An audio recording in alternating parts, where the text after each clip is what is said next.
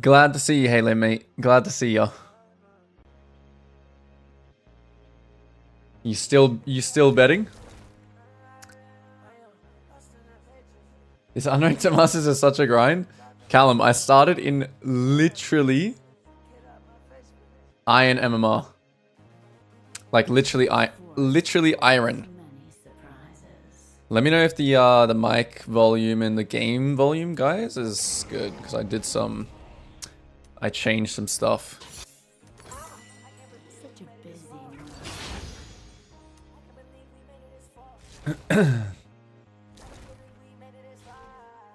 Nah, it's not gold though. It's not gold. It's like, I mean, my rank is gold, but I'm gonna stop at masters like MMR, just so I don't lose my mind playing. I mean, I'm gonna make it about MMR. Yeah.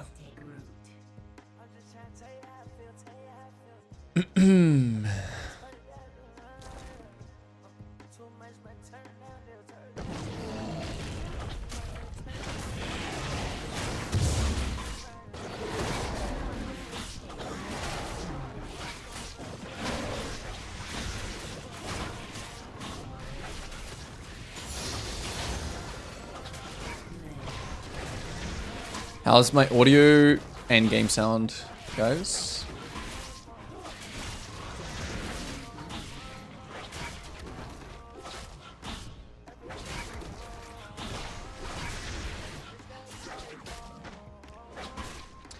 Back to GM, playing mostly Vi. That's actually impressive, Callum. I think we had a talk about the Chample stuff, right?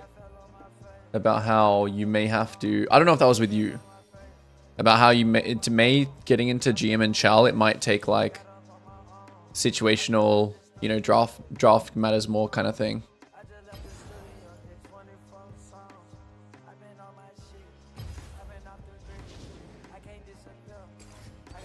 But I've decided to stream a bit later, or try and stream later, just to see how it goes streaming at a later time. Because this should be good for Australia and EU.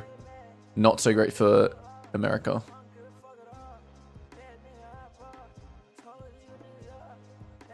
Yeah, it's good. Callum, yeah, even though, like, you know, Viega got you so far, like, if you feel like you hit some kind of wall, then it's good to explore those different avenues with champions.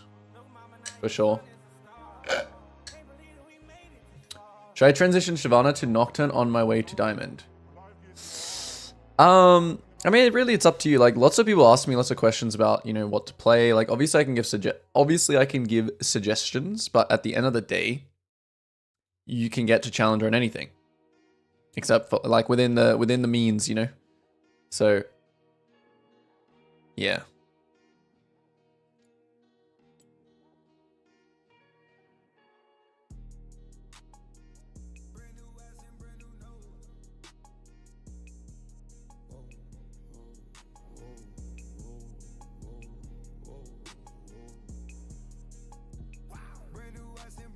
Not gonna care about getting copyright struck.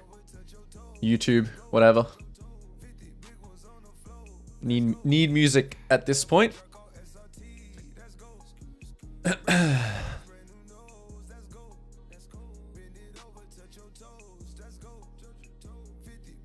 I mean, if I were to say anything, you know, Shyvana and Nocturne are pretty similar identities. Like, it doesn't, if you feel like you hit a wall, sure, you know, go for it.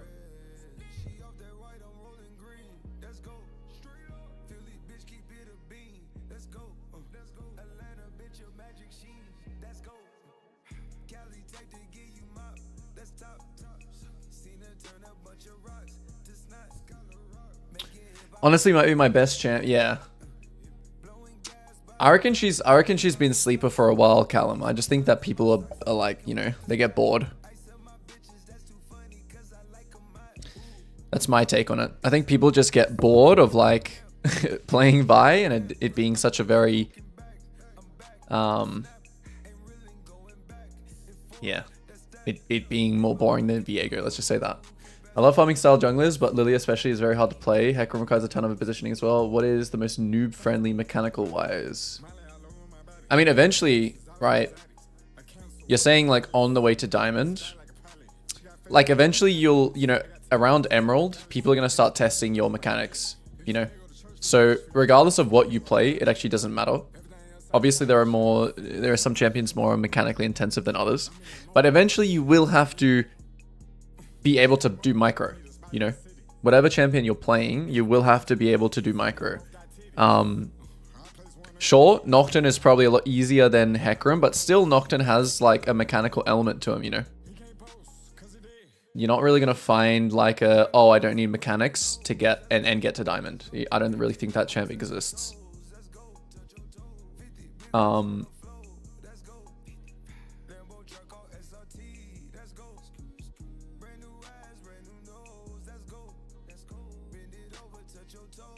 I feel like Vi is fitting well with the kind of games I'm having this season.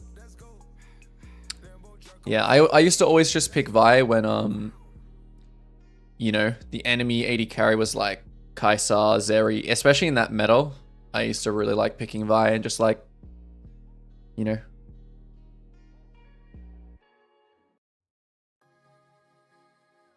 Yeah, Vi was pretty bad at taking grubs, yeah. And it makes the game a bit more like, I mean, overall, I think the changes with the grubs and dragon, it honestly benefits the more structured preference jungler now.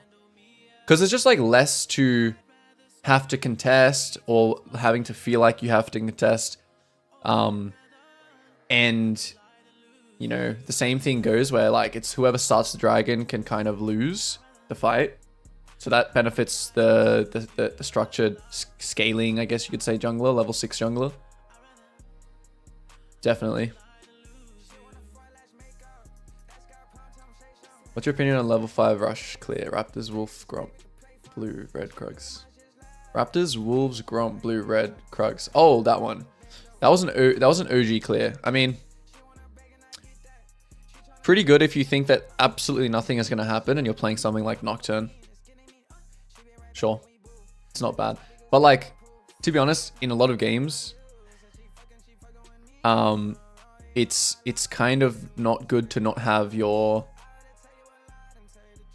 buffs for a very long time, but there's a game for it. There's definitely a game for it to do that clear.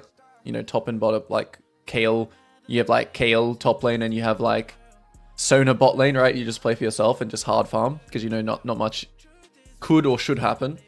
Master E-game, please. I'm not doing chant requests, unfortunately, Muhammad, and I don't think you want to see my Yi either, to be honest.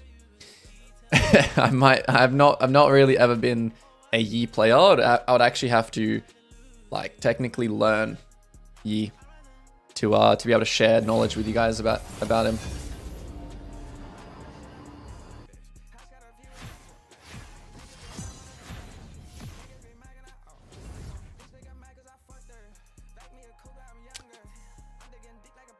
I try to play Lilia and she's insanely hard. She is definitely different. I don't know if I would say... Yeah, her spacing is honestly very, very different. But like, you have to space, like, even if you play Shyvana, even if you play Nocturne, you'll have to learn a certain level of spacing. And being able to, you know, space. Like, each of those champions have different, you know, spacing. Like, with Nocturne, for example, you have to space your autos. With Shyvana, you have to space your autos and like auto Qs, and you have to space your Es. With Lilia, you're spacing your Qs and you're maintaining stacks. Like, they all have a specific thing that you need to be good at mechanically. It's not like, you know. Is it afternoon there in Australia? Yes, it is. It's 6 p.m.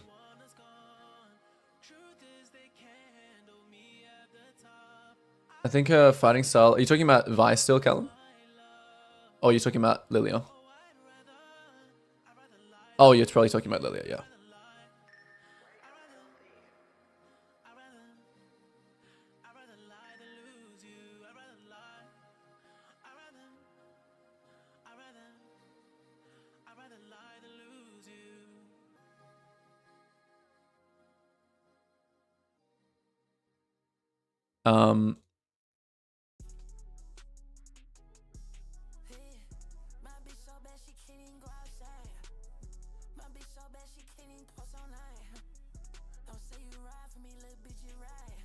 Yeah, I was playing. I mean, I played a decent amount of Vi actually on my main early on, Callum, and it was like, I don't know why I stopped. Honestly, I actually don't know why I stopped because I was having pretty good success. Honestly, like I don't know where I stopped. Let's see. Oh, it's so long ago actually. Can't even find it.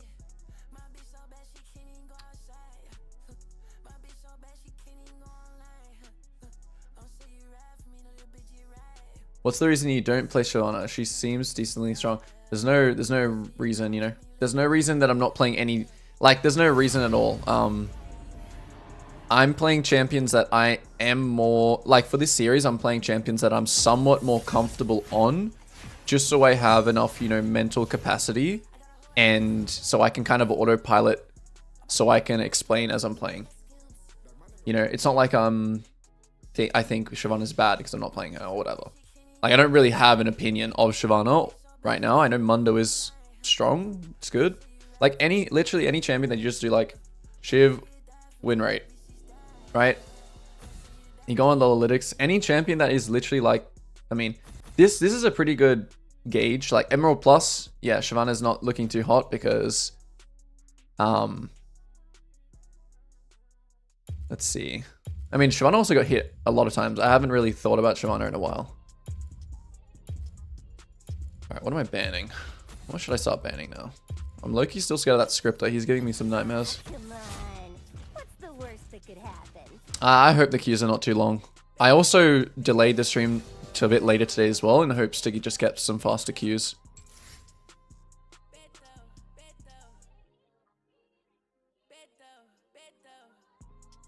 I have not tried full AD Shyvana.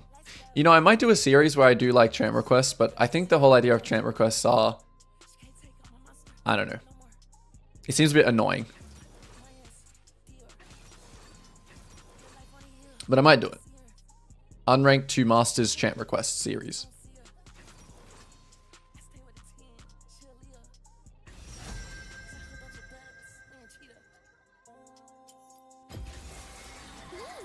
I gotta get revenge on my Lily game yesterday.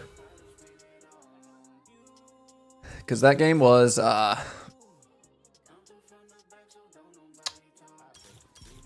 not good. They had lots of team fights.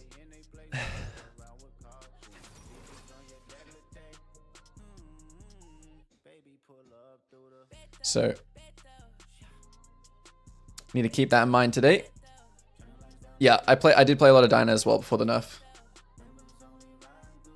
And I enjoy Dyna a lot. I think the nerf was pretty big though. Like, she's still fine, but I think the nerf just was enough to be like, eh, there are probably better champions, you know, to play now.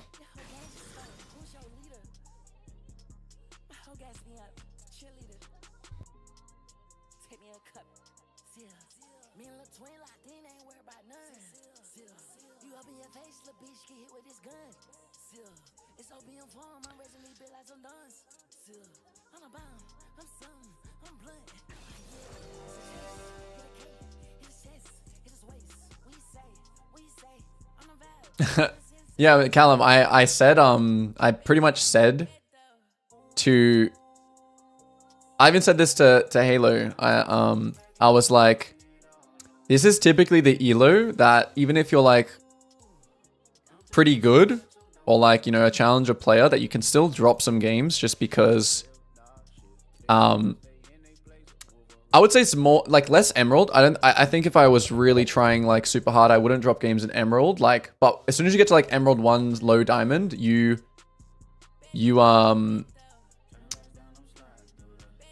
yeah, there's chances that you can just lose the game. So my mental has been, it's been okay. I'm not gonna say I'm immune, but in terms of like my team and enemy team and stuff like that, my mental's been like okay, I would say. All right. So let's lock in. I'm investing in a Mumu. Interesting.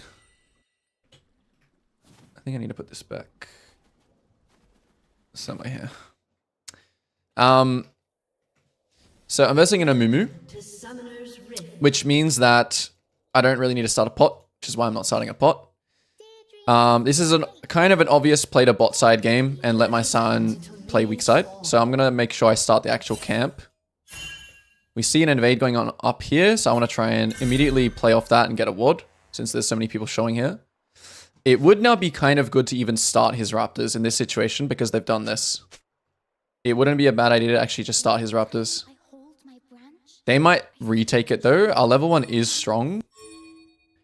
So I'm just going to tell this guy to put a ward here. I'm going to try and micromanage my team a little bit. I do kind of want to start in his Raptors. Okay, so this guy's face checking.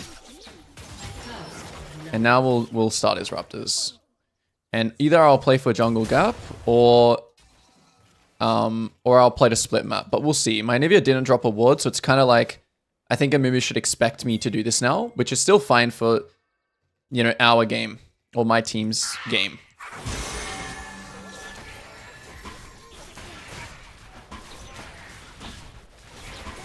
I still have to be conscious of, but I'm gonna wait to kind of drop my ward because I want to be able to drop it. I'm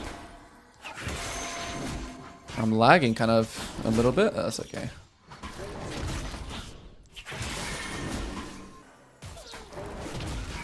So yeah, I'm expecting it just to be a split map here, which is fine. Need to get ready to dodge this next wave. Bot lane seems to be... they're trading, so keeping the map split here is really good. Maybe playing for a dive. Okay, he died. So then I'm going to try and hold this wave here. I think they're going to kill him. Big. Hold the wave gets in, so that's perfect, and then we just keep clearing. I'm going to try and get my Anivia to ward here again. Oh, okay, so Amumu hasn't done it here, which is perfect. So now I can low-key take it easy and just play for my farm. That's actually pretty huge that he does that. I can maybe even get my Pyke to roam here. Let's see. If he doesn't do it, I'll have to just run there myself. Yeah. So I'm just going to run straight there. Okay, nice. We get the ward. Amumu's there now. We just see him. Let's see what he's going to do. I'm going to run here. This looks really good. This guy baits it. So I'm going to run into my E. I'm kind of He didn't flash my W though. So that means we can just flash after him. And he's pretty cooked now. In all of these situations, what I'm realizing in these games is that, you know, using your team as a resource to help you do things is important. So in this case here, right, I'm actually going to, you know, I'm going to be a bit crazy. I'm not really going to stick to like, you know, farming like efficiently, I guess you could say. I'm actually going to cross here. This guy actually lands the stun. It's possible to like chunk this guy really hard. Close. So since we got that chunk, I kind of want to invade his Raptors again. Luckily, I'm versing a Lulu, which is unlikely to really move here. I'm going to ping my team what I'm doing. Honestly, still have no real idea where Amumu is. He could be bot scuttle. He could be on my blue, but... which we'll check in a second. Bot lane fighting. So no... okay, so there he is. He took the scuttle. No, he didn't. So I'm going to wait here. I'm going to try and let him Q on it. I'll ping my team. Okay, he's just face checking me now. So we'll just fight. Hold my W. He has no flash, so just W at my feet. Kind of have to kite a little bit. It looks pretty winnable. Or pretty won, I guess you could say. Maybe... yeah, we probably can't get this guy. Chasing him's kind of useless, and now I'll actually look for a base ASAP. So there was a lot of adaptation in this early game in terms of pathing. But yeah, the more you do these kinds of invades, the more you will, you know, the more you will understand what to do in every different situation. Okay, so my buy is a little bit tricky here, but that's okay.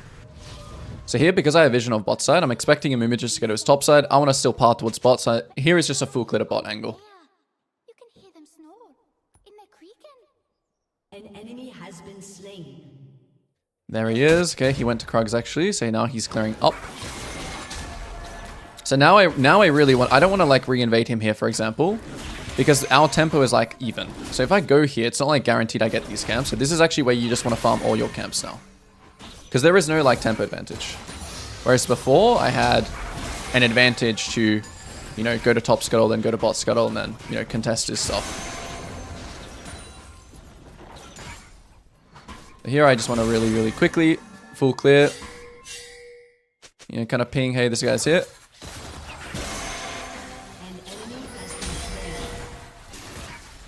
Check what's happening. Yeah, it's not really a gank. So for example, this kind of gank I don't want to try and go for, or I don't even want to go for. Keeping track of his next raptor spawn is something that I do want to go for, so I'll keep track of mid now, as I want to go for this for the raptors. I want to go to the raptors first because I want to, you know, have stacks here. So I want to go to these raptors first. Okay, he just queued onto them. We know that now.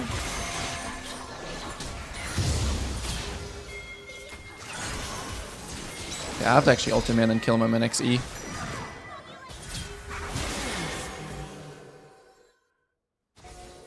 Would like to go to Krugs, but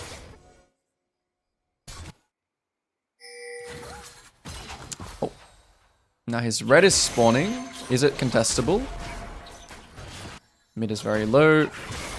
I think it is going to be. Zeri can always move, but I mean, An enemy has been slain. see, Lulu might be getting baited here. Yeah. So always look in your proximity as well as you play.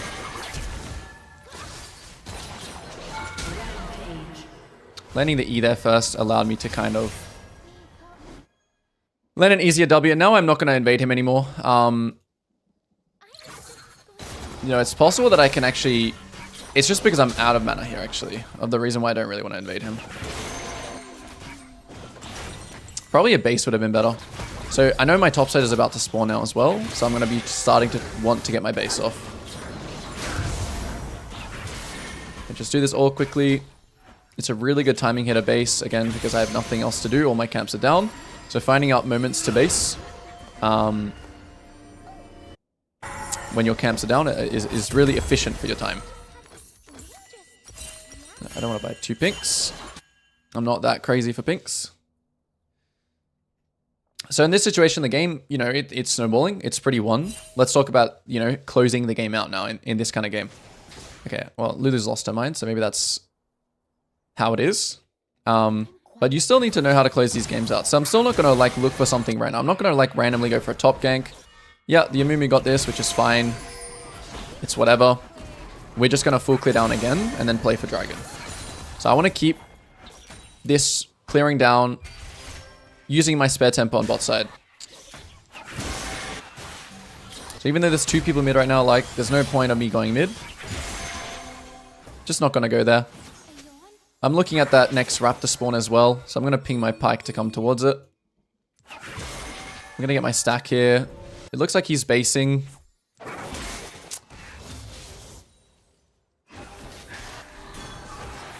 Now I have ult back up. So there is a chance I can just look for something slowly. We are at a numbers disadvantage here, so Mumu is coming now, so I have to be... This is why this gank like wasn't very good, and why we should just kind of respect the... We should respect their numbers advantage, but yeah, I mean you can still play on those moments, right? Like obviously if Lulu is mid and my pike is basing, I should wait on his timer. So I should have gone after wolves there.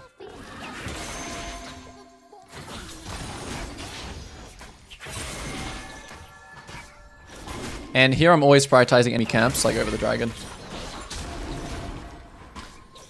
I'm not going to go for Krugs here because Lulu and Amumu can be there. My pike is top, so I'm just going to backping the dragon. If my Anivia wants to like really do it with me, sure. But you know, even when you're winning, like I want to play these situations out correctly. Yeah.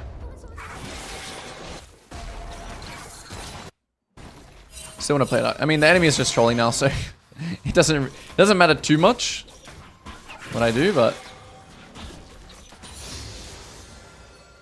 main thing here is take camps over the dragon. So I'm just prioritizing. Now I'm just going to prioritize, you know, I don't know what my Pyke is doing. Like, you just let him do his own thing. Oh, it's Lucian as well. Whoops. I didn't actually see that.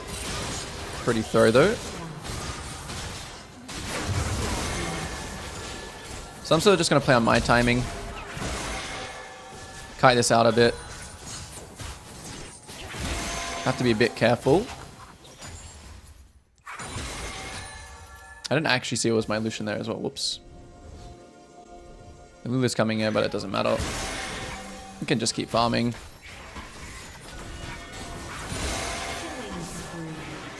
Bait her a bit.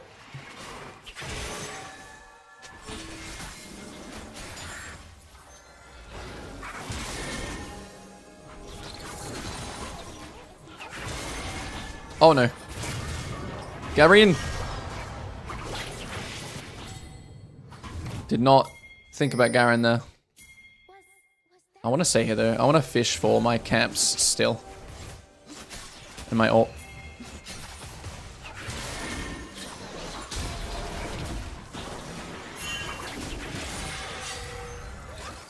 So I really want to get my base off now. Overall, I just want to get these camps in base. Like, I could fish for an ult there, but overall, I just want to, you know, I still don't want to get involved in this stuff. And this is the stuff that can easily happen in a winning game. Like, people just get overconfident and just fight. I mean, just maintain agency and play normally. Okay, what are we building here? Nice. Very nice gold.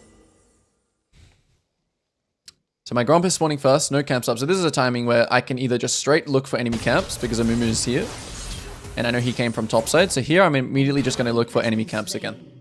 Enemy camps and to look for a play on this side here. And then also ping my Pyke out of base to come here. So I'm actually going to, you know, I'm just trying to build stacks here. Off these things. I want to get to his camps instantly. Make sure to sweep in every time when you go into the enemy jungle. So his camps first. Then you work backwards. And, you know, play your own game here. Play your own game. Like, Sion will be doing something. You know, people will be doing different things. Play your own game. So I would like to go for a play on bot here. And if there's no play, then we can look for this stuff. You'll see where my camps come into a play in a second.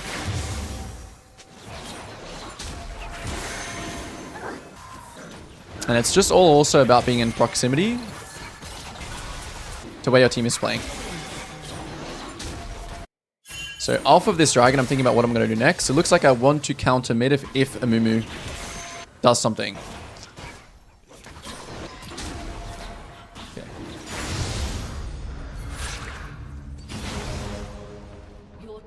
So this will really happen. This literally just happened because we played off the fact that I knew I wanted to play towards bot.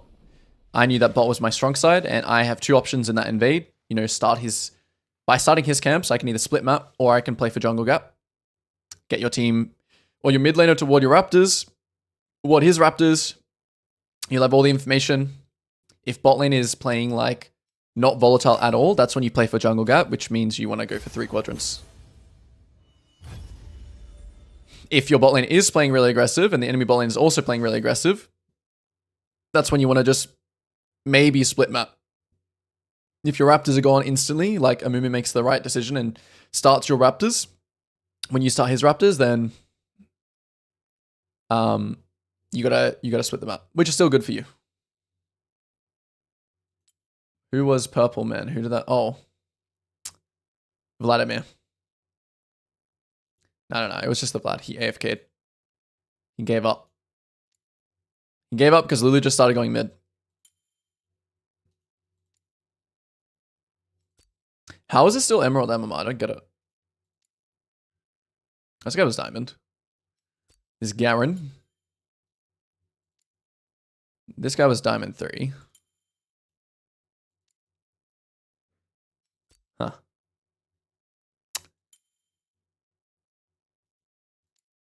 It's interesting that like Diamond 3 and Emerald 3 are like, I mean, maybe their MMRs can be high, right?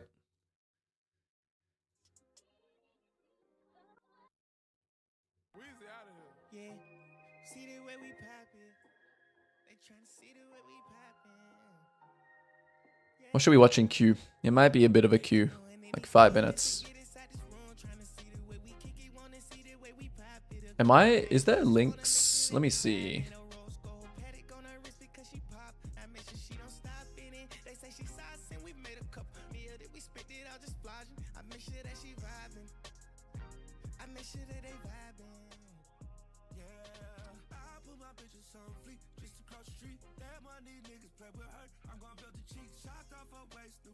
Let's find something to watch.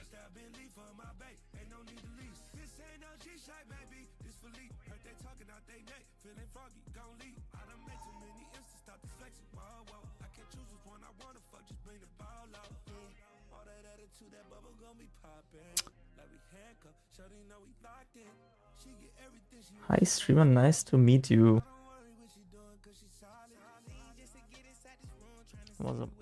When should I go Lethality? I mean, probably never. I'm not sure. I'm literally doing it because solo queue is really dreadful, and this shit makes it a bit more fun. Non-ironically. Like, I mean, and I wouldn't mind doing some this guy has no I don't know, RFK, so reviews, OPGG reviews. I think I just have to go. Oh, I don't have the MMR on this one. Hang on. That's it.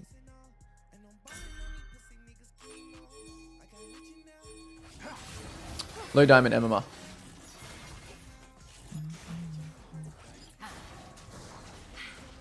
I can show them the way to divinity. Yo, he's low.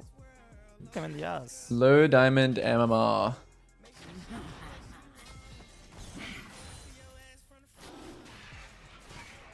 Dangling by a thread.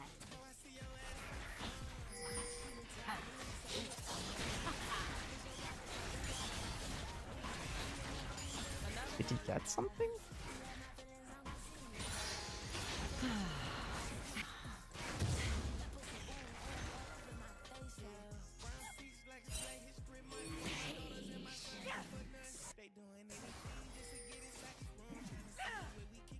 Yeah, we're level 1.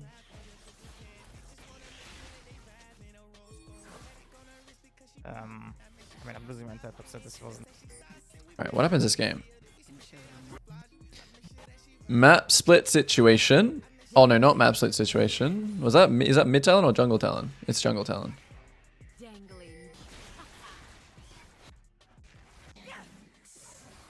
So this is the same as my game, right? This is where Gurren chooses to jungle gap rather than keep map split, because he could easily keep map split here.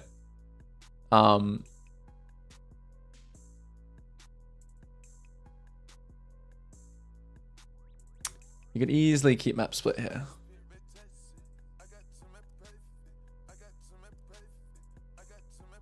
Let me get my pen working.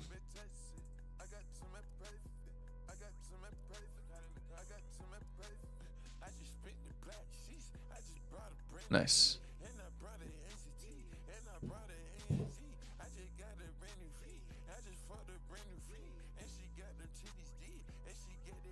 Is this accurate? It's not accurate to what I'm drawing. What's going on?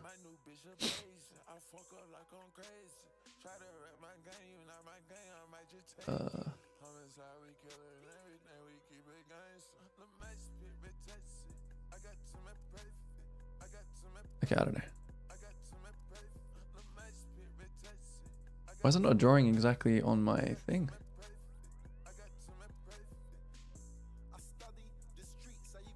Huh.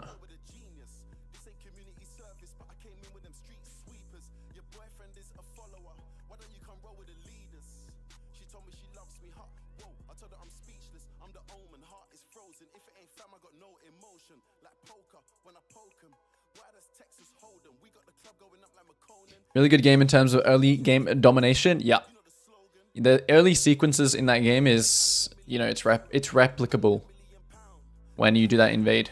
Which that invade is very, very strong that game because we have a stronger bot side and I'm versing in a Mumu who wants to be able to just full clear to bot, and if I let him have that, you know, it might be like a winning or a more winning scenario than just pushing my lead early. I mean, I'm losing my entire top, so this wasn't worth. We invested too many people. We got a Q pop though. And then I'll zone, right? This guy should just match clear. That's fine. Everywhere. I can't believe this guy loses all of his HP, doesn't have flash, level 1, and then just proceeds to just take my top side when he has a KO.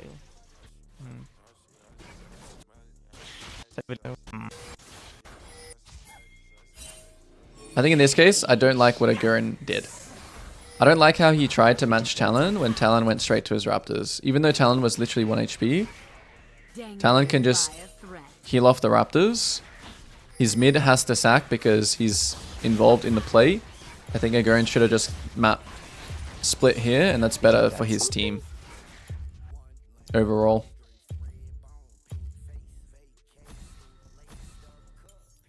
Because he's not going to be able to catch the Talon. Like, Talon's going to be finished his red by the time he gets here. Or soon, but the thing is he has to run so far. So he got mid-flash. Repeats the Raptors, which is super good. Raptors to his Raptors, which makes sense.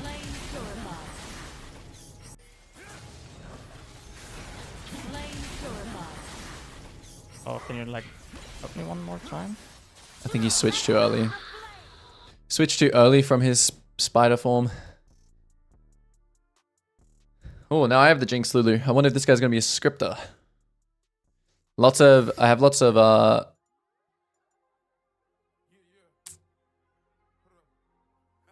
Zoe. It would be nice if I could play what I would want to in this game, but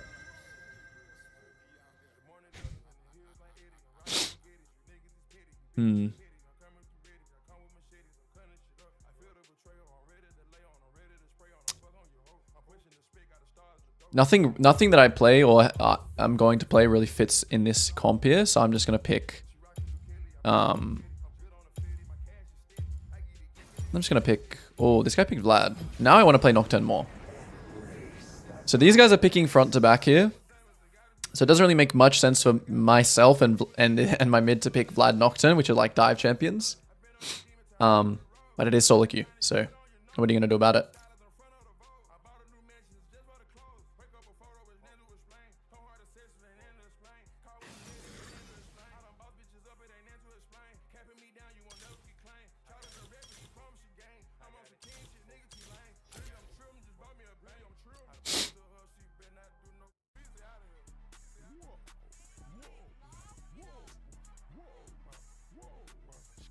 So Nocturne is good into Yasuo this game. It's not great into Volibear, depending on who's more fed in the side lane.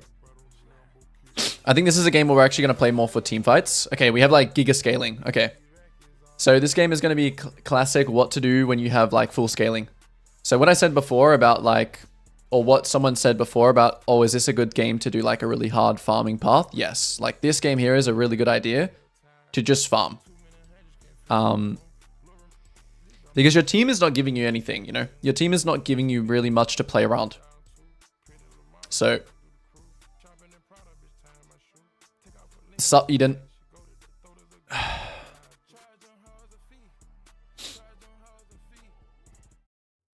So yeah, we're thinking about, oh wow, this guy's got a master border. Okay, we're officially in full diamond.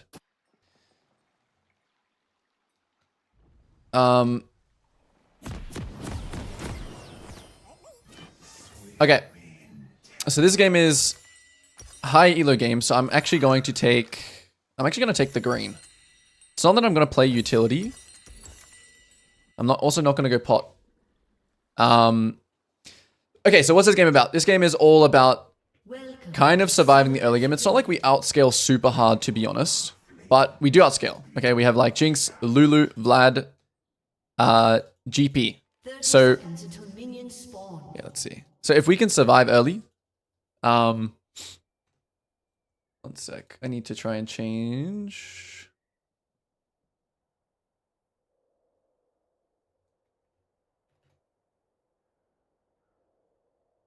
Okay. If we can survive the early game, we're sweet. We're all good. So that's what this game's going to be about. So I'm going to still path towards bot lane. And I'm going to be playing the counter / minimize / hover side of things for my bot lane. And just to make sure the Lilia doesn't do anything, I'm going to ask my team for a ward here. They didn't actually drop a ward them either, the enemy team, so... And this is a good Raptor start game. Yeah, this is a good Raptor start game.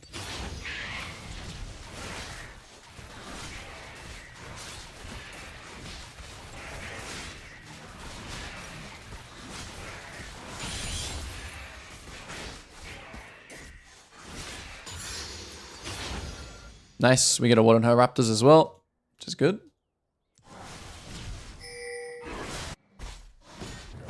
Oh, it could be a level 3 gank top.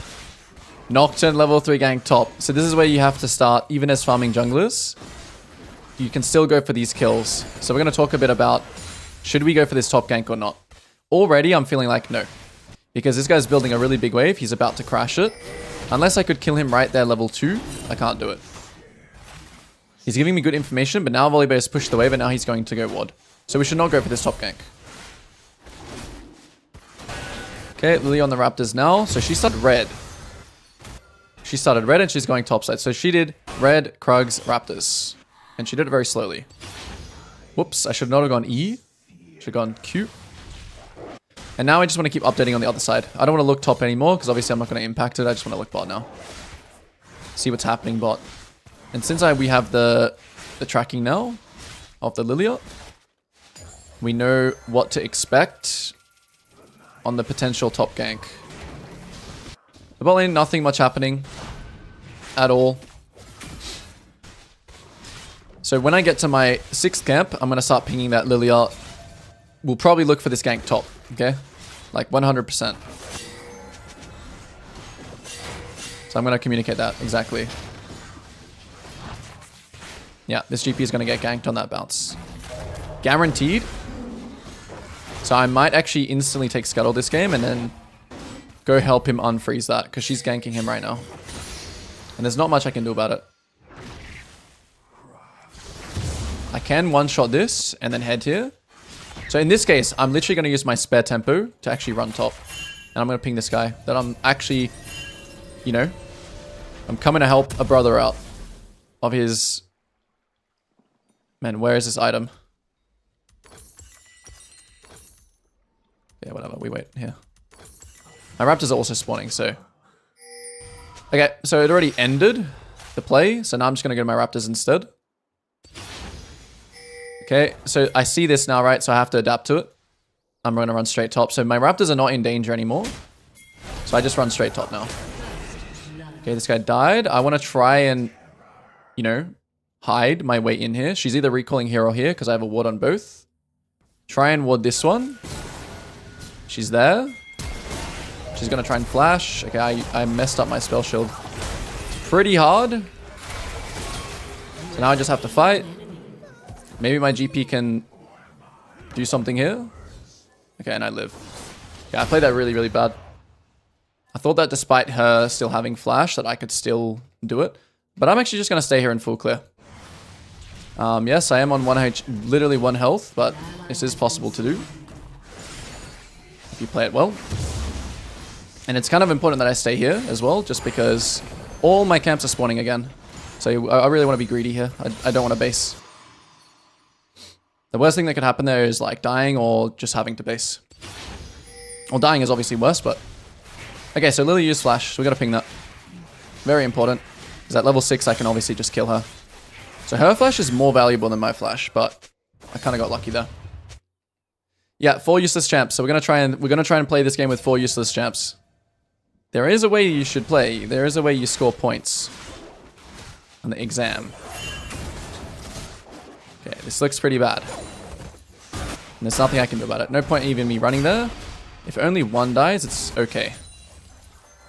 Okay, looking at the sums. No bot lane sums were pinged or used. What are they going to do here? It looks like they might actually... It looks like they might actually base. And this is getting held. So this is actually a time I might be able to just do dragon. Because I know Talia, or the Lilia, wants to part the top. So this is actually sneaky dragon timer. Sneaky dragon timer here. They might have a ward on it, but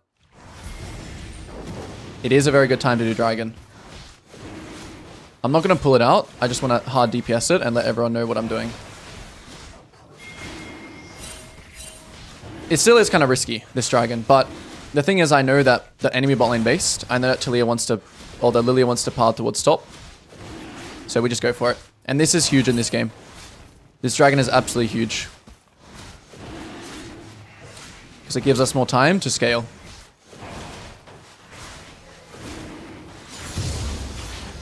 Massive. So now we're just going to take the scuttle. We're going to start pinging that Talia's on top side with the Lilia. I don't know why I keep saying that. Lilia. Yeah, we can fight it. I'm going to ult on the Leona. That's flash. I don't think it's killable. So my ult was a little bit... Oh, never mind, she's trolling. Nice, she makes up for it. Not a very good ult. Not worth to ult that. For some reason I just got the idea that she didn't have flash. So you definitely never stay around for anything like this. So I'm just going to tell my team, hey, I'm leaving. I got to get back to my top side. No boots. Kind of sucks. Okay, so see my red is spawning here. I'm going to run straight here. Because there's a chance Lily invades this. Give my team like a little bit of notice that this could be happening. My mid also is, you know, pinging me to mid because mid is also very low. Yeah, here she is. She's on it.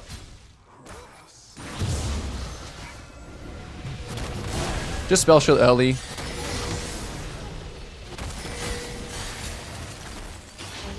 Oh, unlucky. Okay, there's a wave here, so I'm just going to quickly go by and take it. So Lilia's spawning now. I have enough time to... No, I won't even go it here. Because I don't have smite, and because they have a ward here, it's going to spot me. I'm not even going to go for the grubs. Just going to ward it, and then see what happens. Because I have camps up, I don't even want to risk the fact of running there, trying to take it. Volibear just sacks himself because he can, even though he wants to stay in lane here. And then... Talia like ults out of base or something, you know, I don't even want to risk that at all. So, not even going to go for it. If he goes for it, however, I know that his bot set is up. So at least I have some kind of trade then. Yeah, they have pressure. They have pressure everywhere. I have to play around that. Okay, my next ult is coming up though. Oh, this guy's diving. Okay, so Lilia's still not on the grubs. So now I have ult. Leona has no flash, but she's just not a very good target that I want to be using ult on. Did mid use flash? No, he didn't ping anything. I know that Lilia wants to part towards top set as well, so we'll see what happens. If they bait it, I can go, but I want them to bait it first, because Yasuo still has flash, so I don't want to ult and just get his flash here. Still not on grubs. Volibear is basing, so I can't even match the Lilia here on grubs because Volibear is going there at a base now. There's a ward there. This guy is kind of trolling. Oh, I got stunned by that. Okay. Okay, I was ready to flash his flash there. Just in case.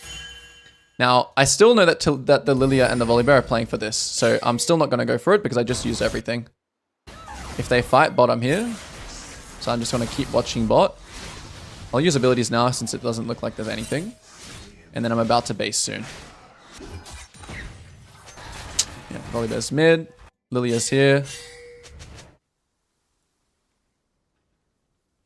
Check the Raptors. Check the red. Check the Krugs. Drop a ward and then base. Hard to dive this, so we just base. Game is going good though. Game is going very good. We just keep this up. You know, we give the grubs, we ping. Game is going very, very well. Okay, so Mercs is like insane this game, so I am going to build Mercs. What else am I building? Yeah, this is good. And straight back to it. So you can see the structure I'm kind of keeping here. You know, every time my Krog spawn, instantly, you know, use the spare time here, base straight away. Now she might be diving top. Let's see. Volibear is kind of playing like it. Okay.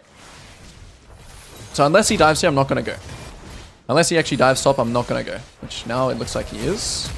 But he trades. Huge. That's really, really good. You never, as the non-scaling side, you never want to trade 1-for-1 like that. It's super bad. Ult in 10 here. I might not even need to use ult because the Talia looks like she's...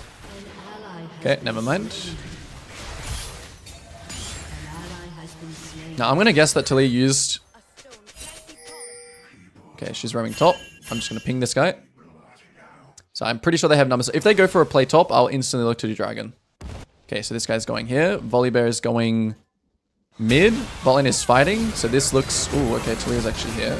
If they go really hard here, I'll kill. Okay, here we go.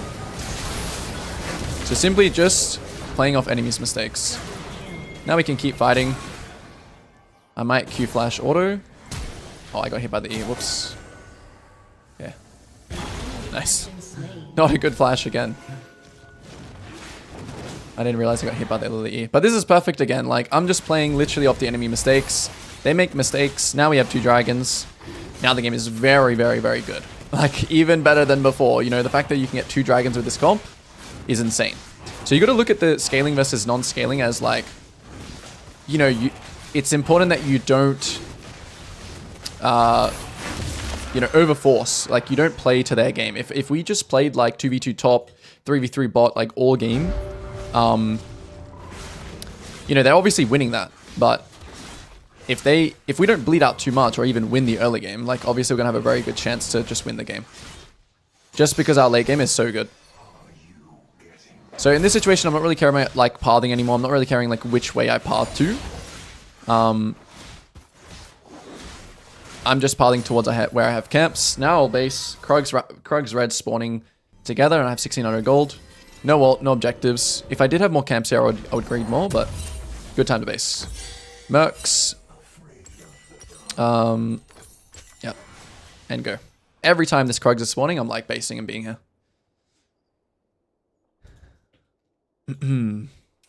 Ult in 22. Every time you have ult, just think, okay, who doesn't have flash? That's your target. So again, I'm going to ignore my weak side, my GP. I'm going to let him just do his thing. Okay. Looks like they might be going for a play bot. So you know this stuff? Whatever. Doesn't matter to me. Yeah, Jinx dies, whatever. No need to do anything or compensate. I am now watching this lane though. But I will only ult if Volibear uses ult. Otherwise I'm going to waste my ult if I just ult him randomly. Mid is actually chunked already. Let's see. Bot lane is also fighting. So I'm going to run straight to that. I'm watching mid and bot now with an ult. Because now I obviously want to try and get active. Doesn't look that good yet, bot, so I'm just going to play vision game in this free time. If Yasuo goes to hit tower here, I'll go bot. Okay, I get spotted by vision, which sucks a little bit. So you see here, they're already respecting, so I'm not going to overforce it. They're already respecting. Okay, Yasuo flash. It got pinged a little bit late. Actually, no, it didn't. Talia runs top. So yes, we should play for this now. We should dive bot. So they make a move, they give me information, I just play off that information. Lily is now all there, so yeah, let's go. Yep, and if they do this, they're trolling. As long as I get the fear off, he has no flash. This guy will die eventually, so we just hit tower. Nice. Now we can even push the next wave here. Looking for camps. No camps up. We can't get tier 2, so I just leave. They can, I mean, they can hit that if they want, but I'm not even going to try and clear this pink. I'm not even going to go to the mid wave. My pressure here is already going to zone him away. Rinse and repeat champion. And now I just clear up again. Again, if my raptors were spawning here, I would stay. Since they aren't, it's a good time for me to base. Next dragon, we're thinking about the next objective always. Next dragon is in 2 minutes, and Rift Herald is another objective that's up. Okay, in this case, I'm not going to base because they're putting a lot of resources here. I'm not even going to run there because I don't have ult. I'm going to instead ping everyone to like, let's trade something. Whether that's her camps, whether that's the objective here. So there's a pink ward here, which I kind of want to dodge. Okay, Lilia's already taking her camp, so we want to focus this. So in this case, instead of basing, because the enemy gave me information that they're, you know, putting a lot of resources spot, I want to try and trade something. Which in this case is just the Rift.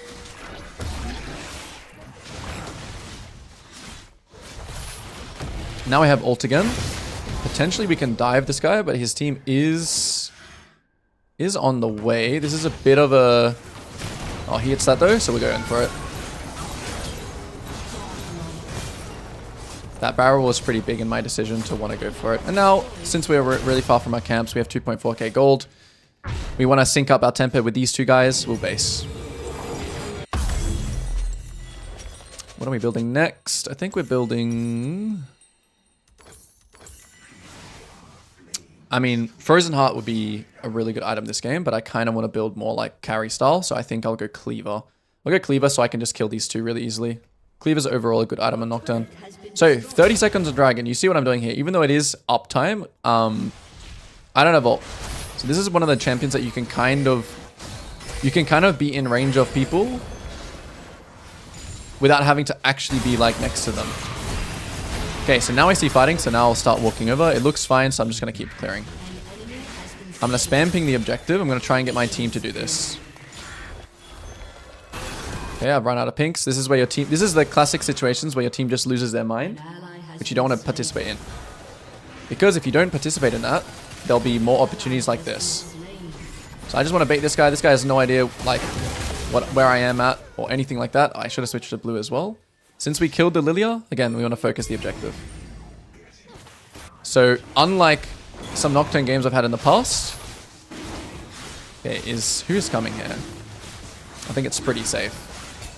Since they have no smite, we just keep hitting this. You can just ignore him. We'll kill him eventually. He doesn't have a smite though, so he's kind of just trolling. Spell shield. Whack, whack, whack, whack, whack. Kite ahead.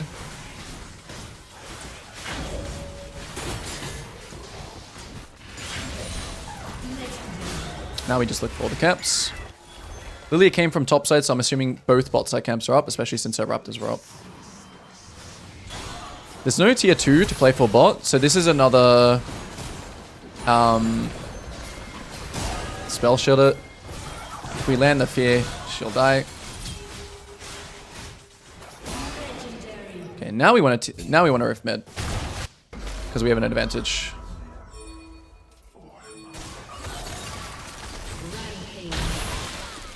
This guy can die too.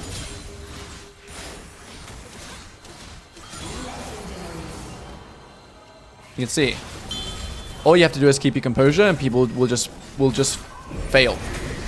And don't be involved in your team's plays. This guy's trolling too.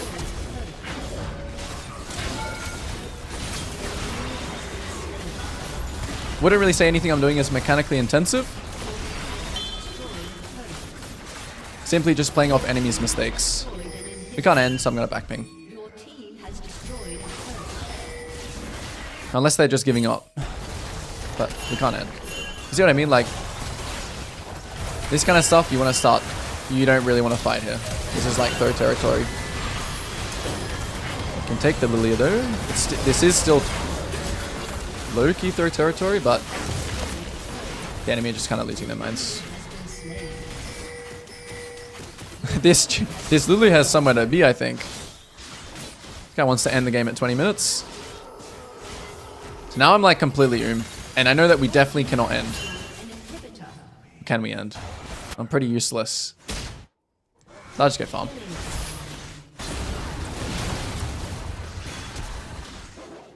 Okay, they surrendered. A summoner has disconnected. Victory!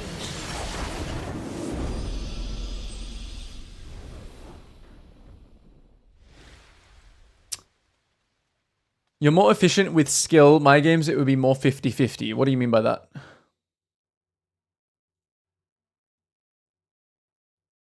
This game was not a free win game.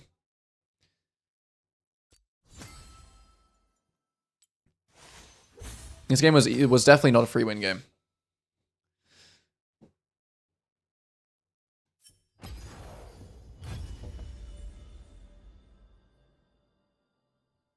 What about Lethality Nocturne? If you have full squishies, I think it's actually okay. And you take Electrocute.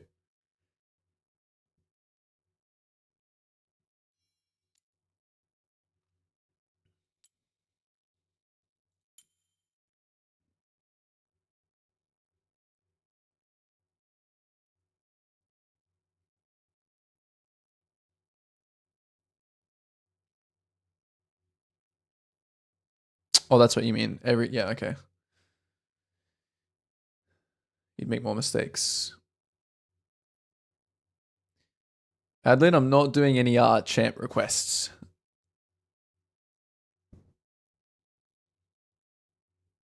I'm doing Unranked to Masters with my 4 farming junglers, which are Lilia, Zyra, Nocturne, and Hecarim. Just to teach fundamentals of farming.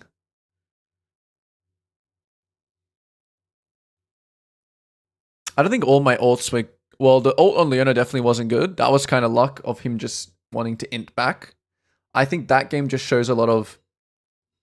The game I just played shows a lot of... Okay, I have scaling team, right? So what does that mean? It means that if I can find little sneaky situations to go for dragons. So for example, when Lilia ganked bot, taking in that information that, oh, they have to base now. Oh, Lily has to path towards stop.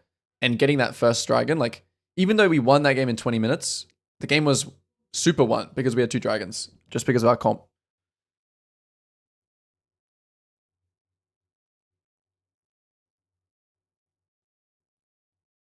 How impactful will Leandry nerfs be for Lilia in your opinion?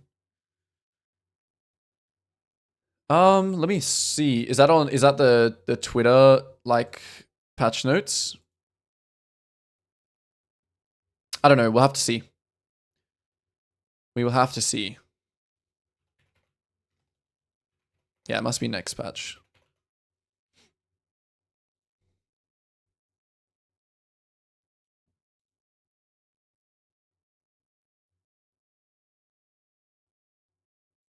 But I think we have nearly completed. We're nearly masters MMR. A few more games probably.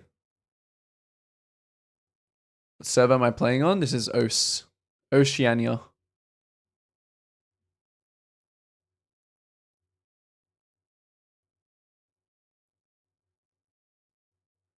Yeah, Adlin, I'll be streaming Twitch soon enough.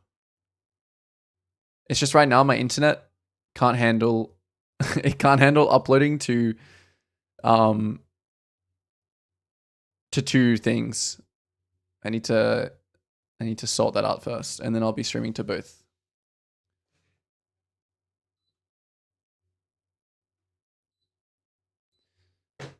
Yeah, they should be on Twitter somewhere. Hang on. Let me try and find them.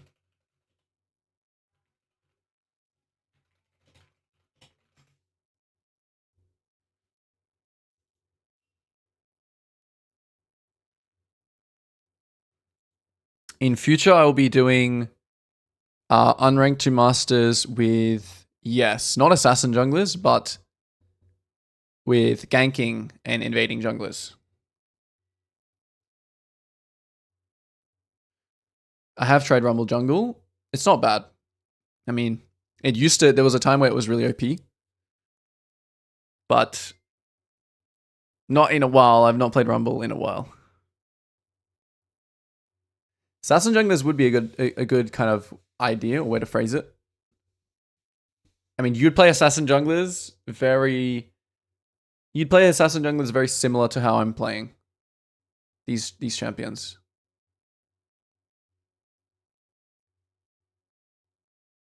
It would be very similar. The things that I am doing in these games apply very much so to assassin junglers. You know, the Rengars, the Talons, the Zeds, even Kayn. It's very similar. Kayn, however, he likes to do some of these invades. Like the game that I had just before as Lilia, like Kayn would like that situation, starting enemy raptors and stuff like that. So similar. I'm really calling this a farming series just to make it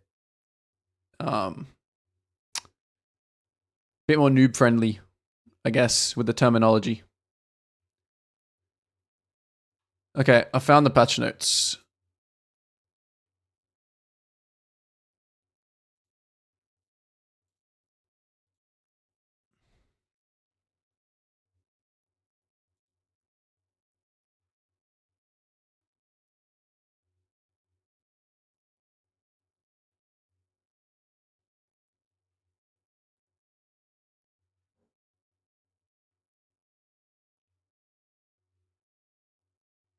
I mean, there are plenty of games where I died early.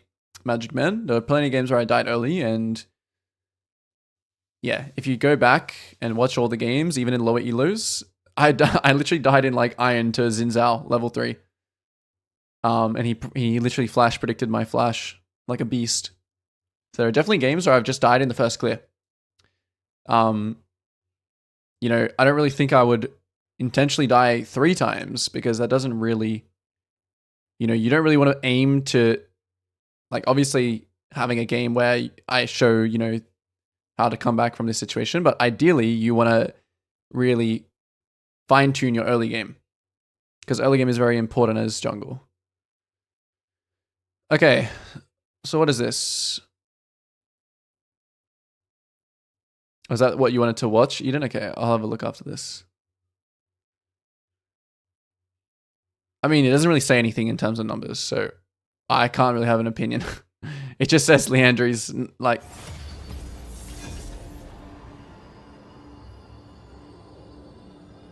Hey guys, Pentless here. Oh, it's Pentalus. Uh-oh. I wanted to react to the other video he actually had, TBH, but... Let's see. I'm currently 976 LP, rank 1 in North America, and today I'll be talking about what league coaches get wrong about He actually says some stuff that I agree with. jungling. So the first I'm going to talk about applies to every role, not just the jungle, which is the belief that there's a distinct high elo versus low elo playstyle. A lot of league coaches will tell you, oh, if you just try to copy the way that challenger players play, it won't work out in your lower elo games because low elo is a fundamentally different place. I don't think many people say this, to be honest. I don't think I've ever said this. I don't think this is like a common thing coaches say. I think. I always tell literally every single one of the players that I coach, I link them like challenger VODs. And I literally say, copy this. Well, I don't say copy this, I say, you know, add this to your library of like plays and, you know, watch how they use abilities and stuff like that. And watch what paths they do and how they clear, etc. Than high elo. And I used to believe this. I used to think that your teammates won't be able to do much in lower elo, even with it's all relative at the end of the day. gold. But recently, I went on a climb where I went all the way from Silver 1 average up to Masters with dropping only like 8 games in total. And during this climb, I realized that the game fundamentally remains the same even in lower elos. Yes, I understand the teammates are worse, but similarly to high elo, if you're able to give your team a lot of resources, you'll be able to win a lot more games, right? To give your team a lot of resources. The problem that I have with that he says this, right, about the whole okay, so this is a big thing I completely disagree with, right? This is a big thing I completely disagree with about the idea of like giving your team resources, aka giving away your agency, right, for someone else. This is something that I completely disagree with, right? Until you reach a level of challenger, literally. Until you reach high challenger, you should never trade your agency to anyone else. Yes, in some cases, right, it's going to work that you trade your resource or your agency with someone else and they carry you. But for your development and your consistency as a player, you want to be able to take on the accountability of the game and improve like that. The problem with him saying like, oh, I only lost 8 games to Master Tier or whatever, right? What he's saying. The problem is that he doesn't realize that in these games, he is heavily relying on his own like challenger level fundamentals, decision-making, awareness, mechanics, you know, everything, right? And like, yes, even though he may have given resources in these games, it's all relative, right? Not everyone is going to have challenger level awareness, whatever. You know, what he has, it's completely unfair to compare that because it's all relative. And if it's all relative, it means that you'd rather have the eggs in your basket because that's going to make you improve more than eggs in someone else's basket, which is not going to make you improve, right? I guess you could make the argument that, like, if you're consistently trading the eggs into someone else's basket, that overall could still, like, you know, have success in the long run, but yeah. But yeah, that's what I think. It's unfair to. You could say the same thing about me, but the thing is, my argument is just that it's for the benefit of yourself to be not like doing a 50% gank, make your top lane win, but in that case you sack yourself, which means you sack your own gold, your own XP, and then you can't carry the team fight that you should have because you gave your GP a wave push out, and which was really good for him, but he's a silver GP or a gold GP, so he doesn't really know how to utilize that lead at all. That's it. Win a lot more games, right? If you give your teammates gold, you're just increasing the chance that you win the game, and this fact is true even in lower elos as well. So this basically means that there is no distinct high versus low elo playstyle. If you're a player that's in low elo and you just high challenger and the rest of the ranks is the only separation. That's my opinion. See what a challenger player does. If you copy the way that, but yeah, it's also very like it's also very champion identity. You know, like Nunu, same gank as Nunu is not going to work on, you know, Lilia, level 3. It's just not going to be the same. Challenger player plays, it will work out for you in the long run, right? Maybe the first few games you will struggle a bit because you're not familiar with the playstyle, but generally, if you look at the top junglers of this region, of any region, you can see what is basically good in a meta right now. Yeah, this is a take that I do not agree in. But we will continue after. We are in game. Okay, Lilia into a very, very, very unfortunate team comp. Into a very, very unfortunate game. So we gotta lock in.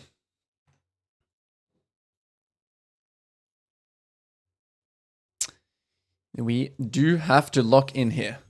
Wow, it's a fast load time as well. Okay. So in this game, there's lots of volatility.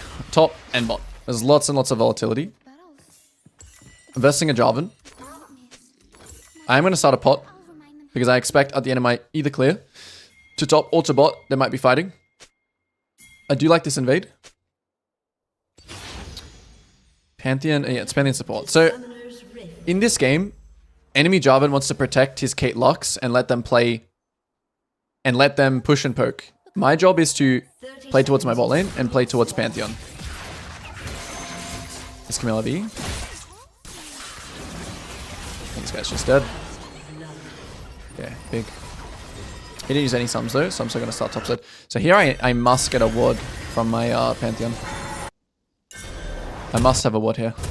Otherwise it's hard for me to play. Don't want them to just split the map bot. That would not be good.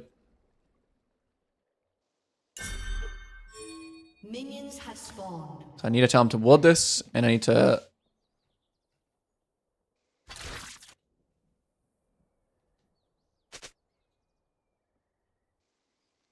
Yeah, I still want the ward. Okay, this ward is fine, I guess. Would have preferred it to be in the bush, just in case he Time to outrot my awkwardness. pulls it into the bush or something with his E, but... I'm gonna quickly just check my raptors.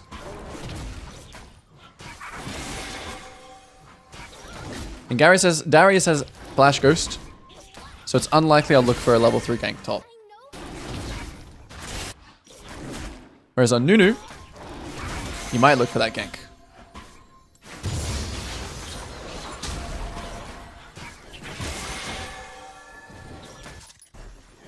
And that is the fundamental difference.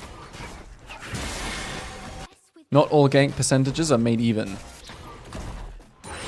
Okay, so my bot lane is just already getting blasted. My top is also already getting blasted, so definitely no gank. Raptor's warded. So enemy knows what I'm doing. This is definitely not a gank. Darius also now warding. So this is now going to be about the full clear, and then what am I going to do after my last camp? I'm expecting the Darius to honestly part the bot still. Sorry, not the Darius, the Jarvan.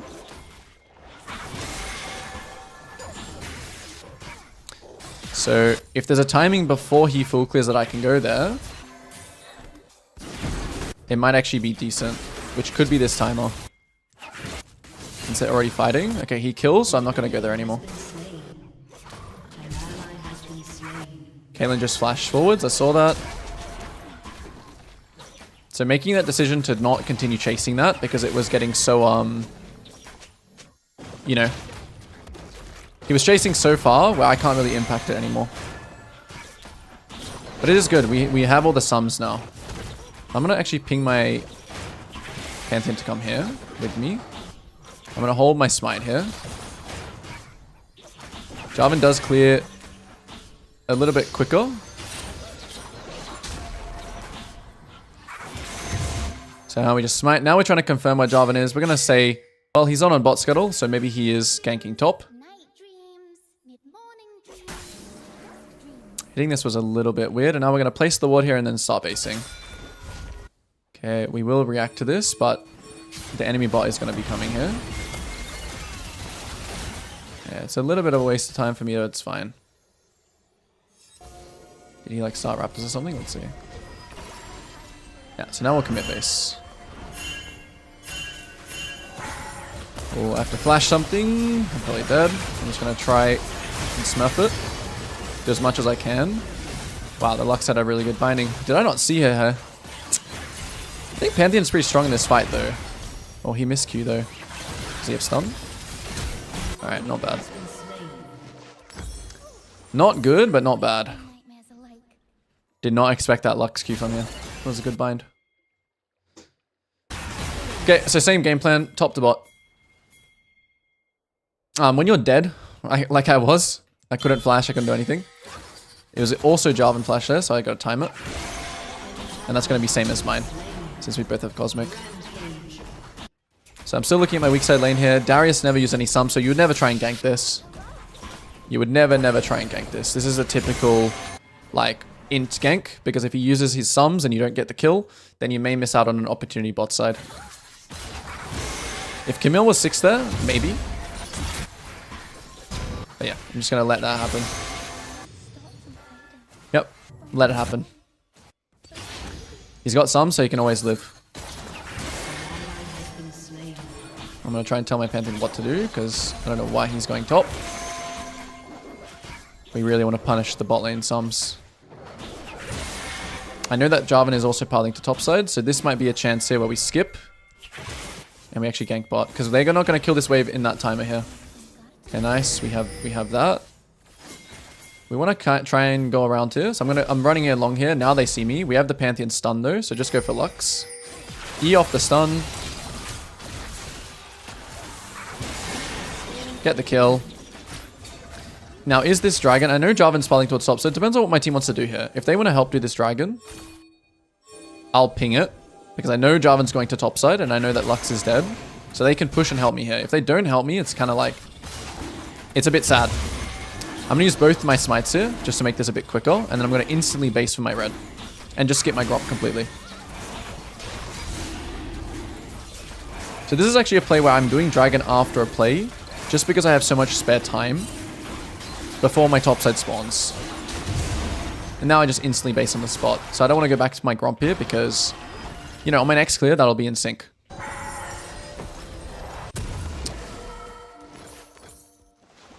I'm probably going to go... Yeah, I'm probably going to go Onu this game, so I'll just build this. And now straight to our red. Red, Krugs, Raptors, clear down, repeat gank bot again. Maybe jungle is here. So now my Pantheon should go top. Maybe Jarvan's on my red. Yep, here he is. He's on it. I might just die before they get here, so I'm just gonna do as much damage as I can.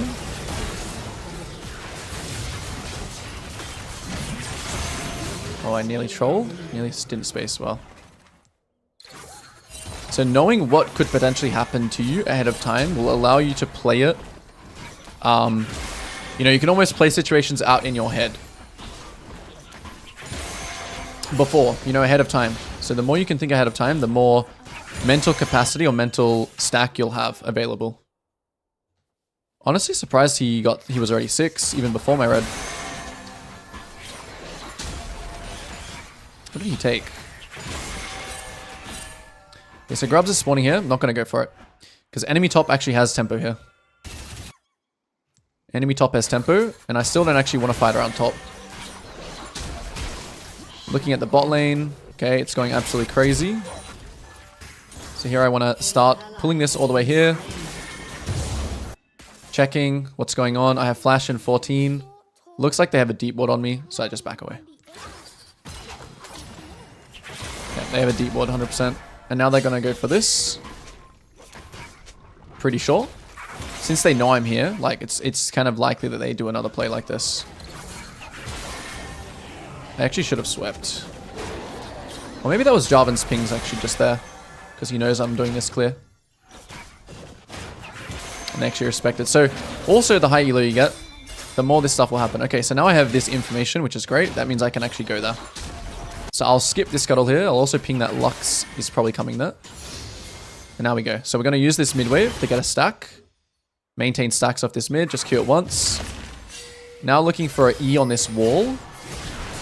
Unlucky it missed. Play slow. Just keep playing slow. Lux is here now. Camille is coming. Keep playing slow. Keep playing slow. Now we get a big ult. Just one shot, you know, someone. Big. So yesterday I was taking team fights way, way too quick. You know, I was always looking to like, hey, I need to like flash in an ult. And today I'm going to do it a lot slower.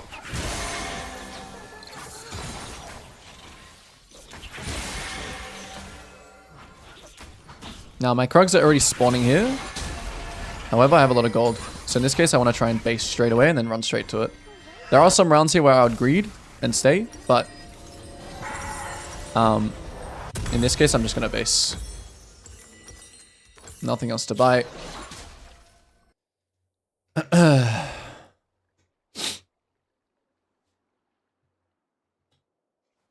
Now, what's the next round looking like? I know Jarvan's going here, so I'm going to back ping my bot lane.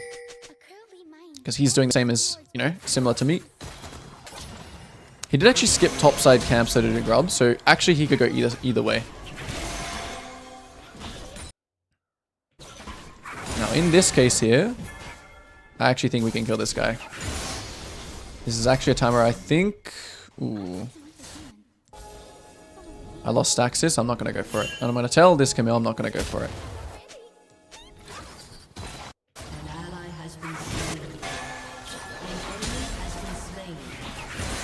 I also think there's a chance of Jarvan being there, so I'm just not even going to look for it. Continue my clear.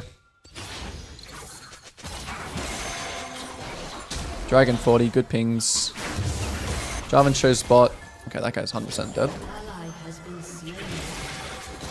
Pantheon is going to go top now. Can I kill this guy? Not really. Jarvan is in river. So you need to also think about how the resources are being used in the game. Since we're using a resource top right now, we have to be a little bit careful on the bot side.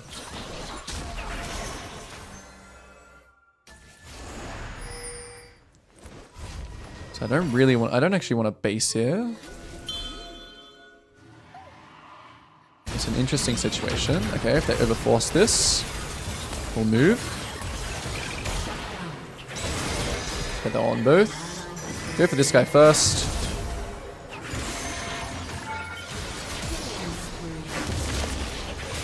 Oh, my spacing was not great. Lux is still missing, so I'm really watching the bind here. Jinx is still dead, so there's not actually much we can do. I'm actually just going to push mid. My mid doesn't have TP, so I'm just going to push mid. It's definitely not a dragon start situation. They have too much bot control. So just go for whatever farm you can get. Yeah, my team's pinging. I didn't actually see what was happening bot, but I'm doing my own thing here. Talking to you, dream. If we can ward it, that's great, but I'm just gonna react to the situation. Now Jarvan's spacing, which is actually good for me. Yeah, I'll override this.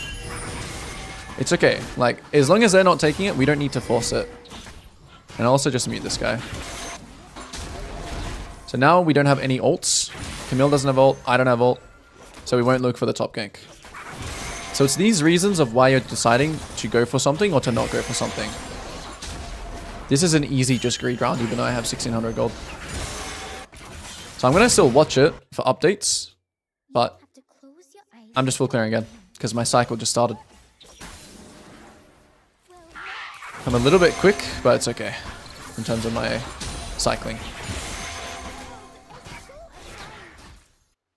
So that dragon there, you know, when your Mel is spam pinging it, I'm going to react to this though. I think this guy can bait it. As long as he doesn't die straight away. If my E lands here. Unlucky. You got ult back. So again, I'm just going to take a mid wave. Oh.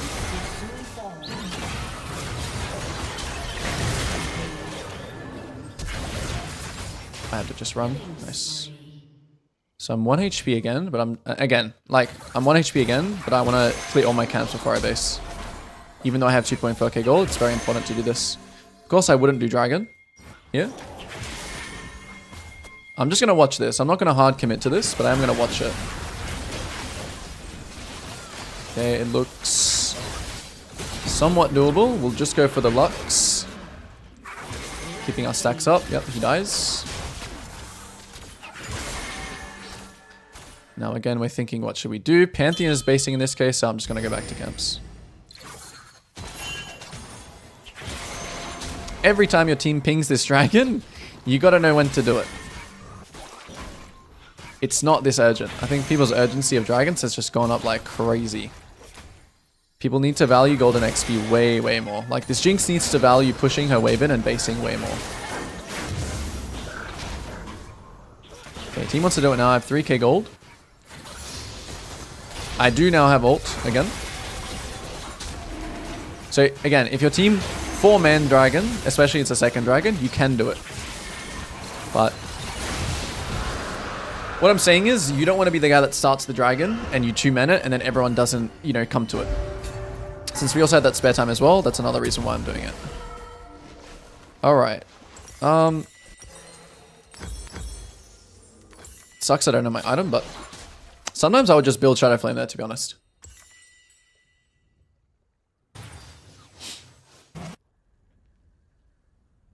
Alright, so this next round is going to be very clear for me again. Full clear, top to bot. Use my ult bot. Potentially look at the weak side lane, but it depends on what he does. This guy does have flash ult again, and I also have ult, so we'll go for it in this case. Finish off the Krug. Tell this guy to just like play slow. Now he uses Ghost. We probably don't even need to use ult. Okay, we do need to use ult. Go for this guy first. Amazing. Now, Jarvan did have blue or not? Check his camps first, always. As you can see, these camps are 10 times better than the Rift. And you want to work from back to front. So after that top play, you definitely don't want to go to your Raptors. It's a priority list. Enemy camps, then the Rift, then your camps. I'm actually going to ping my team to come here as well. Even though he just spawned, we'll look for the wolves too. Yeah, let's fight. We can just keep fighting here. Go for the wolves as well.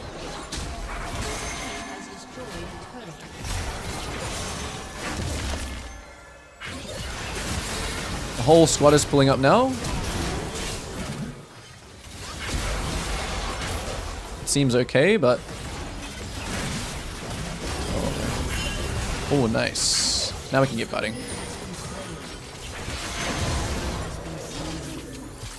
What happened to my health bar? Oh. I just got one shot. Okay. Pushing it a little bit too much. The Caitlyn was actually really fed. How's the Caitlyn so fed? And my Jinx is like an actual intel. I didn't even realize that this was happening. That's the time where you gotta be careful. You gotta read numbers. I was a little overconfident there about the fight. I didn't really take into account Caitlyn moving because she just took bot tower.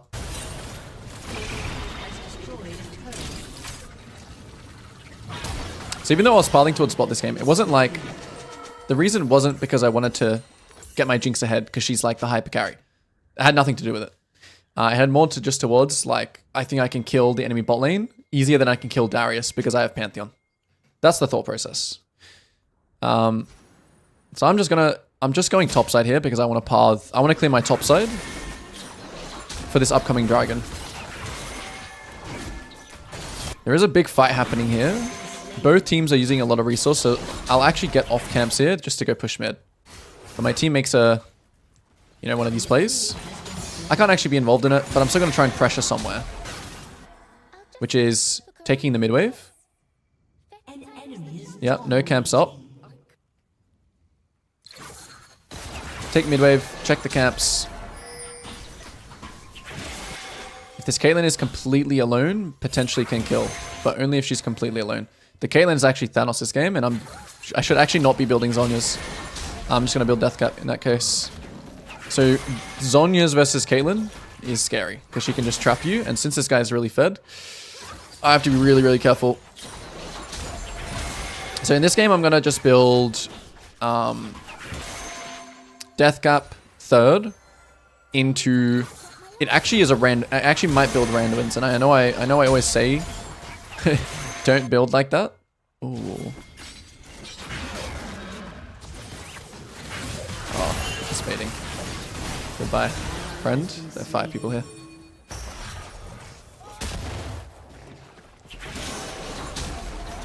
Okay, so they're going to get the Rift 100%. We need to get ready to trade. Get your team to not fight here. If I could ping mid, that would be superb, but do not fight. Or if my E lands, he might actually die. That's huge. That's good enough. That's good enough for me. Again, don't feel pressure. Don't feel pressure to contest this because, you know, my Mel made a really good play, obviously. Now we're going to get this and we're going to get the dragon. And between the red, right, the red buff and the dragon here, I'm actually going to prioritize the dragon more than the camps. I'm prioritizing this dragon more just because Caitlyn's dead for 15. No, Pantheon, come to dragon. Because Caitlyn is dead. So I want to use the time that Caitlyn is dead to do this. I think Jarvan just went to his red. So I don't even think he's contesting. Oh, he is. Wow, my smite was abysmal.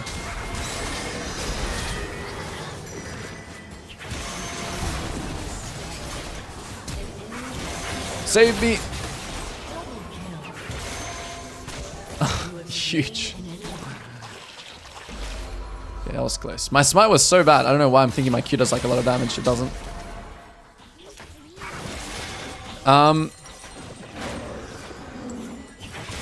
What should we do here? I should have gone straight to his camps, to be honest. Got a little bit distracted. So it's still uptime, so I don't want to base yet. I'll base when my team bases. So I'll just look for some camps here. Use all my abilities. One shot. Now look for the wave. See now? Team basing, team basing, team basing. Everyone basing. Now I'm going to base. Sync up. Uptime. Looks like we kind of want to play for this bot tower, but my Mel is already top, so I need to kind of... I need to kind of play around that. And she does have TP, actually. What's more important here? Uddakan or bot tier 2? Probably Uddakan is easier to take. Yeah. So we'll play for top side. So since I want to play for top side, I'm going to ping all my team what we're doing. Ult in 20. Again here, it is uptime, but I'm like... I'm still wanting to play off stacks. Well, I still want to maintain stacks here, and then I'll come to this fight. Okay, this guy got completely one shot, so now it's a minimized angle. I'll try and... Well, I'm not going to try and save this guy, but... You know, I'll potentially help him get out. Oh, hello.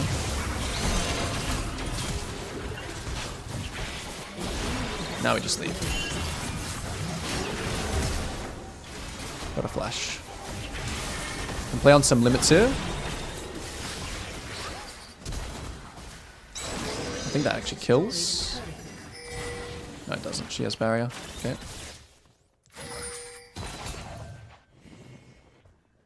So every time someone gets caught, I'm not actually looking to like hard fight. I'm only looking to play off what I can be given. If not, I'm just farming again.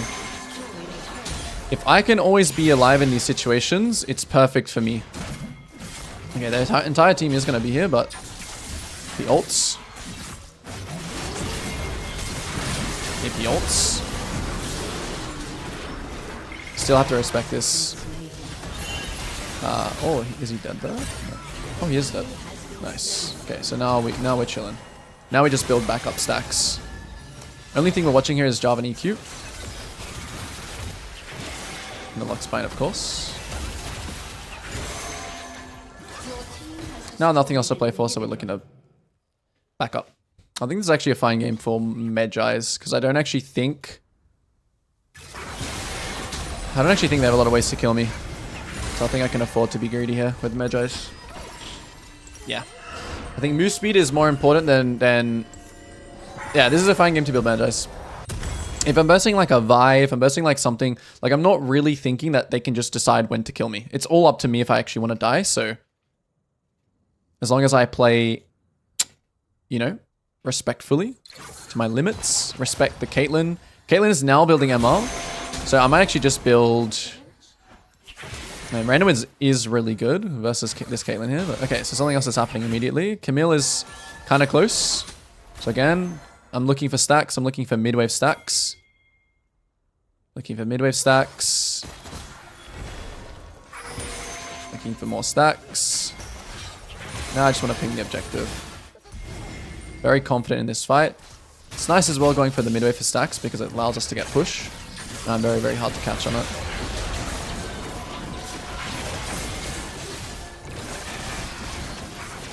So in these situations, you want to look for these E's. It hits nothing. Instantly, again, I'm not running to river here. I'm running to red because I want to maintain stacks. So I Q this. I'm going to Q it one more time. I'm not looking to actually finish it. Looking for a snipe with the E. Maintain stacks. So now I'm like going to be really fast. Caitlyn already died. Okay, now we end.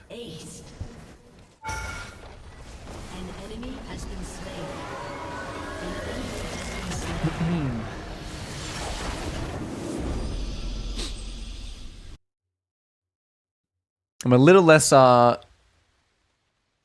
educational in these games just because I have to kind of focus up.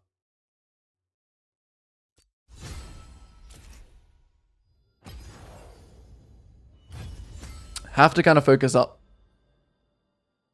Get the dubs.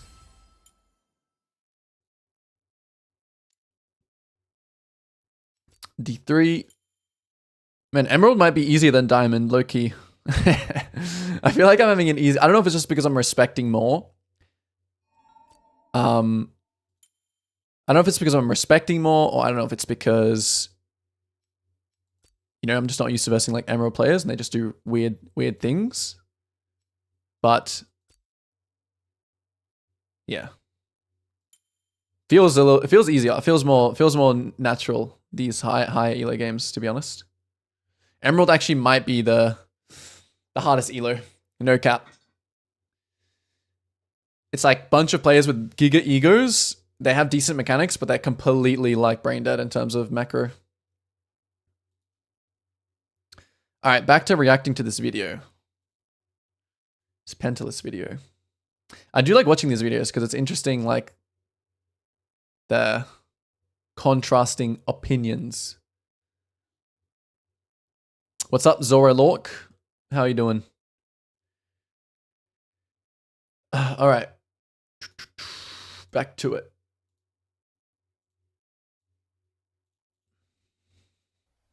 Hey guys, Penfless here. I'm tier list I first initial games, but once So we were up to to him learn is talking about how high challenger players basically play like kind of utility. option and it's kind of a bruiser meta also. Since there's no difference between high elo and low elo, I truly believe that these champions all here are pretty good in low elo as well. However, one common champion that a lot of people That like kind of has to praise- be natural for like non-OTP champs. So for example, like Nidalee, Kindred, Graves, like these champions, Volibear, Vi, Lilia, Xin Zhao. Yeah, these champions are good in low elo, just even in low elo as well, just because they're just strong champions. as something that is really good for low elo players to learn is a move. What's the biggest difference between Emerald and Diamond related to junglers? Emerald's starting to get, you know, the baseline fundamentals, and they're also mechanically a lot better than you know, Plat, Gold. But they're still lacking in the big picture compared to Diamond. Like Diamond junglers will understand, hey, it's important for me to play around bot this game. It's important me, you know, for this win condition. It's important, you know, they're a bit more patient as well. Not a huge difference. Just some refined things. What's up, McSpicy? Yo, I got the Jungle Academy and dude, it's helping so much. That's good to hear. That's good to hear. I would expect it to. It is pretty, Right. considering what you are getting, it's pretty crazy. I think this is just really, really wrong. Like, nobody is playing a Mumu in higher elos because this Mumu champion doesn't do anything. Playing a Wait, so what did he just say? It's really good for low elo players. So common champion that a lot of people like to praise as something that is really good for low elo players to learn is a Mumu, right? I think this is just really, really, really wrong. Like, nobody is playing a Mumu in higher elos Interesting. because this Mumu champion doesn't do anything. The only reason why a lot of junglers or a lot of coaches recommend that you play a Mumu is because you can see immediate gains with a Mumu, right? If you play 10 games of a Mumu, you might win like a lot of your first initial games, but once you're past that elo inflation stage, you're stuck playing a Mumu, and it's very hard to learn on a champion that is fundamentally bad compared to picking up a good champion in the meta right now, which is like Xin Zhao, Vi, or Lilia. Okay. So, he's not like completely wrong, but I also completely disagree, okay, with what he's saying here. The problem with him like going and smurfing on Nunu and getting to Masters and having like 8 losses or whatever he did, and the problem with saying like low elo, yes, you can play utility, and I also understand that it's relative. It is relative to your elo, right? Whether or not you play like a carry jungler or a utility jungler. The problem is that when you are bronze, silver, gold, plat, you don't have the game knowledge to play a utility jungler. What's going on here? Okay. That was too late. Playing utility requires a deeper understanding of League of Legends in general. Okay. The problem, the thing that Amumu does is it gives newer players a structured way to like play the game, and Amumu is still very strong, right? So, okay, what am I picking? Hang on. Okay, Lilia's not that great this game. Oh, knockdown game, nice. What was I saying? So Amumu you don't need to be very adaptive when you play Amumu. You can full clear, use ult. Full clear, use ult. So his clear is pretty good. His skirmish is pretty good. His team fight is pretty good. His scaling is pretty good. So like a champion like Amumu is perfect, absolutely perfect for players below Emerald because it gives you structure. Now the problem with what Pendulous is saying is that when you play utility, when you play Xin, when you play champions. I don't know what else. Like Xin is a good example. Xin is a champion that, yes, if you play like that, like let's say you just full clear to bot. You full clear, you part the bot, you make a play. Yes, of course you can still play that way. Not saying that just because you play Xin Zhao, you need to play like a crazy guy. But when you play Xin Zhao, the team fight is way harder than an Amumu because it's about like oh, someone dodged. The team fight is way harder with Xin Zhao because it's about, oh, like, you know, I'm playing around my carry, I'm hitting, like, I'm playing front to back, or like I'm going in for an ult to like split up the fight. With the Mumu, you just press Q, press ult. There's no thinking about utility stuff. Like utility, the things that utility champions think about is, okay, I'm playing utility, which obviously means I can influence early game really, really hard. So for example, if I want to play around my bot lane, who is a Draven, Nautilus, or even if it's like Caitlyn, Lux, or something like that, and I'm playing Xin Zhao, right? Xin Zhao is good here compared to a Mumu because I can influence the map in my favor by maybe invading, maybe doing like strong early dives and things of this nature. Like if you're playing like a champion like Poppy jungle, right? Like why are competitive junglers played compared to solo queue? Because what they provide is a very, very strong, what would I say? Like they do what they do very well, which is requiring less resources, but still providing a utility aspect, whether that be like frontline, whether that be like CC, whatever it is. Whereas like, yeah, like low elo players don't completely grasp like the game as a whole yet. So yeah, I would disagree with that. I know I kind of went around in circles there, but This is why I believe playing utility is way harder than playing non-utility. It's way harder. It's a way harder skill. It is a different skill that you can learn, but again, also, you don't want to have to rely and trade your agency to your other bronze teammates. It's going to be a miserable way to play. If you really like that, of course, you can still play like that. I'm not saying you can't play Xin in low elo. I'm not even saying that. I'm saying that there's a reason why, right? There's a reason that this is how it is. Okay, Xin is maybe a bad example because he's just like generally strong. Okay, 51% win rate in bronze. 51.8% win rate in silver. So he's around about, 51, 52%. Okay. Amumu. 52 in gold. Slightly higher. And way higher. I honestly thought it was going to be more than that. Let's see. What was the other champions is talking about? Like Vi. Like Vi is incredibly hard. I would never suggest you play Vi in low elo. 50%. 50%. Why is Vi OP? Okay. Vi is OP in Challenger because she fits this very specific niche. Again, I'm not saying you can never play Vi. I'm saying that she fits a specific niche. She's catered to high elo games because she counters, for example, you're playing a dive comp. The enemy AD carries a Zeri. She counters that really hard. Or a pairing combo with like an Ahri, for example. Vi standalone for low elo is nowhere near going to be as strong as like an Amumu.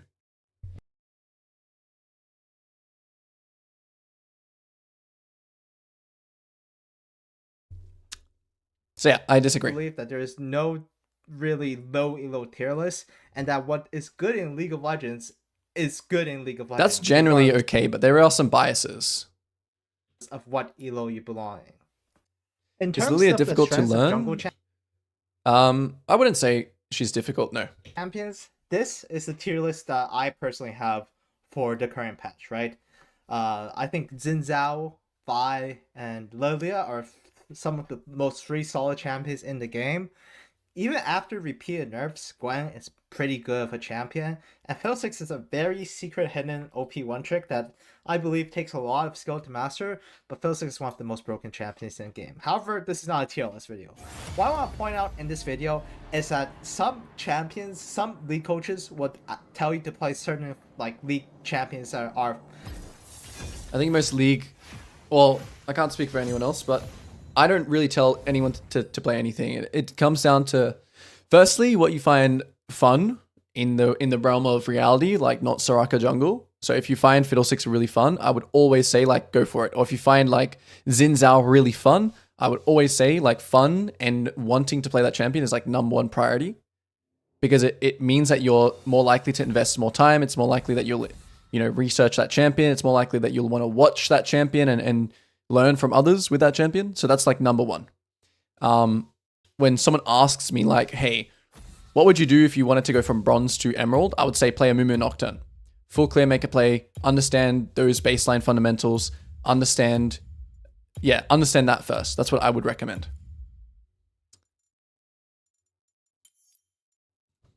Characteristically lower elo champions, right? Stuff like a Mumu, Shyvana, a bit of work as well. However, I believe that these 3 champions in particular are just extremely bad league champions. That usually I wonder why he doesn't go on about why Amumu is a bad like, champion. league champions, You know?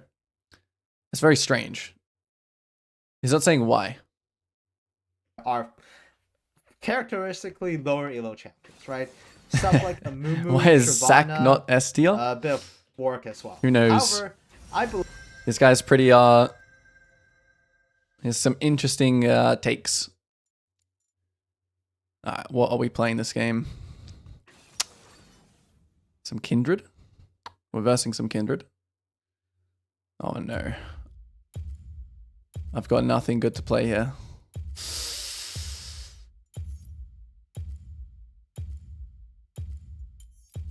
We'll still go Nocturne. This game would be really good if I could pick like... See, for example, this game would be great if I could pick some kind of front line. Works really well with my team. Even Vi would be pretty nice here. Ooh, nice. Oh, Shen countered me, but then Syndra countered herself.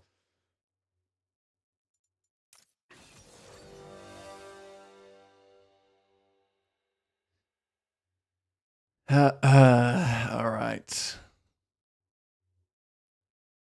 Are we in master tier yet? We'll see. Kindred is not really a great matchup for me, obviously, like counters dive, but let's see if we can make it work. Let's see if draft really matters. It is going to start mattering more, TBH. Hi, Elu.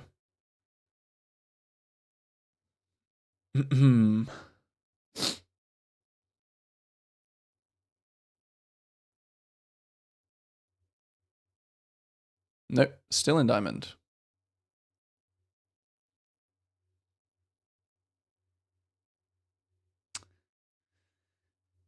Okay. The higher elo I get, the faster the load times. I think people have better PCs.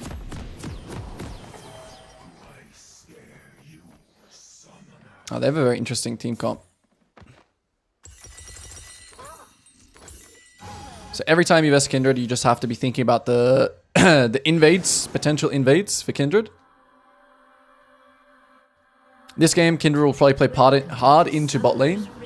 It's going to be my job to I don't want to split the map top. I want to leave my Sion weak side. And one thing I have to remember this game is that they have Shen ult, which counters me. So it's a bit of things to remember in this game. But if we survive early, our kind of win con is I wouldn't say we outscale either. It's unclear what the win con is in this game. Probably just bot lane winning lane and maybe translating that into dragons. If this lane is 2v2 left alone, my bot lane should hard win. So here I kind of need a ward, but my team is like completely playing for themselves.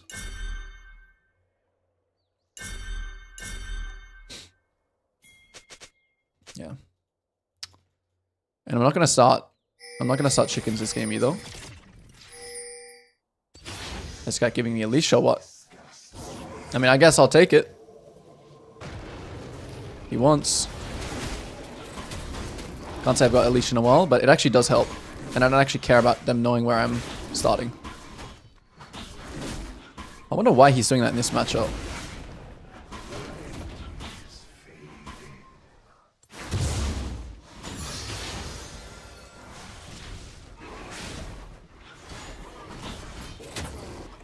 Did he still get all minions? I guess. So when you verse Kindred, it's very important that you get this ward. Or some kind of defensive ward. Try and get your team to do it on that side of the map. Because you want to know if Kindred does this. So you can react appropriately. We even got the Raptor ward too, which is nice. Okay, so we see here on this Raptor ward. So I'm really curious to know where she goes here. Where's she pulling this, right? Look, it's really obvious here that she's playing to invade. So I'm going to take E here. Oh, let's see. What's she doing? So I'm still going to do my wolves here. Because it's going to be like a little bit of a buffer period. Since I have this ward here, I'm gonna let her start it. I also have to backping my bot lane from the gank. Okay, so here she is. Since we have this ward, that's really, really great. She's just waiting for me here. But I'm gonna collapse on her in this bush. If she's here, she can die. Now she's probably gonna hop over the wall. Actually, she should get charmed here. Into a kill. Big. Now I'm just gonna walk this way just to help my... You know, if we can even just chunk this guy a little bit, it's good pressure. Maybe we can even burn flash. Nice. So now we know that Kindred has to go back topside. I don't want to run to mid. There should be no more kind of plays here. Oh, I should have hit that towards my blue. Whoops, I forgot that she watered it. Yeah, the trading mid is not... It's not good. Okay, I don't know. There should be no play there. Since this is Kindred, I am going to go for the mark straight away. The Cinder will base. She still has flash.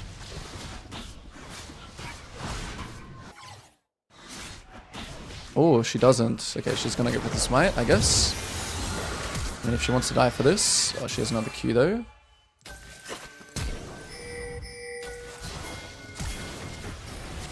I'm just going to go for the guy with no flash.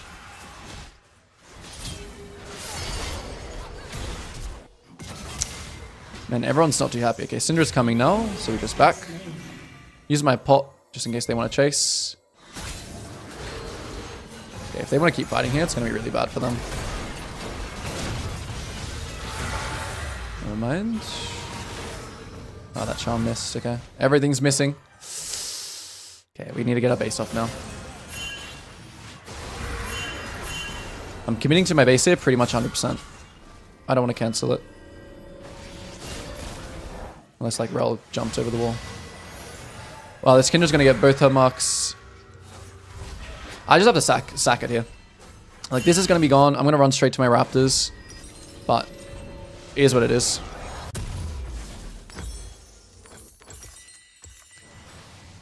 Yeah, and in this case as well, I actually have to skip my Krogs because she can go my Raptors first, which I need to check. Pinging my Cinder where the Kindred is. I catch her here. Okay, nice. She's not on it. So she's just on her top side. I'm not going to hit this either. No point hitting that because I'm just going to give free information when I don't need to. Can't really invade her Raptors either because she can go 1, 2, 3 and then be here. It's a very interesting start of this game. Wow, I didn't kill my big wolf. That's actually so unbelievable. I just realized. I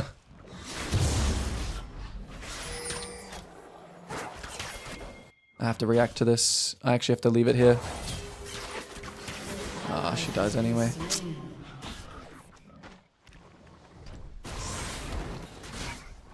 It's not that bad for me to reset the camp there, but... I have to go mid for this wave now, though. Some of it, anyway. No wonder my XP is so bad. Damn. Can I get the cannon?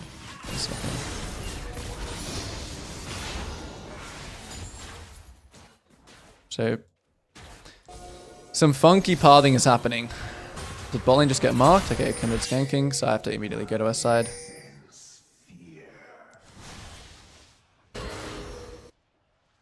Killing spree. I have to look for her wolves here. Pink ward as I run in. Okay, Kindred also died. An ally has been slain. I'm kind of thinking that these camps are down, but they could be spawning like soon. Okay, I messed up. She had no topside up. That was a pretty big mistake. Wait, what? Did I just get unlucky here or what? Okay. Now this can be very bad. Kindred is coming here right now, so I have to get this and then just get up as fast as I can.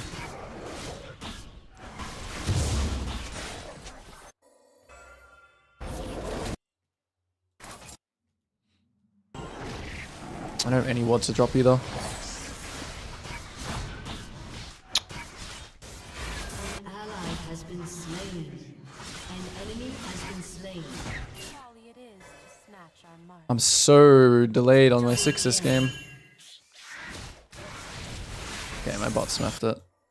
Kind of lucky.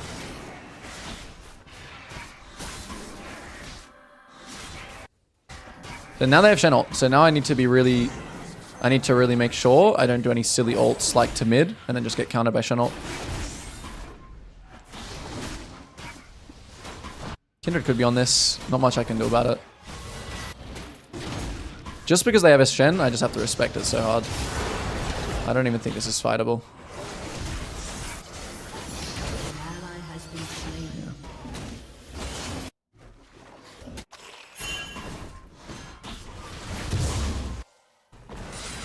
Okay, they will go for grubs here. I need to just, I mean, some situations like this, you just have to sack it. You just have to take the L. Actually, maybe I can kill this. Okay. It's only because I can one-shot him there. I kind of fucked this guy's wave. Actually, no, it'll land before it gets there. No, I'm not gonna go to this. I'm pretty sure Syndra is still hovering here. So, and they have Shen ult in 8 seconds. That's the reasoning I'm not going for these things. So my bot lane is not the win condition, but playing around my strong set is something that you always want to do. Oh, even Rel went here too. I actually wasn't thinking about that. This Kindred's about to... He's about to take flight. Okay, so since Rel is stopped, since Kindred is stopped, we're going to get this dragon.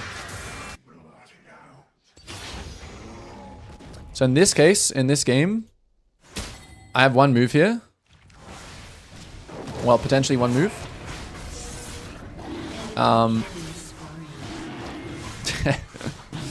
It would be either his jungle or dragon. I can't take both. And seeing as this game, I think it's more valuable we take the dragon here because I do think if this game goes late game, we're winning. I don't think we have slightly better scaling. So I can't go for his jungle anymore. Kindred and Rel are going there. Alright, doesn't have TP, so maybe I could have gone mid. But it's going to be just a full clear angle.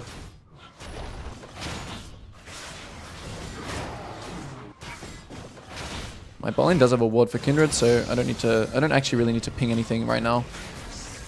It looks like Rel here, she's trying to clear vision to actually get Kindred to, you know, a way in. So I think Kindred is here. Nice, okay, bot lane basing there is good. I would counter it if I had ult, but it's a bit too long. Kindred's going to be really fed now. The Shen ult is down.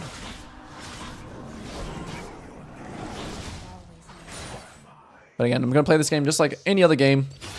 And, you know, not try and don't need to do too much. You may feel in these games, right, you have to do something because the enemy jungler is getting really fed. Okay, this is where I'm going to change here. Kindred is top, run straight bot. Alt bot. Oh, he died. And Varus missed everything before I got there. Shen is dead, but he could alt bot. Oh yeah. So just don't ult yet. Don't ult until you have to.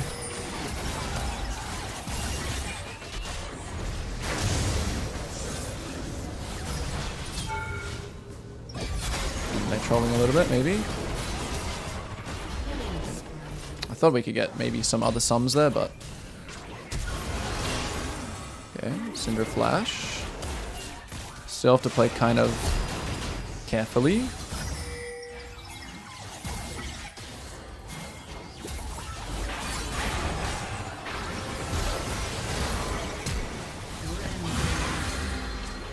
Kindred is still top.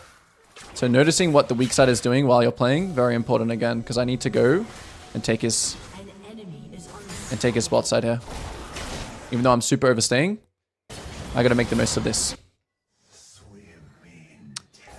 You walk in, make sure you sweep.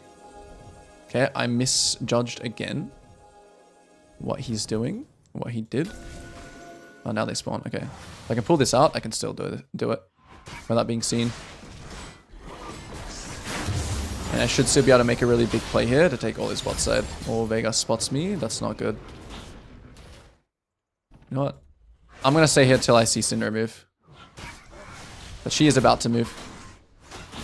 Because I have this cone here, I'm pretty safe. Okay, they're full committing to top. I'm gonna full commit to his bot side. I'll just keep letting my sound play weak side. Like, this is obviously really good for Kindred, these kinds of games, but... Well, these kinds of situations, but... Worst thing you can do there is try and base, and then just, like, run top for no reason. It is what it is. Let them have it. So I have ulti again here. Ooh. They're very split up. They might try and actually dive mid or something. Vega's not showing, so I start my base here. Don't need to overforce this either. I'll just backping it. Go buy my item. Run to top side. Tabby is good this game. Actually, I'll go Tabby, but then I'll build like more or something. Only if Shen ults, I'll go there.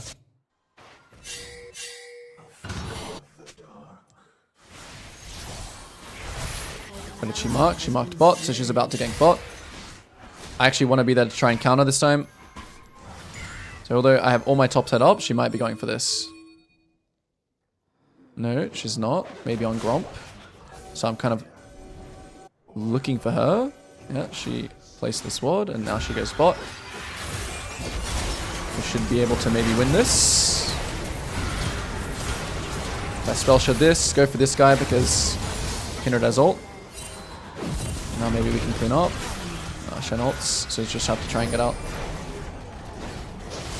Yeah. Shen ult. Shen ult factor is too good. Ah, that was close. I'm pretty sure Shen could have ulted that entire time. Okay, it's gonna be a rough game, but we'll see. It might be M4A1 with his goons. Who knows? M4A1 would be the one to stop me, wouldn't he? Yeah, I think this is gone. Dragon spawns in 10. Both teams have no ults, but there's no real point of me running here, I don't think. I don't think we win this fight here, because we have no ults. Uh-oh. This is not good. I am going to try and still trade something. Yeah, maybe Vega is like diveable here. Not really.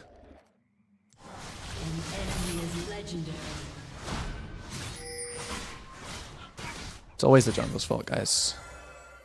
It's definitely not... It's definitely no one else's fault. Right? Always blame the jungle. Who else could possibly be at fault?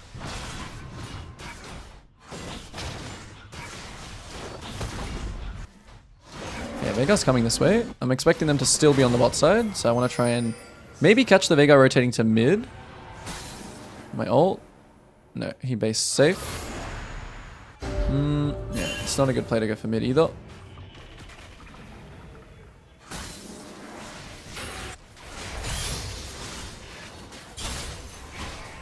I'll ult if they... Oh, what a chum.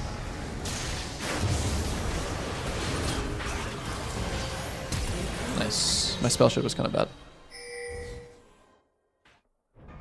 So in this kind of game, right? I'm still going to play this game like I'm taking a test. Man, why are we not just going mid, guys? Like, have you played League of Legends before? Why are you still trying to go bot? Why are we still laning bot against Shen? Okay, I think Kindred's top side though. Yep, here he is. He's absolutely roided up. So even in these games, right? Like, let's just call this a 15% loss, right? You still want to play the game out and just pretend you're taking a test where I can still make good decisions here. Even in like a losing game, I can still score like kind of points, even in a losing game, even when there's like diffs everywhere. Okay, spell shot that. Whoops.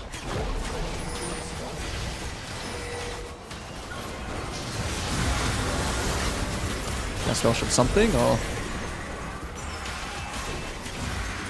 I have to play with that range here? Is he gonna flash? Oh, Can even time it. Man, Torn Flash is actually hard to react to. I tried to react to it. I don't actually think it's reactable. You can't actually react to Torn Flash. This guy has like a full team comp built out around him, no? It's actually so annoying when you verse these kinds of kindreds. Or this kind of kindred environment. That was just a bad fight because I didn't have ult. Like, yeah. What can I do here? They're about to play... Oh, he might actually go for this. Let me switch to blue and maybe I can kill him. If he goes for this mark. Did he use ult? I'm pretty sure he still has ult. I'm gonna try. I'm just gonna try and kill him here. I think this is like the best chance I maybe have. Oh, I didn't spot him with it. That sucks.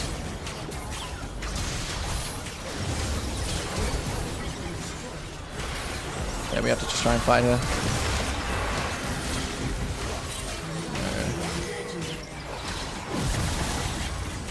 Alright, let's make it lost.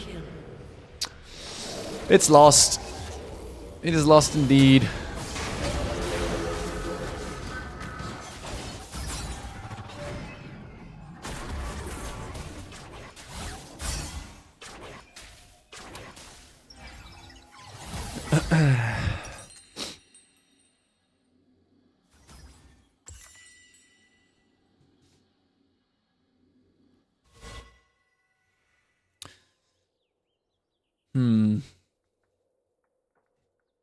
Can win.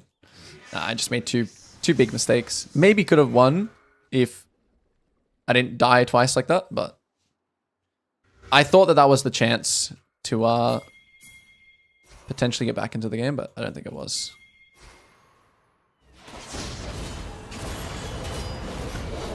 You should still look for these kinds of plays though.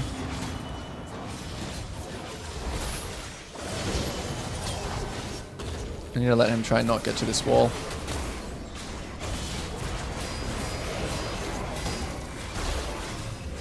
Guy's like unkillable.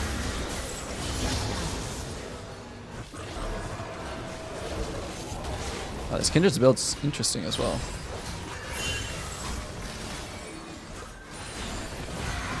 We need to land like... We need to land something big. Maybe we can win. So I'll go on Kindred here. Yeah, I don't think we can kill him, so... It's too tanky. Ah, I should have just gone on the... There you go.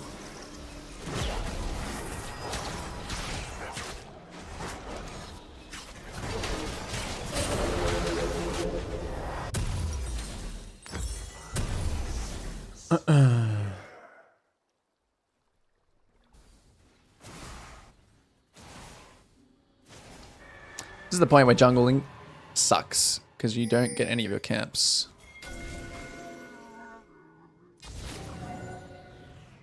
They start getting absolutely plummeted and plundered.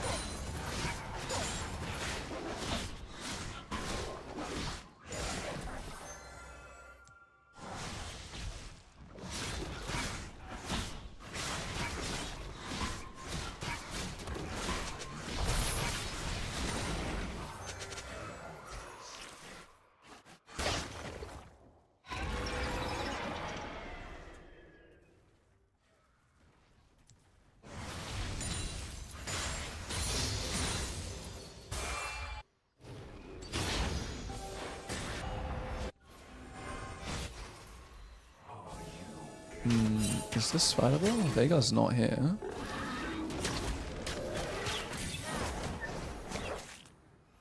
not really. Maybe we can go for the Syndra. Yeah, take his flash. Take his flash, try and proxy the wave.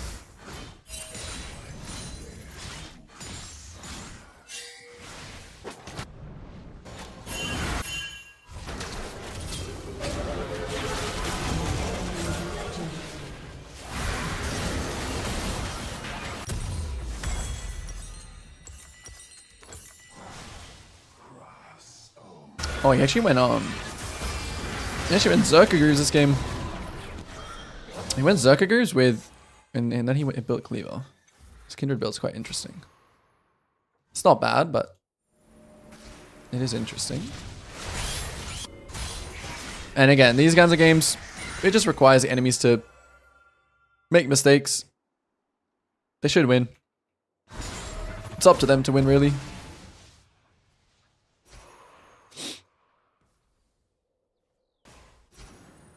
Kindred has no mercs, yeah. That was like kind of the interesting part. Shen just doesn't dodge.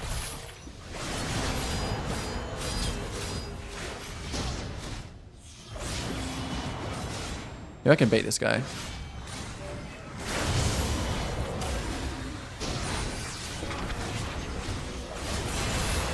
Run.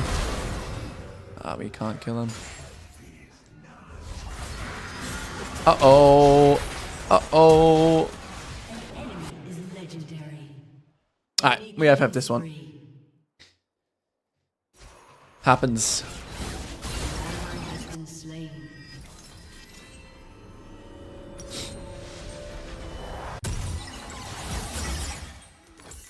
Can we fight mid? The Cinder has no flash. We'll wait for some spawns and maybe we can like trade inhib to fight mid. I have to try and kill them when they're like not just grouped. So I'm just gonna wait.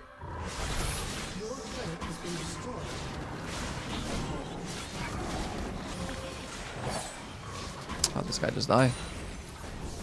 Your turret has been destroyed. They still have Shen ult. They still have Shen ult. So they have to do something really stupid here.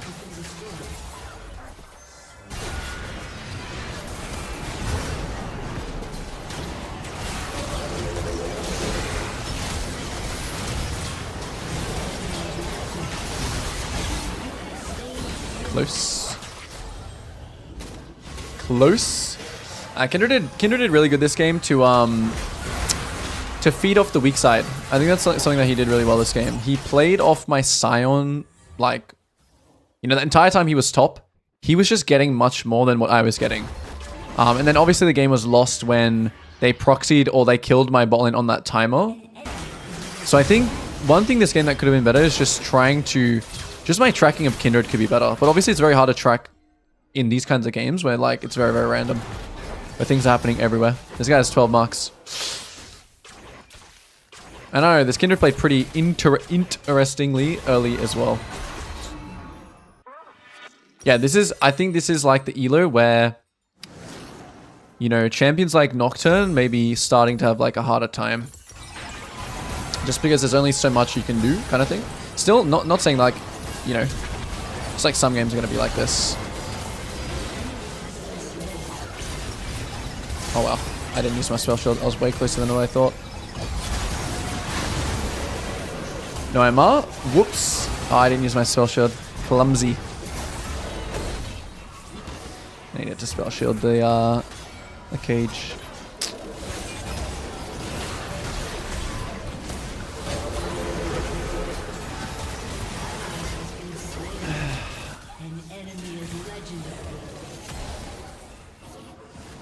I mean, I think this game would have been completely fine if we were able to play the side lane, but the Shen pick was pretty good, obviously. Shen Kindred, like, obviously counter what Nocturne wants to do. If I try and ult the...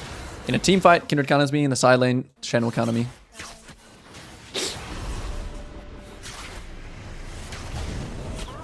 Yeah, these games will happen. My tracking should be... The one thing I like take on, you know, from this game is just my tracking needs to be better. Pinging the Kindred of what she's doing and also just my tracking of her camps. They kind of go hand in hand.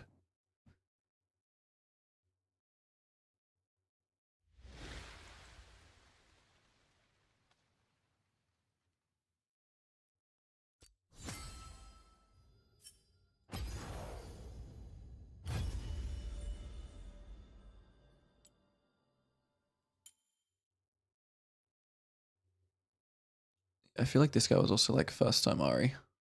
It felt like a first time Ari or something like that to me. Oh, he's not.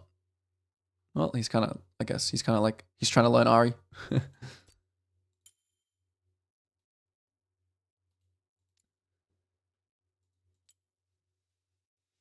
Wow, my queue time is 15 minutes now. I'm not gonna be able to finish this series. I'm just server gapped.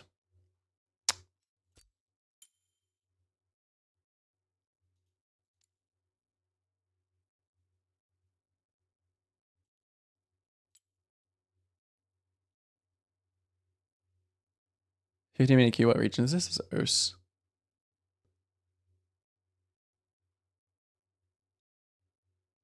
This Kindred was a Giga Chad.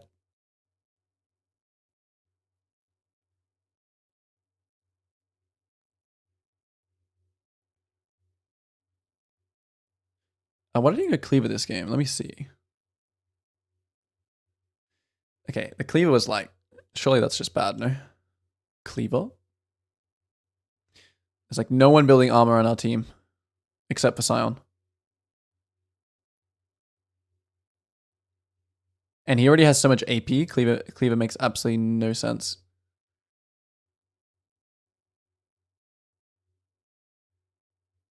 I do like Berserker Graves on Kindred though. That is one thing. I hate having to build like mercs. It feels so much more fun having Berserker Graves. Alright, back to this video. I believe that these 3 champions in particular are just extremely bad league champions that you should almost never try to pick up unless if you just have these Shyvana, basically lower elo champions, right? Stuff like Amumu, Shyvana, a bit of Warwick as well. However, I believe that these 3 champions in particular are just extremely bad league champions that you should almost never try to pick up unless if you just want to see an elo game in the first week or so. Sure, if you're blocking a Mumu and you don't have any mechanics at all, a Mumu can help you like win some League of Legends games because the level of skill required to play a Mumu is so low that it doesn't matter. But the problem is, after you play 50 games on each one of these champions, you'll probably have a much higher win rate in your elo knowing how to play some of these champions that are actually good compared to some of the champions that are fundamentally very bad League of Legends champions, but it's kind of like a crutch for you to be good at League of Legends, right? Okay, that actually made no sense at all. That actually made absolutely no sense. Let me re-hear that. After you play 50 games, that doesn't. He's saying like Amumu's easy, so that means that you'll get to a higher elo than what you should be, and like Xin Zhao and Vi are hard, but they make you like, I don't know, a better jungler, which is better. No, that's not how that works at all. It's always better for you to use a champion to get to high elo first, because versing better players is always going to make you a better player, whereas versing worse players is going to make you a worse player, or it's going to keep you in that range. This is like saying, oh, it's better for you to pick up like Xin Zhao, Darwin, Vi, Nunu, and Fiddlesticks because, you know, I can learn more things this way. It's like, I don't think this guy realizes that like a gold or silver player is literally like their mental bandwidth it's not going to be able to comprehend, you know, like all these things about, you know, League is a hard game. Like you want to start ground level, you know. Yeah, no, everyone got hella mad about when he said that. I mean, I low-key, like, I don't completely agree with him, but I do like somewhat think that sometimes like people have too much, oh, I'm not feeling like good enough, and sometimes just playing more is what you need. Not everyone, right?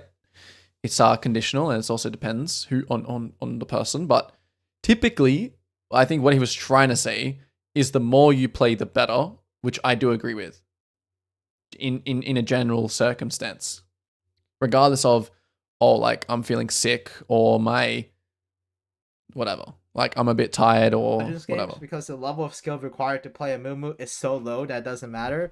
But the problem is, after you play 50 games on each one of these champions, you'll probably have a much higher win rate in your elo knowing how to play some of these champions that are actually good compared to some of the champions that are fundamentally very bad League of Legends champions.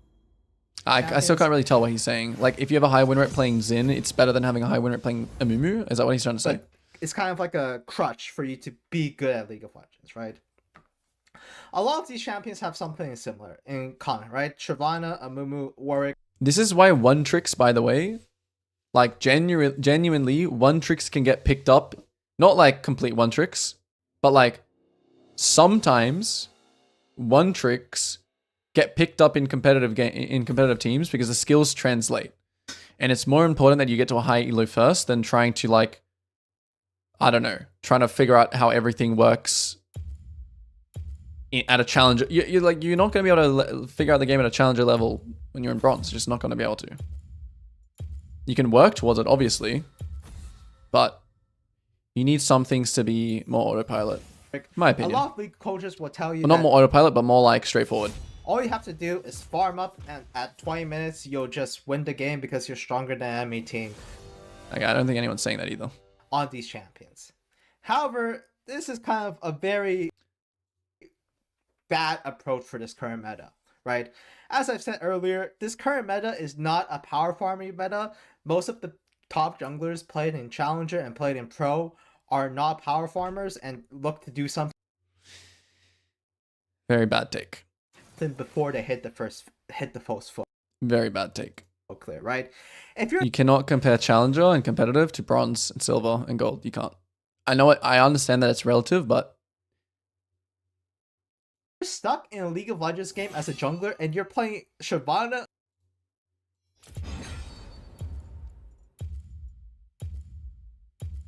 I probably should have banned Kindred.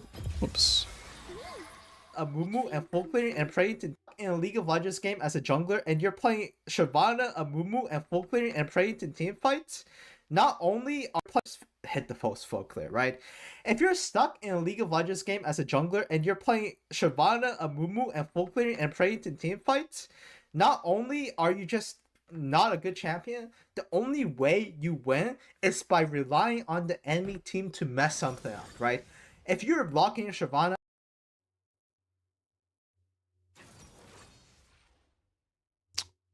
So, I mean, you have to just think about consistency. I don't actually think that this guy realizes that if someone tried to play like him, let's say this utility style of like trading your agency and giving it to your teammates, I don't think he understands that if you do that as a bronze player, you're literally at the mercy of your teammates, and it's just not going to work. Like, it's not going to work because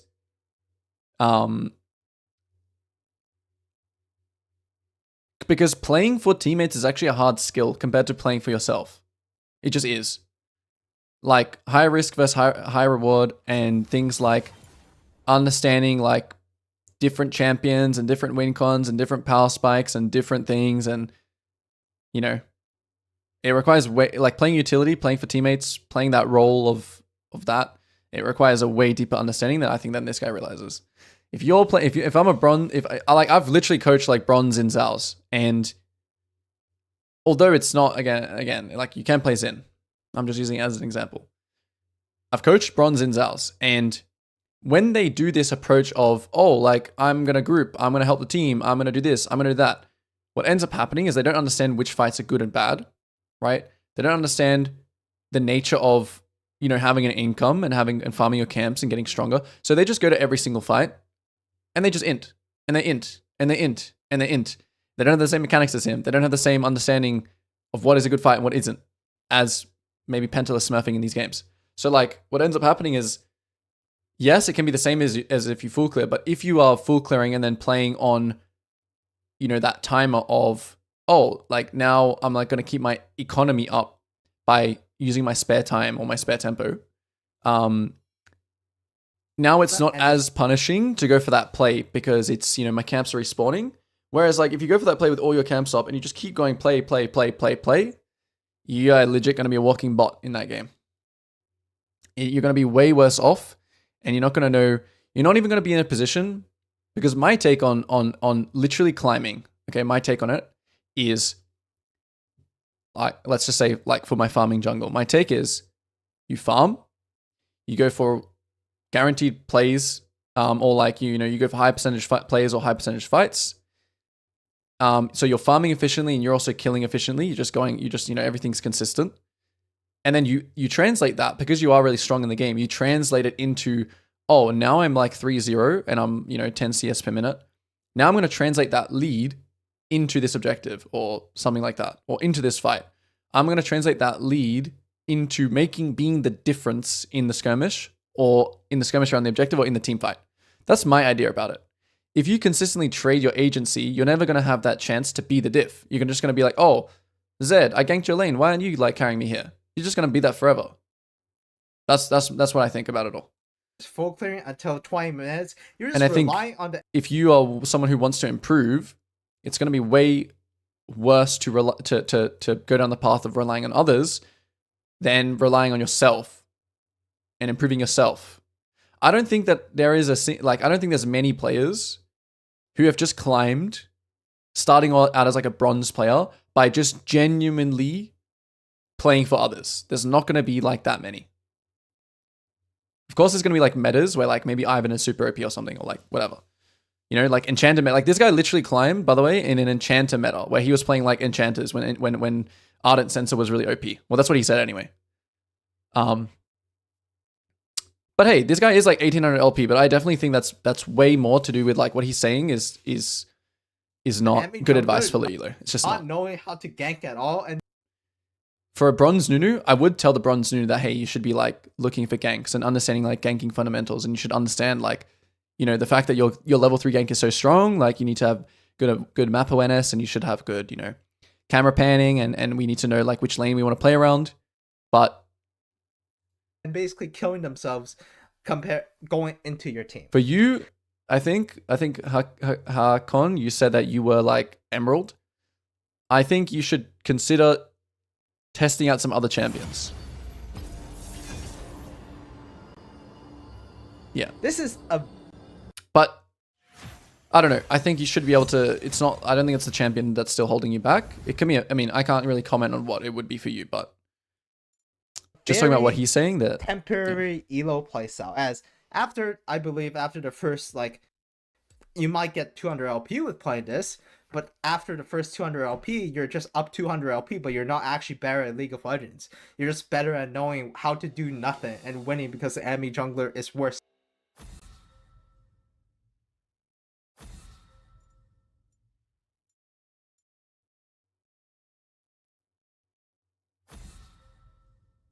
To doing nothing.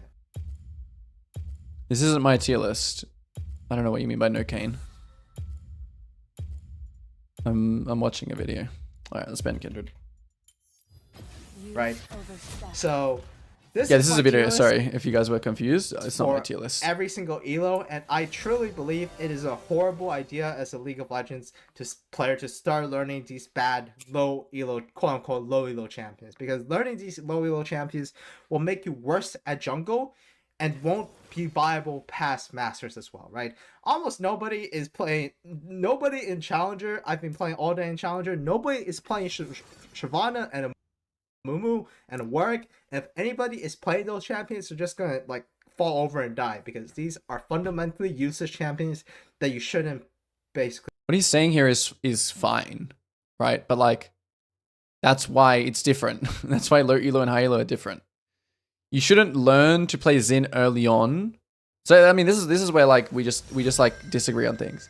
I don't think you should learn to play a champion early on to prepare yourself for Challenger. I think you should learn champions that give you the foundation of the game and the fundamentals. And then in doing that, climbing some elo early, yeah, maybe you can say that it's like okay, what am I picking here?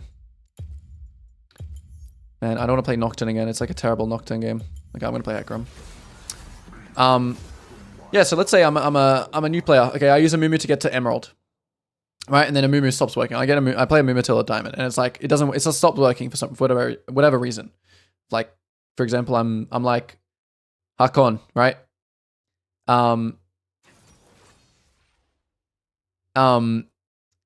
That playing against Emerald players is going to be way more important than trying to learn the game from a Xin Zhao point of perspective, or whatever else he has here. Like, what's hard champions? Like Sejuani, he has A tier. Like, I guarantee you, no one is climbing on Sejuani. If you are genuinely a bronze player, you are not climbing on Sejuani. Unless, like, if you're, no. If you're genuinely a bronze player, you're not climbing on Sejuani. The stats literally tell you, like, what. Like, if I look up Sejuani's win rate right now, it's going to be absolutely dreadful. Sejuani. Yeah, maybe I'm wrong. Who knows? Let's see. Yeah. It's like dreadful win rate. Like, all you need to look at is this, because this is the actual silver and gold like average of win rates. Like, win rates are so important to look at. So it just doesn't make sense that he's even putting this A tier, because if you just look at a win rate of a champion, you know, those are the players that are playing it in that elo.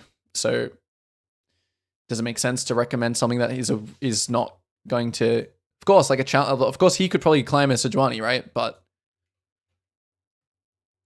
I think win rates, looking at win rates are so important. Even Nunu, right? Even Nunu? Look, all the utility style champions have low win rates and low elo, because utility is hot. The only one jungler that has an okay win rate and low elo is like Warwick and Briar, because they're really easy. Look, like this guy, this champion is like a ganking champion, right? But his win rate's crazy because he's straightforward. It's easy to play. All right. Fiddlesticks. I don't want to go pot this game. We're both going to be full clearing. Ooh, starting his Raptors would be a pretty good idea, but versing Fiddlesticks invading is actually kind of difficult because he has his effigies. Ah, man, that bowling is like so difficult. Oh. Okay, we take flash. You gotta watch the hook here.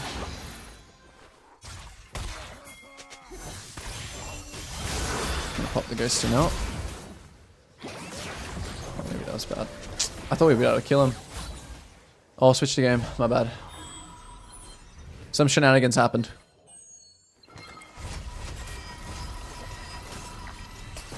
I think I can still make it back here.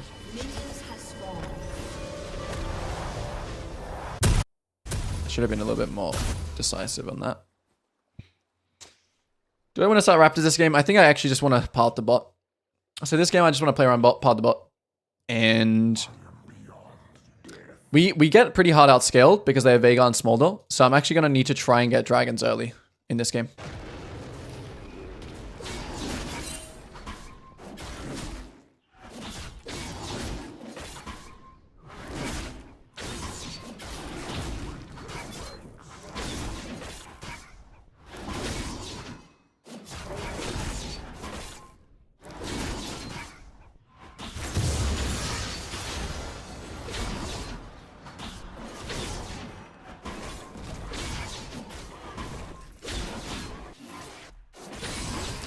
No information on Fiddle, so we're just going to assume nothing.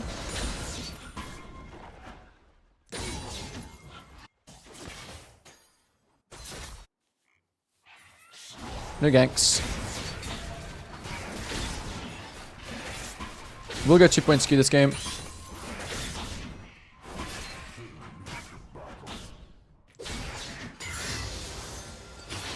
Pulling the Raptor, make sure I try and keep my Qs as fast clear as possible, and then play around bot. Wow, Fiddlesticks level 3 ganked. In this case, I can't really punish him because he's on the same side as me. I can't go and take his blue side. But I will eventually punish him in the long run. So maybe second clear. If I keep up really good tempo, I'll be able to invade his Raptors. I'm assuming he started Raptors, to be honest. I think he went Raptors red Krugs or Raptors Krugs red.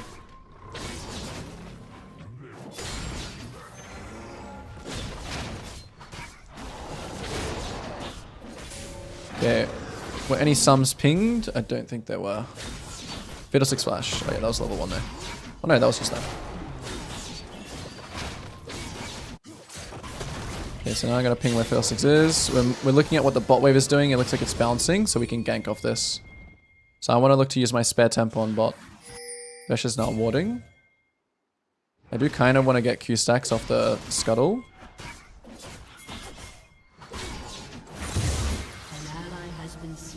He's going to try and flay. He should just die though. Just going to push him backwards. Nice. Nice bind. Not really killable. So I just base. Immediately base in this bush. Hopefully Veigar doesn't Q me. Nice. Buy up. I'm not going to forget. So I have 2 wards in this case, right? I have 2 wards, so I'm going to not switch to sweeper. Because I never got a chance to use any wards anywhere, better just keep the 2 wards. That's how I use my spare tempo. Just ganking bot. As soon as my Krug's spawning again. Valuing tempo. Okay, this guy's Raptors are up. So let's see. How are we going to punish this guy? Lots of stuff going on here. Nothing really in my, control. They just do whatever they want. It's got nothing to do with me. Just hitting this to check the scuttle. That is gone. And I have to remember in this game that I really want to get dragons. So this is a game I actually really do want to get dragons because I know that with my comp versus their comp, it's important that we snowball. It's important that we get ahead because they have Smolder and they have Veigar. So we're obviously going to have an early game advantage. Okay. This guy has no flash, so I'm going to do the Gromp here. I'm watching what they do. Okay, in this case I'm going to get off it. Because I only have a little bit of time here to do this. I'm going to go for the Veigar just because he...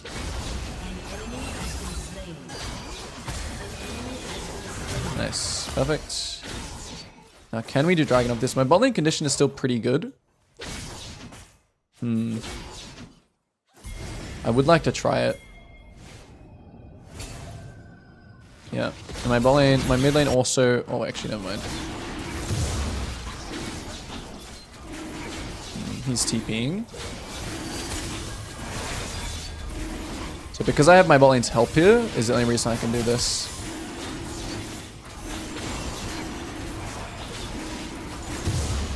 Then just straight away base again. Similar situation as that other Lily game where I have my Grump up, but...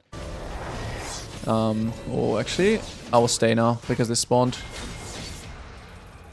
I don't really think Fiddle's going to invade my top side anyway. So I actually might go for one more bot gank here. So I'm actually just going to overstay for the next round. They're going to come back. So I'm still syncing with my bot lane. I'm going to take this and then look to just gank bot again. So this is what I call like an overstay play. Okay, they just wanted River. Thresh might play for Lantern. So I still don't really like... I still only want to go for this play if it's guaranteed. Otherwise, I just want to base. No, I'm just going to base.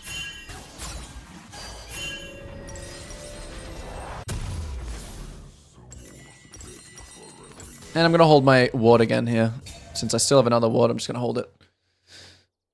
Looking at the weak side lane as we run out, we see that the weak side lane is trading. I want to ping that Fiddlesticks could be here because I feel like... Oh, wow, Smolder came here. Oh, it's very unlucky.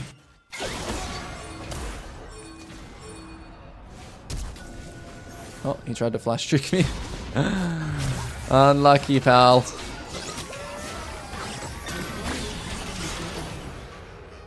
Alright, so he took my red. Oh, I can't go for his camps though. I just can't go for these camps here just because if there is a ward somewhere here, I'm gonna be in a lot of trouble. Just from the Pantheon. Because Pantheon's coming at a base right now, right? So if I step over a ward here, it's unfortunate, but it's better to not take the risk, especially when my camps are all up anyway.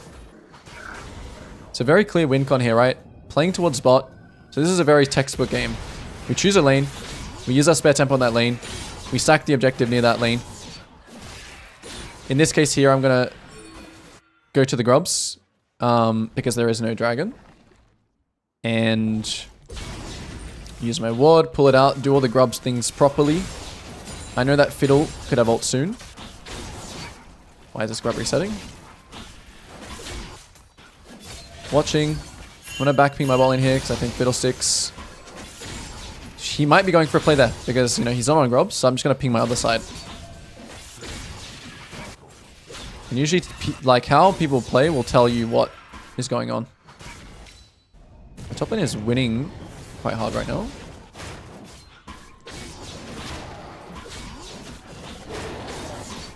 Yeah, I definitely think this Fiddle is going for, like, a bot side play. I'm gonna hit this cone backwards, but I'm gonna still look for... Yep, there he is.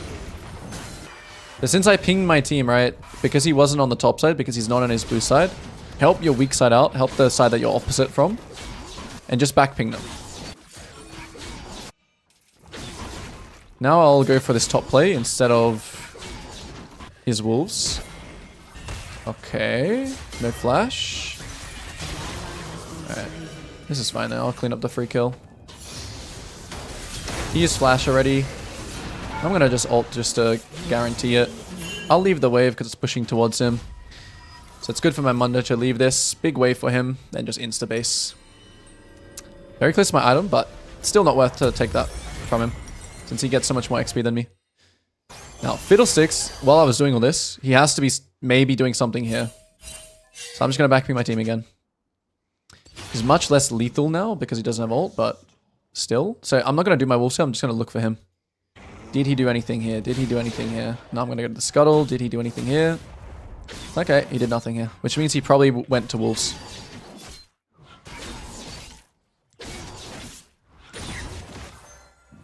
Dragon 1 minute. My camps are spawning topside now, so I have all my camps up right now, right? What am I going to do? I'm just going to farm. So this is where you don't want to, like, I don't want to go to my Krugs here just to make sure I'm clearing down towards bot or towards the dragon. It's not worth, you know, it's not worth doing that. But I will have to just adapt to what's happening. Bot lane is actually really hard to kill if Thresh plays properly because he has Lantern. So just farm. I'm surprised that this Smolder is like winning. It's a little bit scary. Let's see, is this guy gonna fight? Okay, we take his flash. Get a 6 ult at top. Lots of things happening top. I think we just go to dragon here though.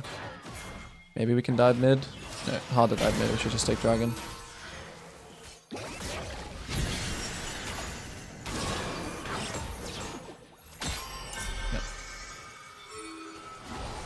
So they use resources top.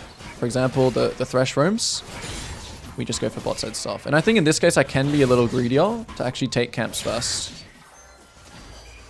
Although not Krugs. I really do want this dragon. So I'm going to prioritize it. So I'm really like this game, the win con. I'm scared of this guy scaling. I'm scared of this guy scaling. So need to make sure to get all the dragons. Otherwise this thing can happen. Okay, so I'm just pinging my team. We really just want to finish it and then just get out. So I'll just ult here.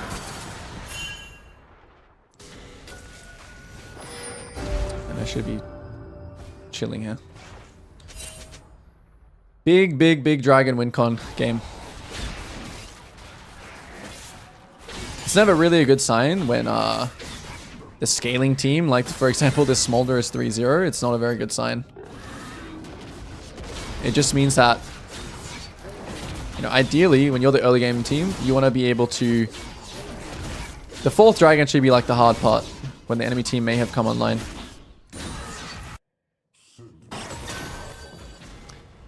So my next ult, I kind of want to be on mid, just because he has no flash.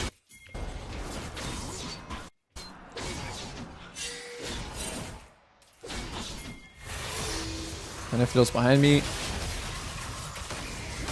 This guy still has no flash, so just make sure to go behind him. Huge. No, we'll just base. So I don't want to go to this camp. I'd rather just gate to my bot side here. Do I need to have armor killing this game? No, so I'll go Shojin. So now I'll switch to this. Fiddlesticks ult, Fiddlesticks flash. I'm not really going to care about like camp cycling here at all. I'm just going to do whatever is close to me. And I'm going to also look for his red. Oh, 9 seconds. Okay, they have a ward here. They've also... Okay, they have a bunch of vision. Once we clear this vision, it'll be a lot easier for us to walk in and do some invades. Oh, okay, Thresh went mid. might not be good. Killing spree. Yeah, I'm gonna ping my team here. I think he's just running bot. Oh, here he is.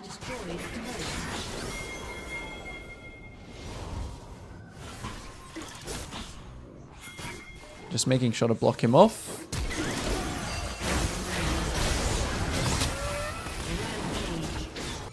Okay, let's small dog low.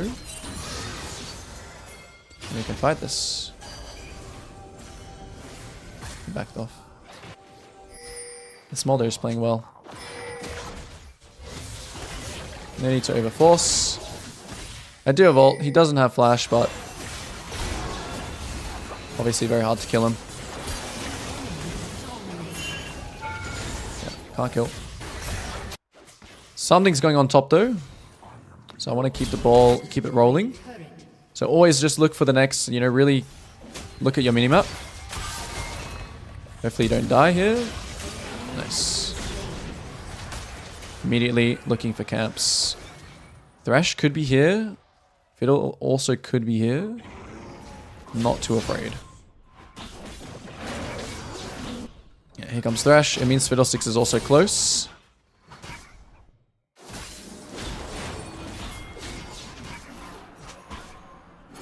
I can play very, very slowly. I'm okay to fight this, just need to kite a bit. Okay, small uses cleanse. Wait, what? This guy didn't die?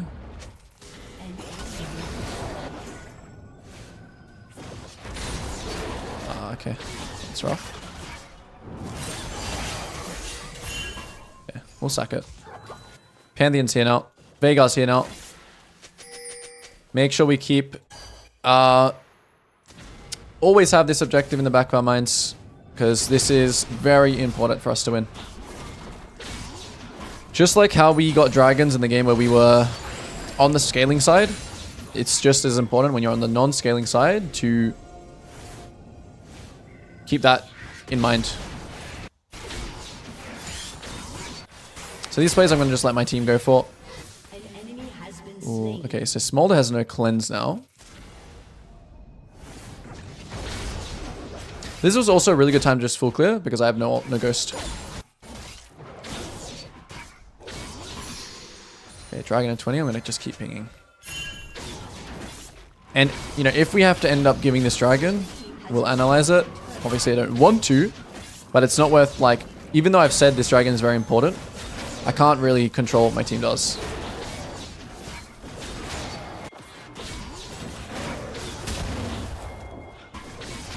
They chase spot here, I can actually get behind the Thresh.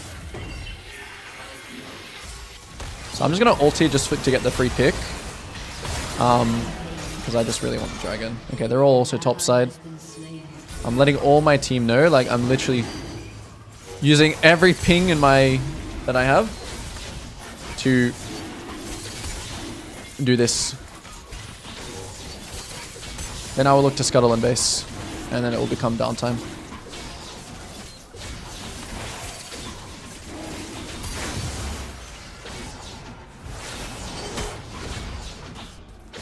Oh, nice. Now I can stay. Because Fiddle died, now we just stay. Now we want to be greedy. But this guy one-shots this. Yeah, I mean, I kind of want to take both of the camps because... Oh, the Raptor's not there. Now we just base here. Now I'm going to ping everyone to base because there's nothing left to play for. I'm literally going to tell everyone what to do. And I'm just going to base. Whatever that happens here, I'm just going to base. Because we literally can't take anything more here. We've literally took everything that was available. So that's when you really want to control your team. Oh, I actually like this better. Because I'm going to build more next.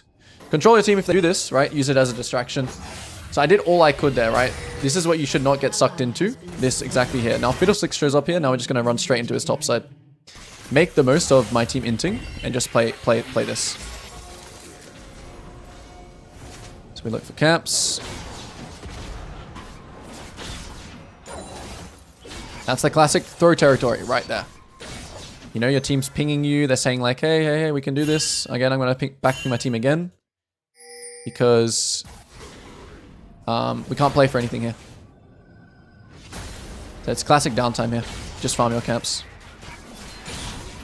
We have a very clear win con in this game, which is the dragon in 3 minutes 30.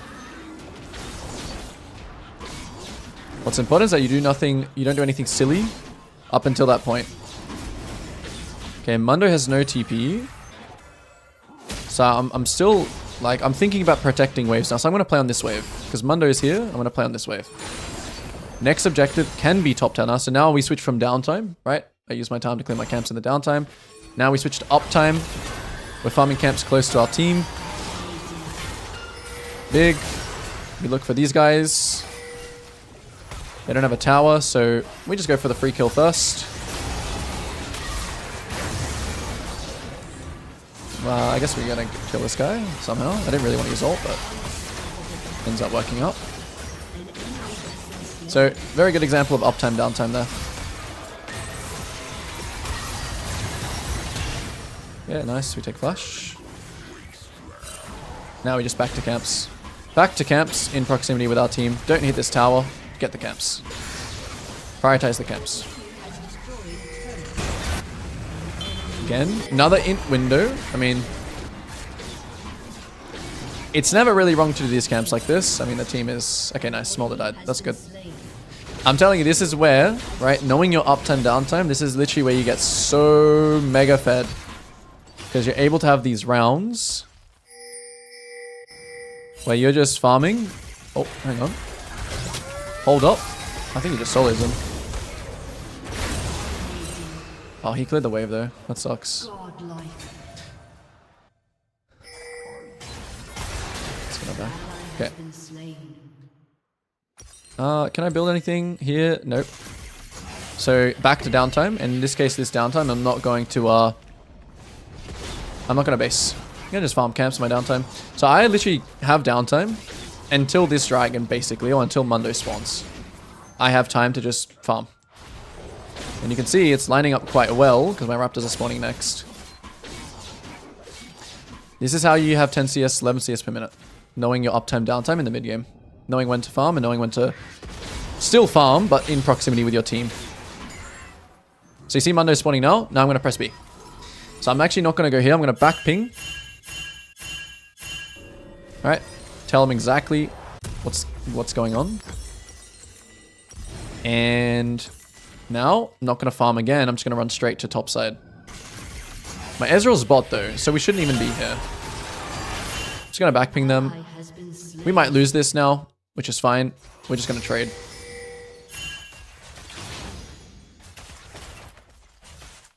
So it's all good. It's all good. They're going to take this. Lux is going to spawn before this, which is the important thing anyway. There's no camps here, so I'm actually just going to look for wolves.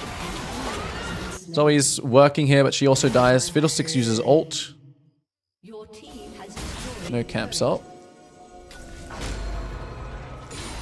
So even though they're all here, I still feel pretty safe to do this. And I'm not even going to try and start the dragon straight away. Right, I'm just going to get there exactly on the right time, you know? 'Cause it still is ours here. destroyed an inhibitor. It actually still is ours here. Did I just see the fiddle here? Okay, this kill is really big because it gives us dragon. So we should secure the kill. Now we just go straight to the dragon. Because this dragon is basically like win. You know, it secures us the win. It stops this guy from potentially carrying the game. This guy is so fed. I think this guy has to be a smurf, right? He has to. He's a good player, whoever he is. He's played the game very, very well.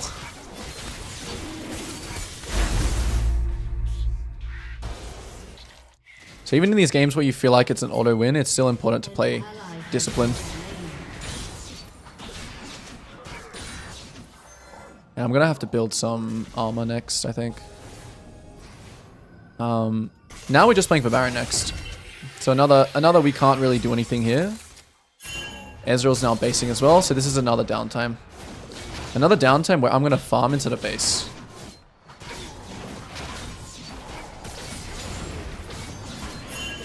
And I'm just gonna backping these guys. Like, this is very, very typical again. This thing, happening here is very typical. Well, I just don't want to be involved in this because they just have more numbers. So I'm willing to like sack my team here. If they want to die, they can die. I'm going to maintain my agency in the game to carry. So when someone gets caught again, it's almost like more time for you to farm. But you also have to realize in this point in the game, it's going to be very hard for you to actually take any of these things.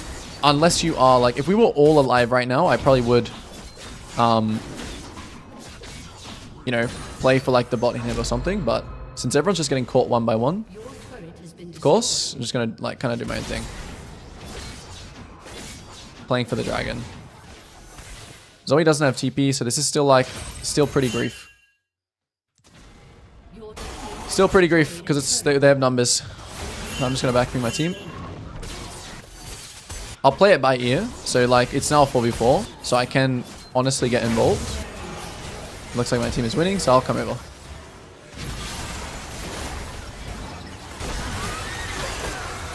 And my team is owning actually.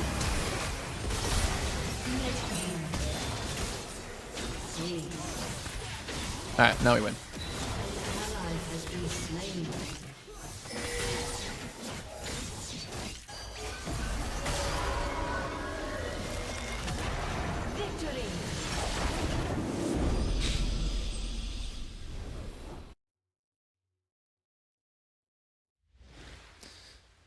Hello CLZ.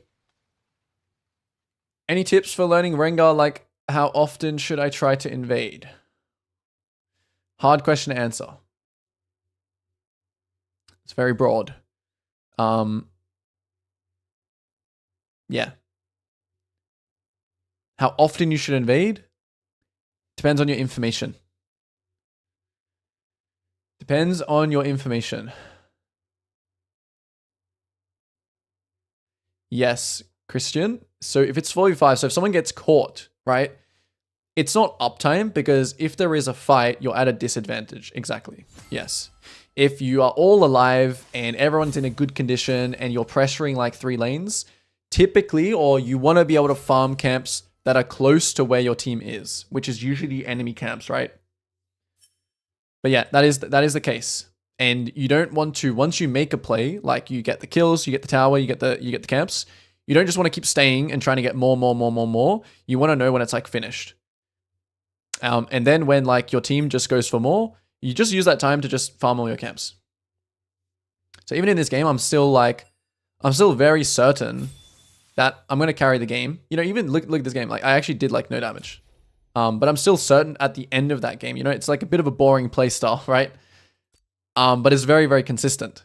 So yeah, that's going to have to be my last game. Unfortunately, I have a coaching session soon. So I'll answer some questions. Am I streaming only on YouTube? For now, I want to stream on both, but I need to get my internet fixed. Not fixed, but my upload speed right now is, it makes me lag streaming on both. I mean, should I prioritize thinking about invading every game? Depends what you verse. Okay, so like if you verse like Warwick, if you verse like Briar, if you verse maybe Fiddlesticks as well, these champions typically are good at fighting against invades.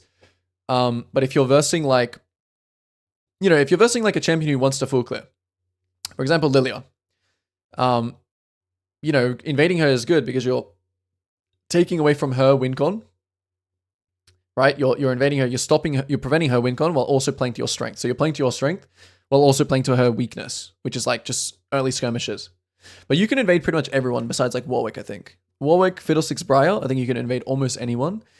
You just need to know, like, you just need information. Where are they starting? Am I going to do a 3 camp invade? Am I going to do a level 1 invade? So that's why the question is kind of broad. It's hard for me to answer. Is the champion really matter above Emerald? Drafting becomes more important above Diamond, I would say. Emerald still not as much from what I've experienced doing this. Would it be troll to play Xin as a farming jungler? No, it wouldn't.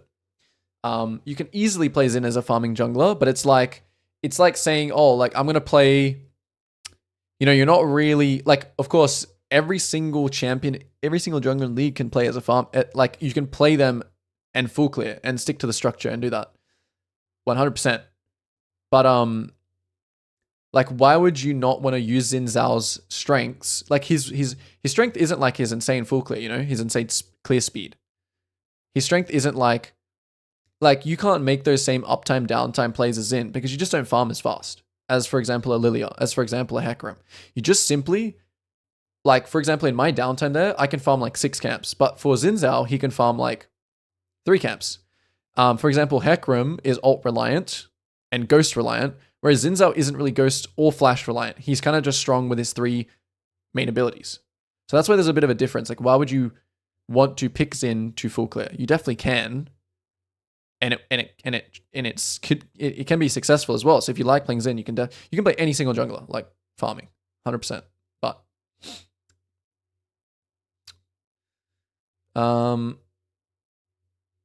I think a challenge I struggle with is going into the enemy jungle when I can spot them on the map.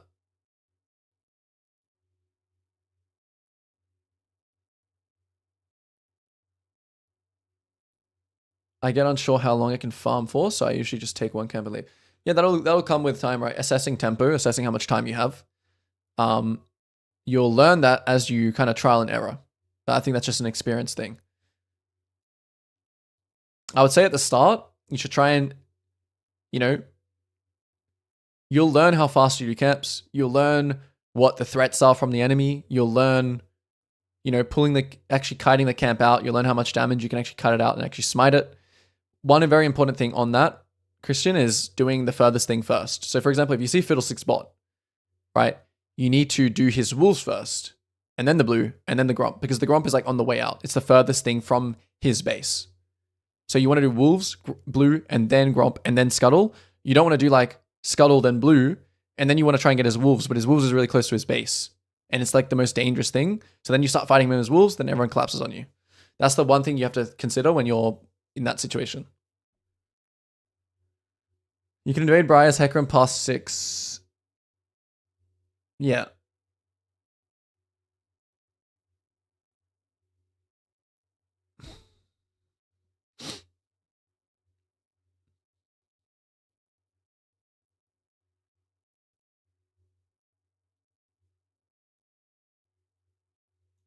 Five losses I have, damn. Yeah, it starts to get harder, and it starts to get definitely harder in Diamond, but I mean, to be honest, two of the games, one was versing a scripter, one was versing that Giga Chad Kindred, probably a booster, and then one I definitely deserved. Actually, no, the other two I deserve to lose. Like this game, 100% I deserve to lose. Without a doubt, this is a classic 70%. You can easily win this game if you play well.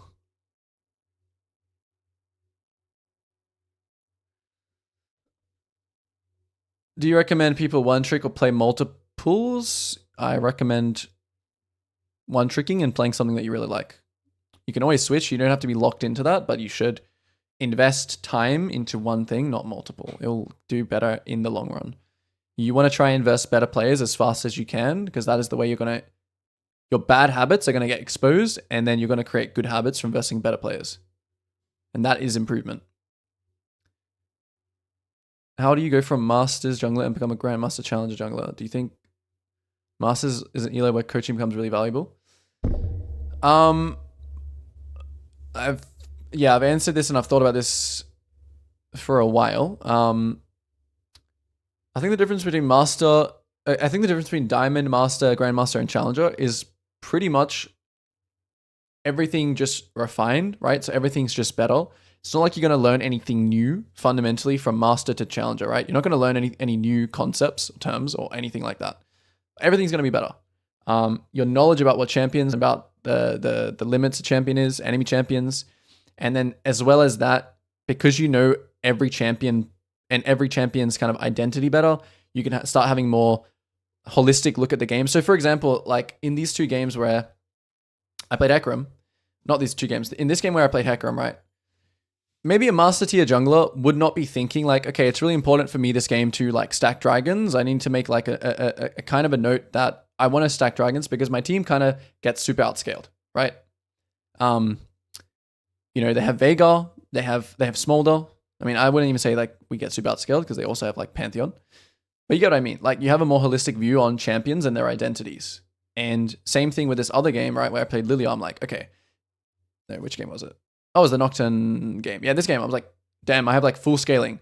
So like, and they have like really good early games. So like, I'm already in a position where I know and I have patience to not lose the game in the first 3 minutes or first 5 minutes because I know that things will come around. I don't need to worry about my Vladimir getting solo killed. I don't need to worry about like, you know, whatever it is, the Lilia, whatever. Something happens in the game. Because I kind of have that holistic approach about the game. I think that's the biggest difference between like Master and Challenger.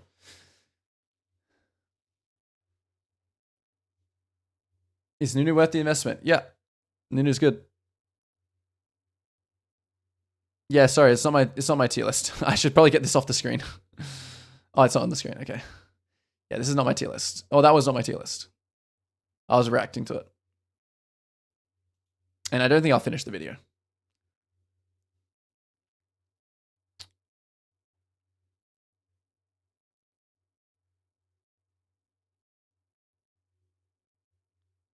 And the tier list is pretty funny. I was Plat Jungle 5 years ago and stopped playing, so coming back to the game has been a lot due to the changes. Videos have been helpful. Yeah, I don't think the game has changed much fundamentally, but of course, like, you know, I think the biggest thing, like 5 years, right? People have just gotten a lot better. Like a lot of people have actually got a baseline fundamental, or like just, you know, a bronze player now is not a bronze player from 5 years ago, you know? So overall, like people just get better and the game, everything improves.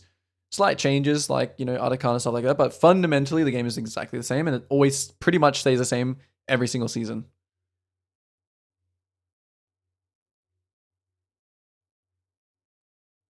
Thoughts on the new mage item changes? I had a look before and it wasn't specific. So like I looked at this tweet here and it wasn't specific. Like there's nothing specifically being said here. You know, there's no actual numbers. And I'm not really a numbers guy anyway, so I'll just have to see.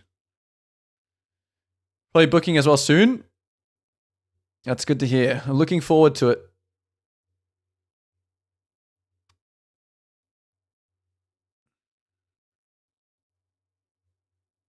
Yeah, there were a lot of like gameplay changes, I guess. Thoughts on OTV Kane low elo? Completely fine. As long as you're playing a champion within the means of, you know, of like, yeah, Kane is a good low elo champ, actually. It is. Especially Red Kane. Blue Kane, Assassin Kane a little bit harder, but Red Kane is strong. Especially in low elo.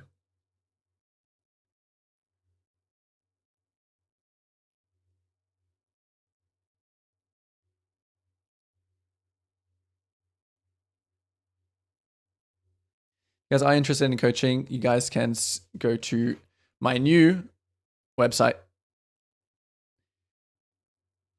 junglegap.gg, which I will plug since it's a great looking website.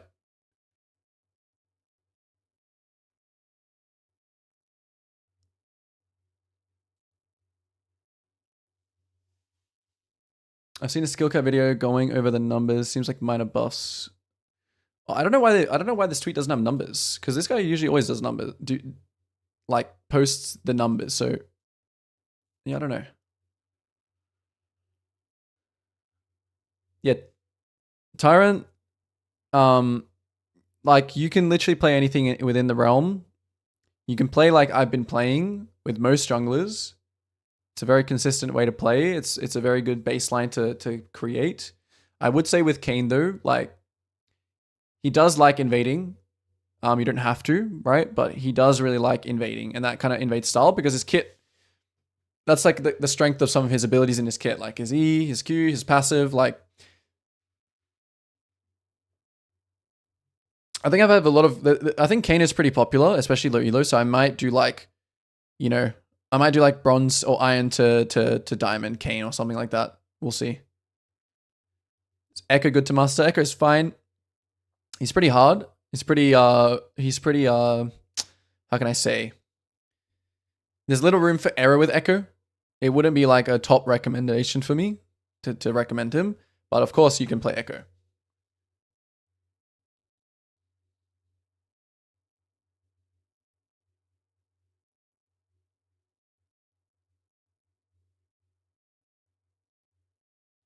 Like things with Kane is like, you know, starting Raptors.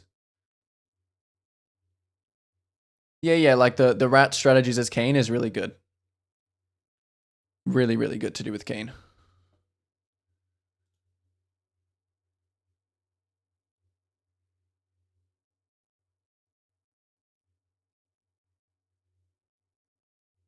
Do you consider Nunu a farming champion or a ganking champion?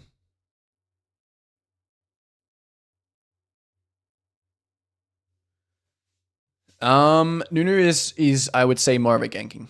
Yeah. His kit, if you look at his kit, his clear is obviously not bad, but something you want to do with Nunu is like farm people. Farm enemy champions. His gank is really OP. Of course, there is a bit of farming involved with every jungler, but you will have more success on Nunu if you understand, if you have good minimap awareness, good camera panning to lanes, good understanding about enemy players, you know, body language of how they're playing, awareness about, you know, where someone's warding, awareness about, you know, what could be volatile lanes or not. Like these things will matter more for a Nunu player than like camp cycling. You know, like you don't have to worry about like, you definitely can play Nunu full clear bot, gank bot, spare tempo, reset, do the same. Like you definitely can play every single jungler like that. But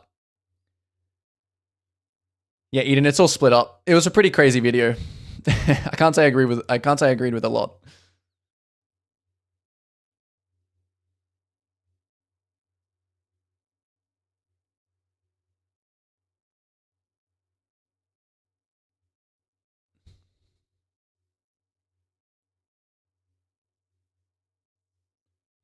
I feel like this season being OTP is a lot harder. It's probably less like all these questions about champions. It's generally usually less to do with your champion and more to do with you as a player. You know, like sure, if you've played like 500 games of Hecarim in Diamond, it's not a bad idea to like invest or, you know, start exploring some other options. But yeah. It's more likely you should look inward rather than not like, oh, it's my champion that is doing this.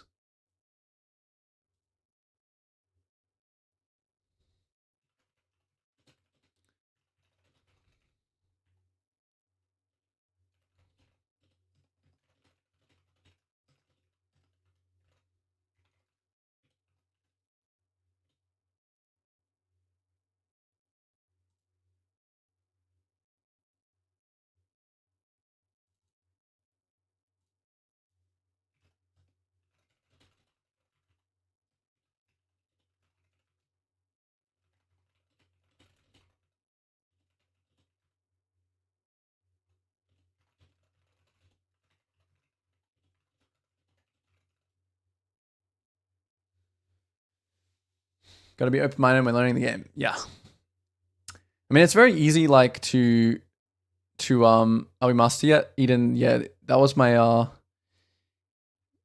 I got a coaching session in 30, so it's unfortunately gonna be my last game. I'm trying to figure out if this. I'm asking this this guy if he wants, if he does mind if it's on stream. If it's on, if he doesn't mind, I'll do it on stream. If not, then it's in 30 minutes, so we'll see. I'll kind of just chill until then.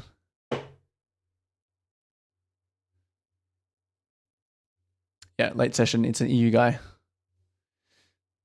I'll ask him.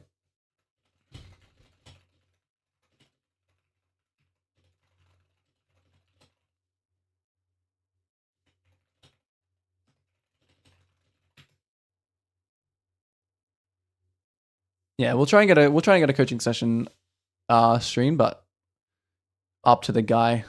I probably won't be looking at chat at all because I obviously want to give this guy. I obviously want to give my client my full attention. So it'll just be you guys spying on us.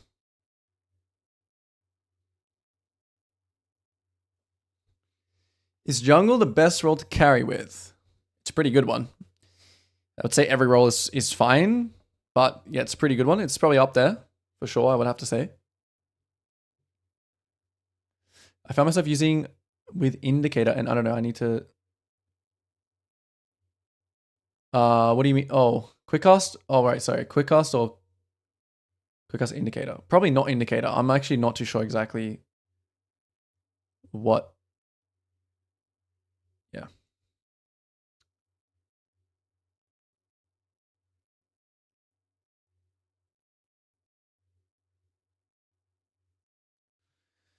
I would definitely say jungle is the role that you can explore the most in terms of like,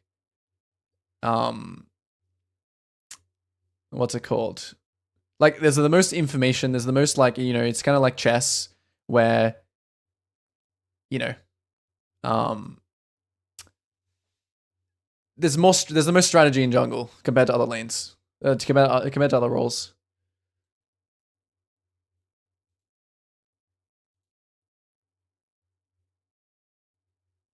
All right, let's see if we can add this epic pen here.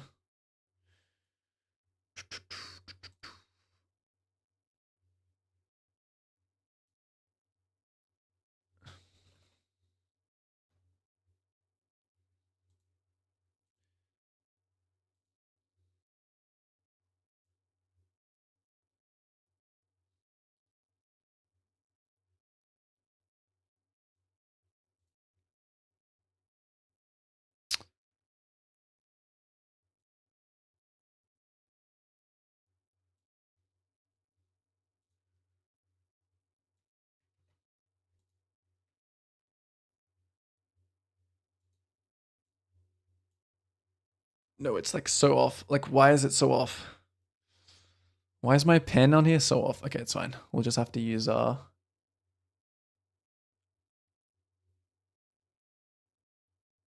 wonder why that is.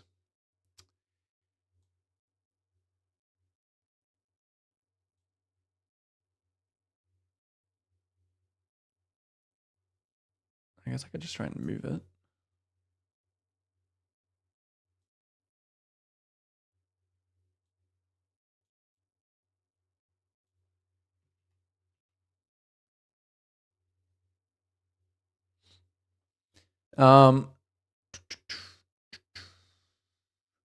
Which role requires the least amount of skill to challenger, do you think?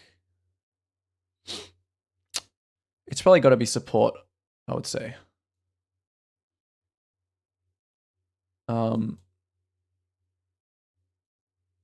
Yeah. Why does my epic pen, the overlay, just like, it's not where I'm actually drawing.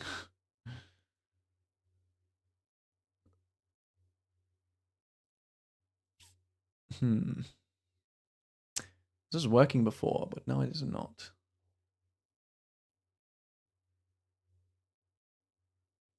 I guess I'll just share like the extra screen, which is fine.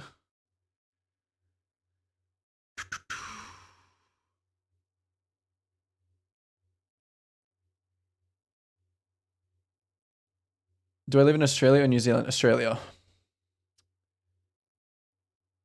If my clear path is from top to bot, but my bot lane is weak and my top lane is doing well, would you recommend changing my strong to weak side? So basically what you do in that situation is just this, right? Like let's just say, okay, we think our bot lane is you know, the lane to play around. So we part the bot, right? You're this guy. You part the bot. Oh, my bot lane's doing really bad. My top lane's doing really good. Okay, so basically what your clear is now is you part the bot, but then instead of like using your spare tempo here, you just base instantly and then just part the top. That's essentially what you have to do. Maybe at some point you can fix this somehow. So like, let's say you do this camp, you do this camp, you skip these camps, you contest dragon. blah, blah, blah, blah, blah. Then you're like 1 HP, so you have to base here. Now these camps are spawning and these camps are still up. So now you can like switch your pathing. Sometimes this can happen as well.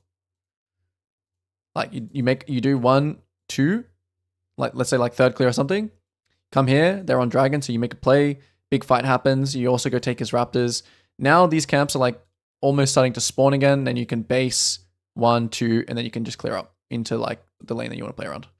Apart from that, apart from those two things, there's nothing you really do about it. You shouldn't try to be really inefficient because you want to play around top. You shouldn't like wait for your camp still spawn or something to like path there. Have you ever played professionally for a team? And is this your full-time job or just a side gig? Yes, I played pro.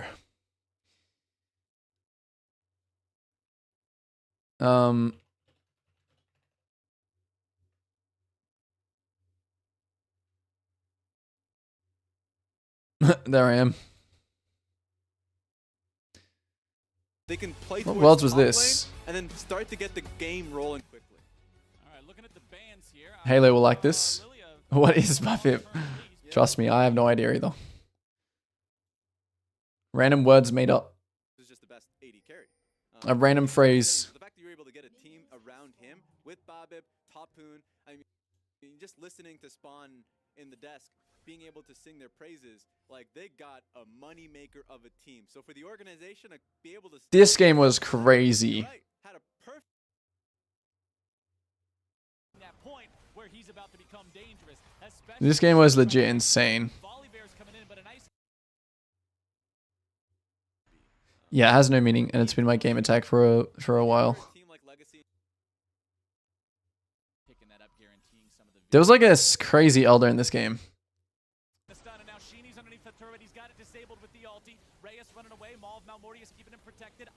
This elder. That's the kind of fight that Legacy needs to keep themselves in this game. This game is a chock full of mess. Wait, what? Oh, it was here. Wait, they got soul and we won. Really? How'd that happen? Comes the projectile, Envy gets the kill into Reyes, and now Legacy is once again in a losing fight. INTZ looks for the rest of the damage onto the set, onto the Nidalee, but a nice kill coming out. I need these players still. So much tankiness. The haymaker blocking the burst. I have no idea. I have absolutely zero idea about it's if it's still play, but This is the kind of thing that can change a game. So perfectly timed by the set. Very well done by the Nidalee. Redbird is down. The man is cougar food. That's the kind of fight that Legacy needs to keep themselves in this game. This game is a chock full of messes. that was not the elder though situation. Whoa, whoa, whoa! We got Tally's pro view. Damn, League was so lit here.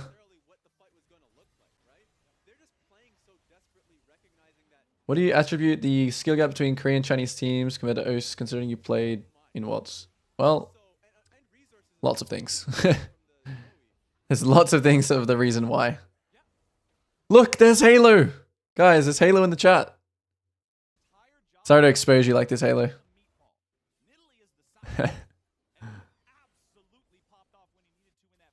Everyone type Halo is handsome in the chat.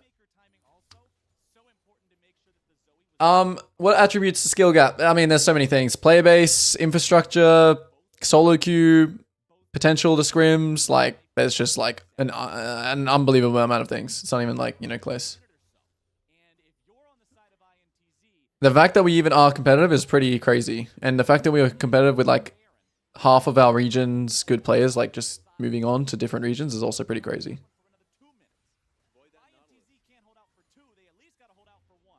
No, it has nothing. I mean, obviously, yeah, it's their champion master. It's just that they're like a year ahead, you know. They're like it would be like if you just stopped playing League for a year, you know. That's how far ahead they are in terms of the concepts that they understand and the meta and everything. Like they're just a year ahead of you in their understanding, not of the meta, sorry, because the meta changes, but in their fundamentals, they're like a year ahead.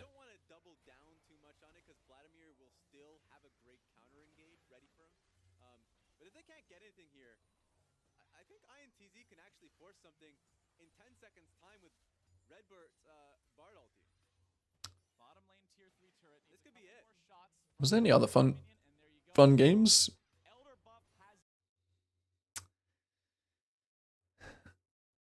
Oh, we got owned this game actually, like completely owned. We got absolutely shafted this game. So this was our game to make it to real worlds right here. If we won this game, we would have... Did you get paid to go to Worlds, or is it just if you win the whole thing? No, you got paid. Yeah, that was prize money for like the last place team.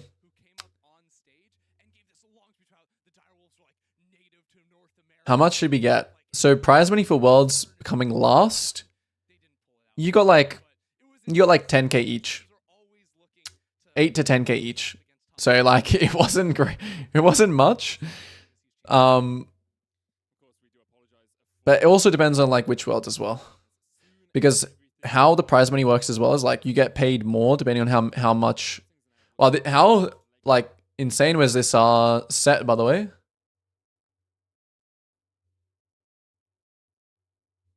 Was this like, is this not insane? Like, look how crazy this looks.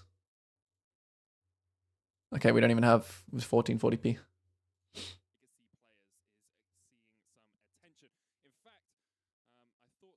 No, you don't fall down there if you walk on there. It may look like that. But this was the Chinese stage. This was the coolest. This is the best. Wait, was it? Or was this Iceland? Wait, am I trolling? No. This is China. Never mind. That British guy probably still works. I mean, he does actually. No, he's still the like lead coordinator for the right events.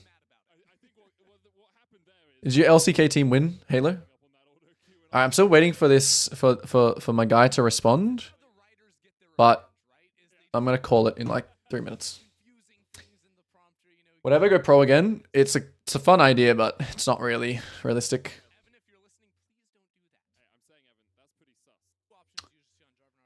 It's a fun idea.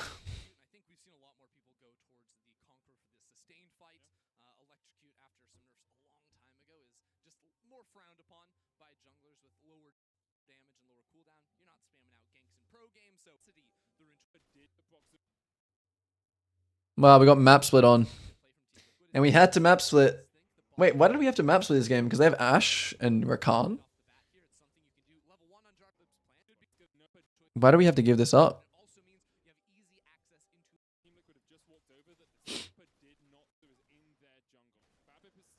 I probably should have just gone red and then just ran at him on Gromp here, actually. Pretty sure that's a better idea. I transitioned from like, I was pro player, 6 years, and I coached for a year, like coached a team. And then I transitioned that into this individual coaching content.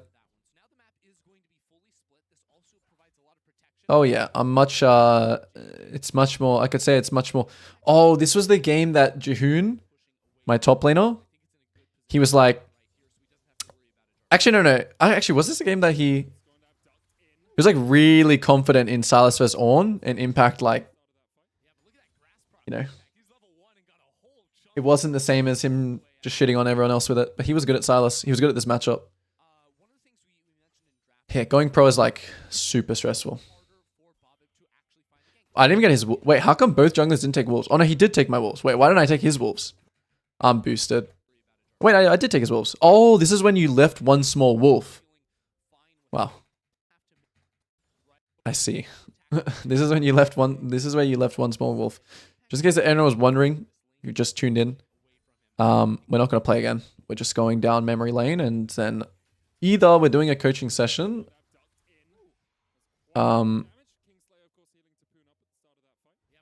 or he wants to keep it private, in which we won't.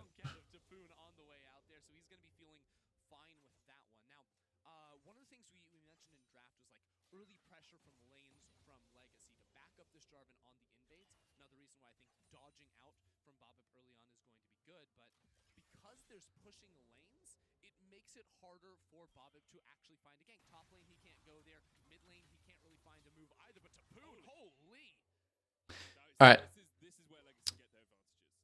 We're doing the stream. We're doing the coaching stream, which we will start in a second. Okay, let me think. It's ruffle file, so yeah, I think it'll be easy as well to manage.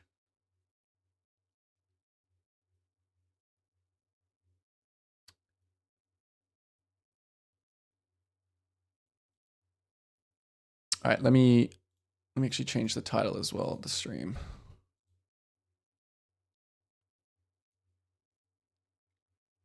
And then we'll begin in a second.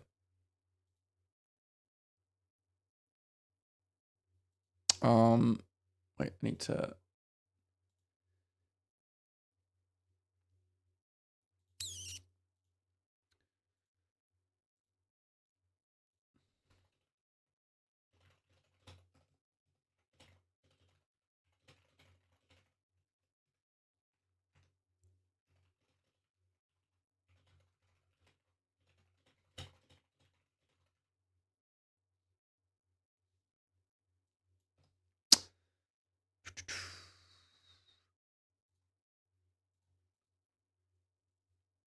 I'm gonna be calling my guy in a second.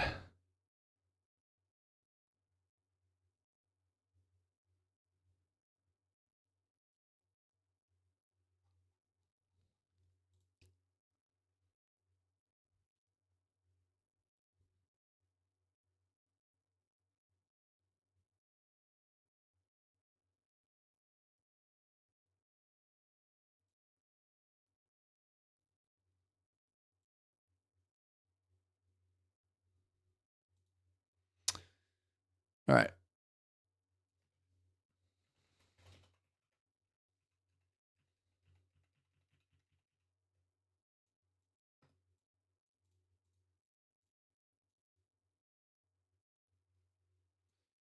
Coaching live.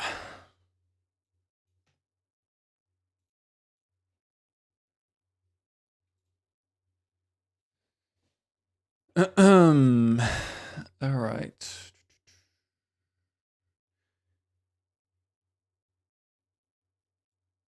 Wait a second.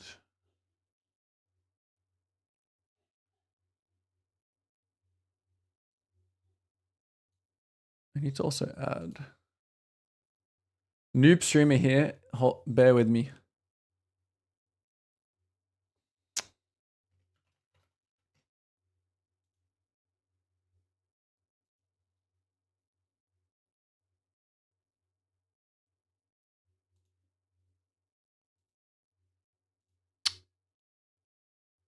And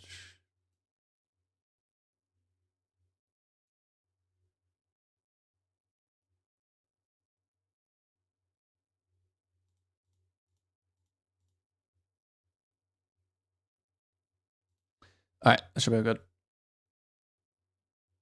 Do you enjoy coaching, or does it get old seeing people make the same mistakes? Of course, it gets kind of boring. But no, it's good. I haven't been like super burnt out or anything yet, which is good. All right. Let's see if I'm a streamer god.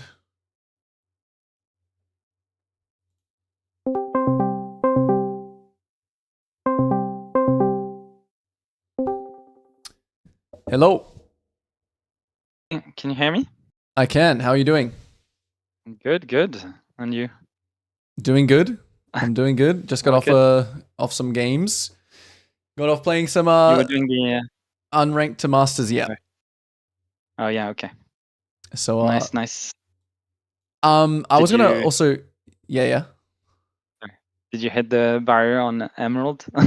Oh, did I pass the Emerald barrier? Yes, I did. I did, but I would have to say that Emerald is it's a pretty wild territory. Like once I got through like Emerald 1 level, it low-key started to become easier again. But this could just be, my experience or something. I don't know. I'm in Emerald, so I don't know after that. Well, I'm actually no longer an Emerald with one of the accounts. Well, maybe I just got back at. Yeah. But anyway, can I just add my brother to the call? Is it Yeah, okay? so that's what we're doing today, right? We're doing the 2-man. I remember. Oh, that's what I was going to ask. Are we going to do the duo? Yeah, you can.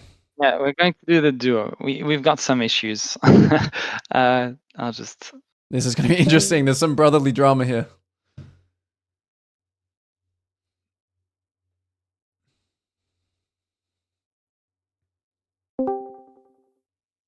Do you I'm wait? still So new to all this. How can I just add him to the right. call? Okay. Top right. So I'll like Top right. screenshot my thing to you so you can see. It should just say add friends to Okay. DM. Okay. Do you see it? Yeah. Okay. Hello. I have you, and I'm trying to call. Yeah. It worked. All right. Perfect. Let's see. And you got all the you managed to figure out all the ruffle files and stuff like that. That's all good. Yeah. So I sent you the files via email. Okay. And if you want, like, I also have my POV. If you need, like, on, I just saved the YouTube clips. If you want, I don't Okay. Yeah. That'll work too. mind. So as you wish. Why is he? We'll see if we get to that. We'll review this game first, and then we'll see if we get to that. Okay. Let me set this up.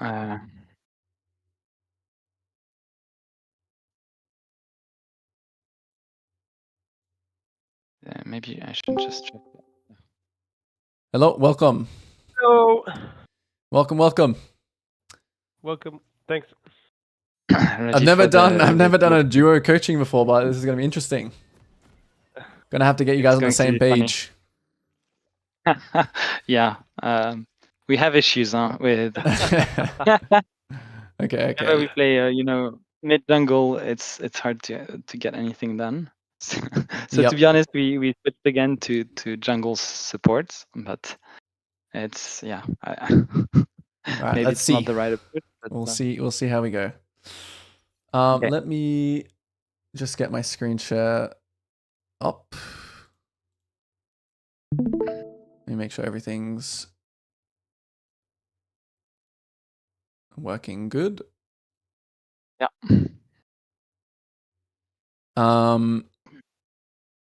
Oh, I need to go regarder, watch. Yep. Oh, okay, hang on.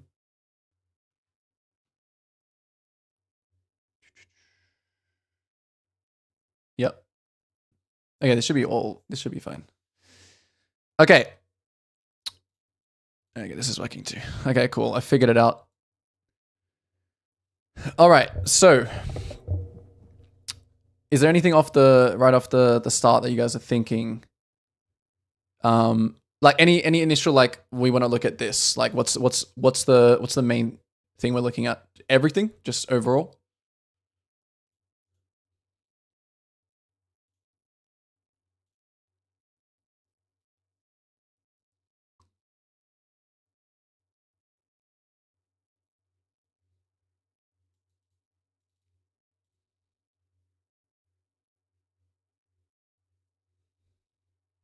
Okay. It's not a bad casting game. Okay, so first and foremost, okay, I'm gonna get this question out of the way. I want you guys to both explain to me what you think that either one of you want to do in this game. You can start with either. No, explain explain what your Vi wants to do. Or what your Vi, what is your Vi, how does your Vi want to play? From your understanding. You guys can't hear them anymore. Okay, hang on.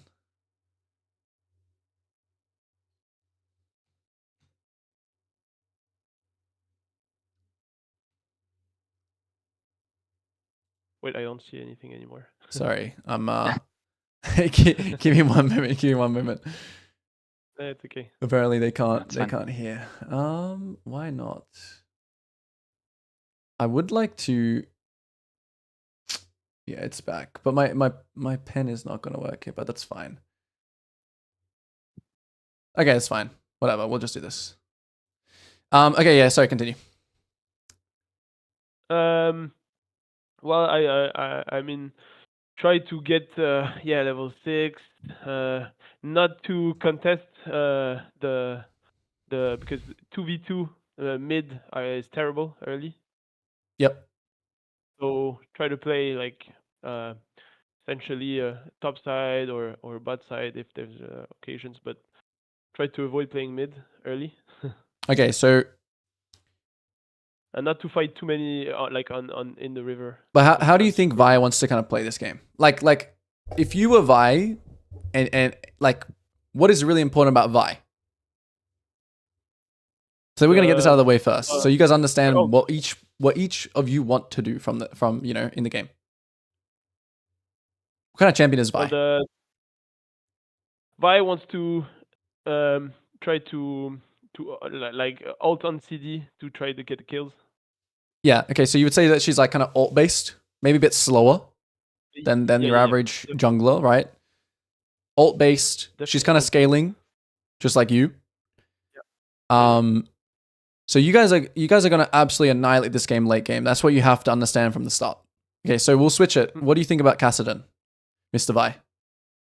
I think Kassadin needs to scale. I will have to, not contest too much in the river in the early game. Level 6, we could do stuff in mid if we wanted with my ult and with Kassadin if the Katarina is a bit overextended. Yep. But early game, I need to. Oh, sorry. Kassadin just wants to farm, and mid game take side lane and just farm up to level 16 and just maybe grab a couple of kills on the side lane. Okay, good. So now that we have this understanding, right? Vi wants to play kind of a structured game, and Kassadin doesn't want to just like, have some like random skirmishes happen where Katarina gets like giga fed, right? So we're playing on the Vi ult cooldown. Not saying like you guys are super rigid and like you can never do anything, but this is like the guide that we're going into this game with, right? It's like I want you guys to have an understanding of what each other want to do. That's the main thing first. Okay? So now let's watch. So I'm gonna try and go from more of a jungle perspective, but obviously it's gonna involve our Kassadin as well in that picture, because you guys are gonna be working, in synchronization. Give me 1 second. I'll just take away this. Can I just comment on this game, because I Yes. remember I had an internal debate for the start of the game between just pathing to bot or pathing to top. Obviously, like the Renekton stun could be useful, but like it's Renekton versus Shen. Like how much will it actually impact versus Yasuo, Senna? Even though I don't have any proper gank setup bot side, I think I ended up still going bot. Good. Yeah. That was going to be my next question. What's your gameplay in this game? So, comparing Kassadin, comparing our Shen and Renekton, like bot lane double range champions, it's not like it's a Seraphine or a Sona. They're going to poke a lot, right? Even though they're both like, somewhat, Senna has some heals, whatever. It's going to be very poke heavy. So I think it's correct for you to path to bot this game. Also great, we get a ward as well. So this is a very good start so far. Just based off you even just having this ward. I like it. Yeah.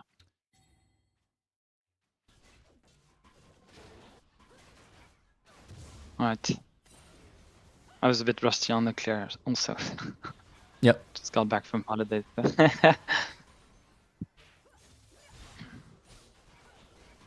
Okay, so Kindred appears third camp. Alright. Make sure to watch her. Both you and Kassadin, even though Kassadin's not really in a gankable position here.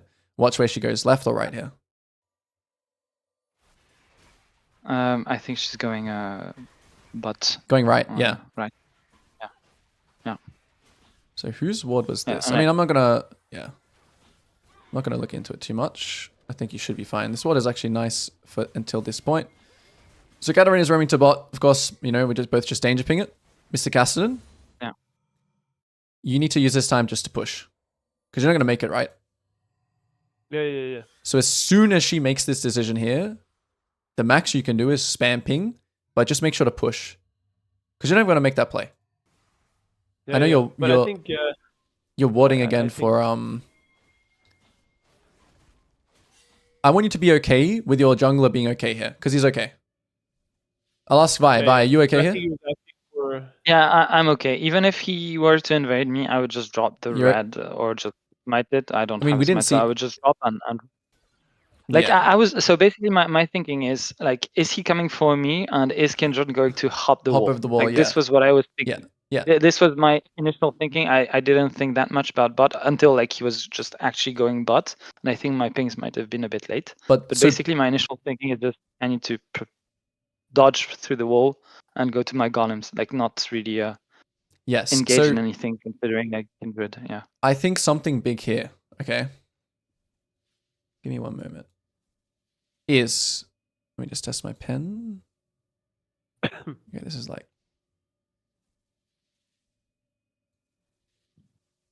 Okay, this should be good enough. Yeah. Okay. So, what did we just talk about, right? You and Caston, we don't want these things. Like, even if they were to hop over the wall here and Caston wants to move to help you, realistically, we don't want this because we're going to lose. We're just going to lose. Oh, yeah. Ignite versus TP. So, Caston, I want you to be more selfish here. I want you to be like, hey, Vi, you were supposed to do this and then this and avoid this Kindred timer and avoid this Katarina timer. That's his job.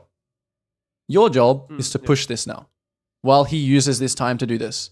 It's not to, hey, help my boy out. Yeah. Okay? That's not your job. It's Vi's job here. It's not your job to help him here at all. Yeah. So like even though this seems small, right? It's just like, oh, I'm coming over to ward this. Like this is so important that you're just pushing this right now. Because you're the carry in this game. You are like literally the queen piece in this game. Okay? So it all stacks up. Okay, nice. Vi picks up a kill for that. Yeah. So you still get your push out, right? But I just want to emphasize that. You know, this time right here, it could have been like, you're just basing now and you get the wave in, for example. Yeah. Yeah. And also I stayed there because the kata was dead, but so I died. Yeah, this I should have pinged. Did I ping? No, I might have. I don't know. Okay, but this yeah, isn't really. I knew Kindred.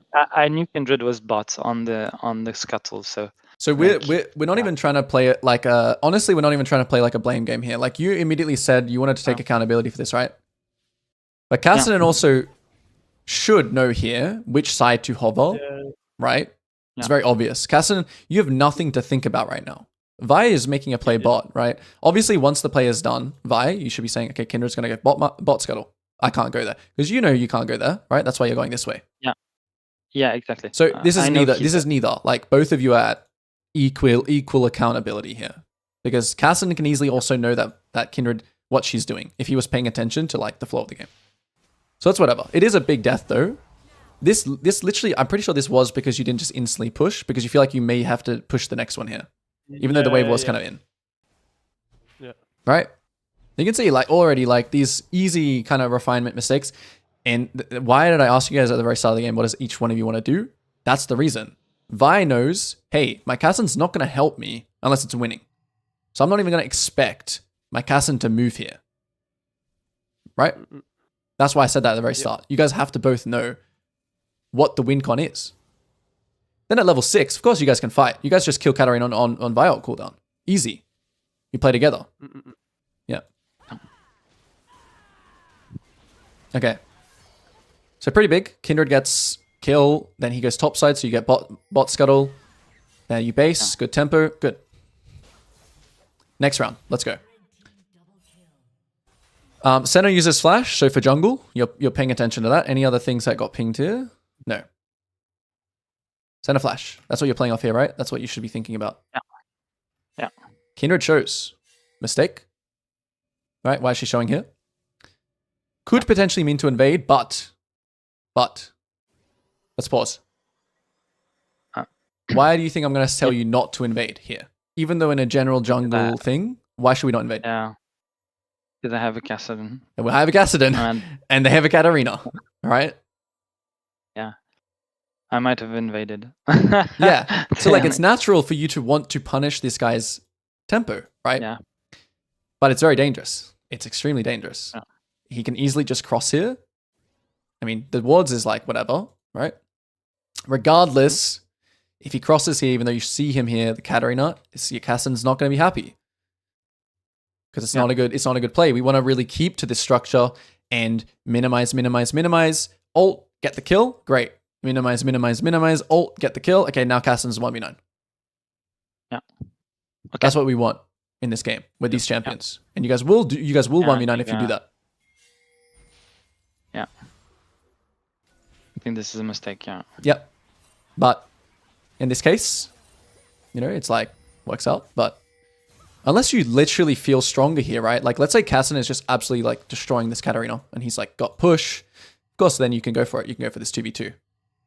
But again, Katarina has Ignite, has Flash. Kassan, no Flash. No. Yeah. It's just very one-sided here. Kindred is obviously way better at skirmishing than you are early. Yeah. Okay. So, big for Vi. Really big for Vi. Because Kindred didn't get your Raptors, I think. No.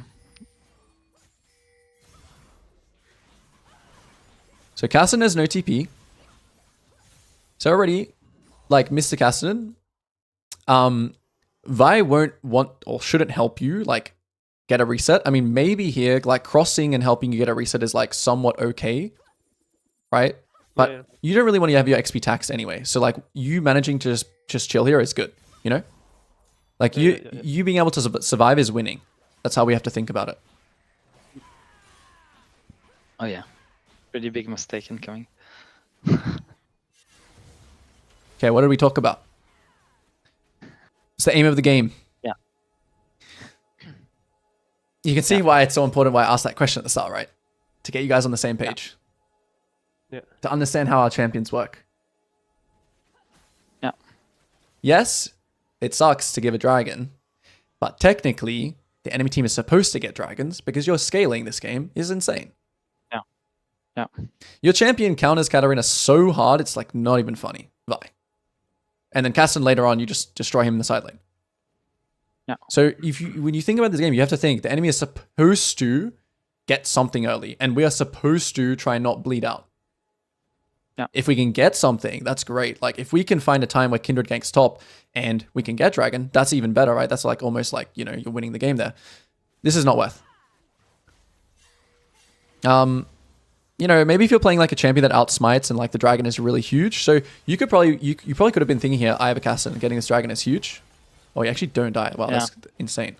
You could be thinking that like, okay, maybe my life is worth trading for dragon, but you're not playing a champion that has a good smite, and he is. He has his E-smite. Yeah. Alright, so everything's fine. Kassan, I think you had to play... let's see. I shouldn't have taken the... Sorry. Go. Oh yeah, no, finish your point. You don't think you should take Krugs?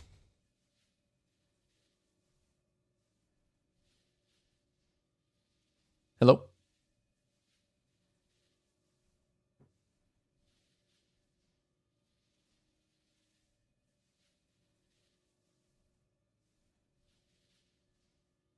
Okay, I don't know. I don't think I DC'd, right? You guys can hear me? Did they DC? Hold up. Hold up.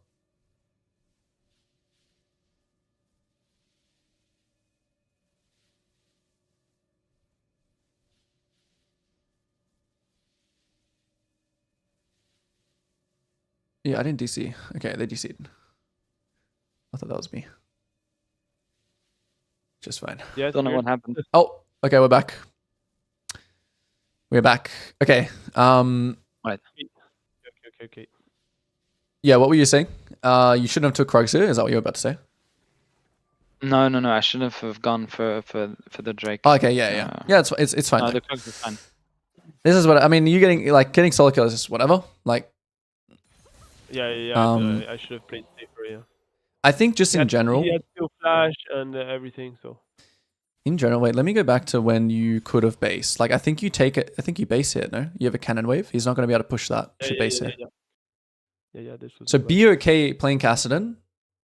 Of course, you want to be greedy, and the times you should be greedy. Okay, but be okay as playing Kassadin here, just to take a base. Like it's perfect timing. You're in a cannon wave. Yeah. So he's not going to be able to push that wave in time for you to get back. Yeah. Okay. So again, the same thing as I'm saying, like you guys want to play in a way that is not bleeding out. All these plays you're doing so far is like telling me you guys want to bleed out. Going for the steal, getting solo killed, you know? Yeah. Still okay, right? Ideally, we're playing this game like nothing happens, Vi gets ult, we kill Katarina. That's what you should envision in this game. Kindred doesn't get invades on my Vi. I don't get solo killed by Katarina. I don't try and compensate for Katarina roaming. I just ping. If she gets kills, it is what it is. But for you guys, it's like that's the play.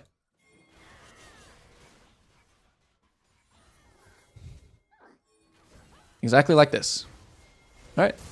So like okay, they have Shen ult as well, which is something. Okay, let's see. Did you guys overforce this though? This looks a little like it looks a little deep.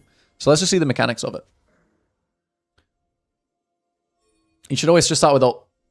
Why are we not just pressing R? Yeah. R into Q. You don't want to give this guy a chance to like flash your abilities. Just R straight away. Yeah. So the combo is R, Q, auto E, smite. Casson will kill him by that point. Yeah. Did the same because you hesitated, right? He's able to. You have to use so much here where your Q should be coming up here. So just execution based mistake. Yeah. You still get the kill. If Casson lives here, it's fine. But should we have ports? No, probably no. not. I don't know. No fight. You should just be. Once your ult is down, right?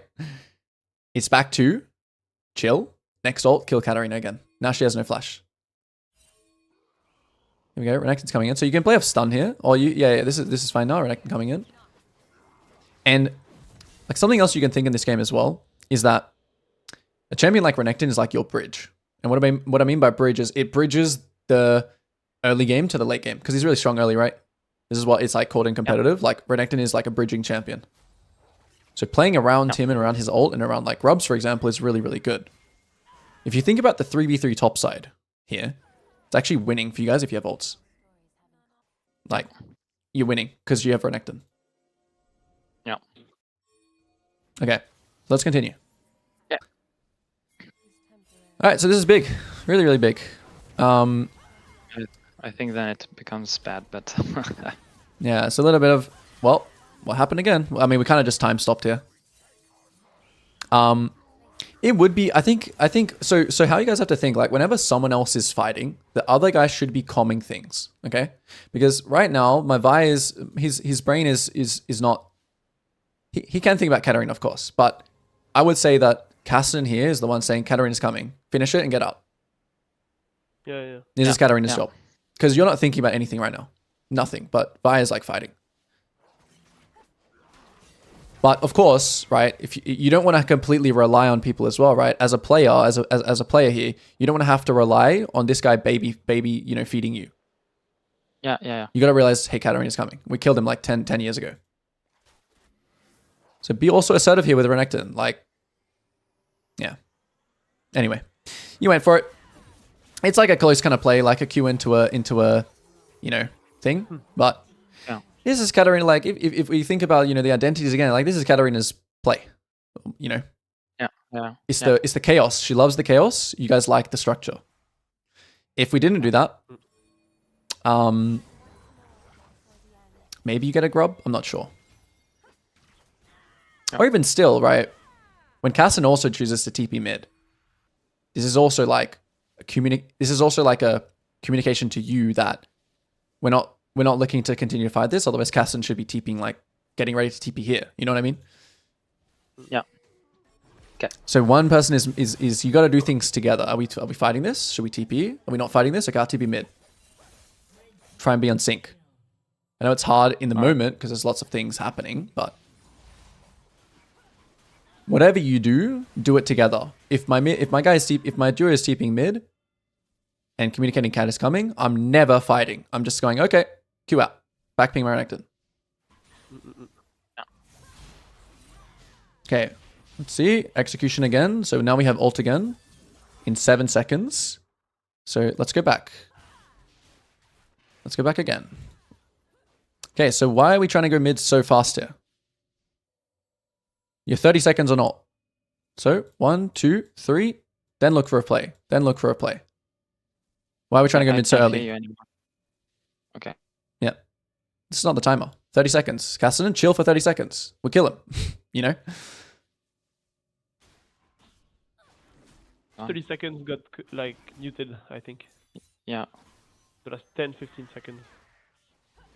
Yeah, it's cutting for me too. What was that, sorry? There was It's been cut. we got muted for like 20. Well, we couldn't hear you for like. Oh, 20 okay. What part did you? When you What put part the- was it on? Just when you put the numbers on the screen where we didn't hear. Oh, When you okay. were Yeah, writing sorry. the screen. Okay. So this play, right? If we look at Vi's ult cooldown, it's 34 seconds, right? Yep. So do 1, 2, 3. Yeah. Why are we moving Yeah. mid so quickly? Initially, I would have done 1, 2, 3, but the kindred mark, I went 2. Right. And Okay. then I think. Can you show me once the raptors are done? Okay. Yeah. Okay. That could be a reason. Yep. That could be a reason. I think that's an acceptable reason, but still, the play right now is still 15 seconds, right? 12 seconds. So you can use you can start setting up for it, but don't be lazy about it. You know, like do it properly. Yeah. Okay. You know. And so let me play from here. 1 times. Okay. You're going topside, mid starts fighting, but you still don't have ult. So be patient. Yeah. Be patient. Come this way. Yeah. Say, okay, I'm coming this way. I've ult 8, 7, 6, 5. Then Cassidy can even bait him towards you. I know this is like the same thing here, potentially, but the thing is you walk in when you don't have ult. And you show. Yeah. Like this. Yeah, I was like, I can Q then R. Yeah, just but it's still 6 time for my seconds, ult to right? come back, but So don't. Yeah. The main thing I'm trying to get to here, guys, is don't feel like you need to you're so close to like just killing him. So just kill him properly. You know, like Cassidy, don't like feel like you have to cancel him to make him stay. If he bases, he bases. Then you just full clear up, and then he comes back and you kill him. Okay. Don't feel like you need to do things in a rush. There's no problem. Now this guy, of course, is going to have his guard up, right? Which is fine again. So I would almost argue if he's showing on this wave here, he can still die. Let's see. Is this play? So this is also another thing, right? Just because you're playing with your duo, you don't need to tunnel on that lane, of course, right? Of course, I'm it's a duo coaching, so I'm talking about you guys. If your Vi wants to gank top here and he thinks it's a free kill, what's your job, Cassidy? I know you still have Mel behind you, but what's your kind of like idea? Yeah, normally just survive and Survive, yeah. He's not there, but there was Mel, so I thought it was gonna be okay. Yeah, I mean it's okay. You trade 1 for 1. It's not bad. Nice. Avai gets a kill top 2, and he's also holds his ult. Great. Let's keep going. Kindred shows bot, so we take this. Cool. Grubs is pretty nice this game, right, for playing side lane and with Cassidy. They do have 2 dragons now, though, so they're playing to their win con, which is like get dragon ASAP.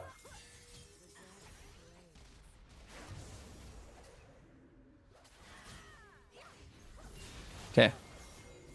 Oh, this is just a bit unfortunate, really. Oh, nice. Okay, you clutched it. Okay, it's fine. I mean, just for your play as Vi again, right? Yeah. Whenever you verse, I don't have champ mastery so far on the champ, so I'm still practicing it. So I just want, firstly, whenever this guy is missing, when it's champions like Cassidy, Talon, Tilia, like these kind of roaming champions, you have to be just very, especially vocal and help people out. Whether that can be anyone, right? It can be anyone who thinks in danger. You might not have thought your Vi was in danger here, right? But just have a habit of being like, okay, he's missing.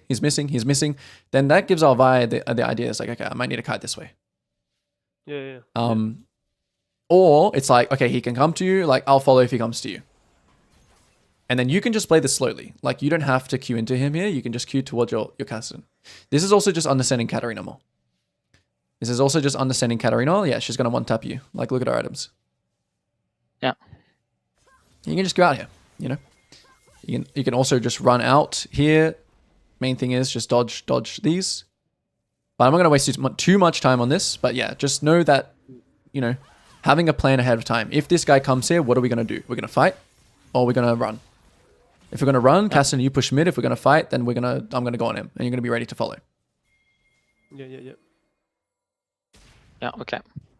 Do things together. And it helps if you do it ahead of time. Like while you're on the grubs, you make the plan. Okay, so Gaston's getting a bit... He's getting a bit fed, I think. Okay, never mind. Unfortunately, we missed that kill. Okay, Vial down again. So what is this timer in this game? Pausing right here. A greed timer. Greed timer, yeah. Farm for 60 seconds.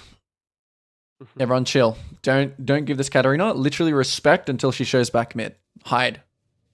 Get away. Yeah. She might still look for you if you go on Krugs here because she knows that you want to go back to farm. Alright, she goes back to mid. You go back to Krugs. Good.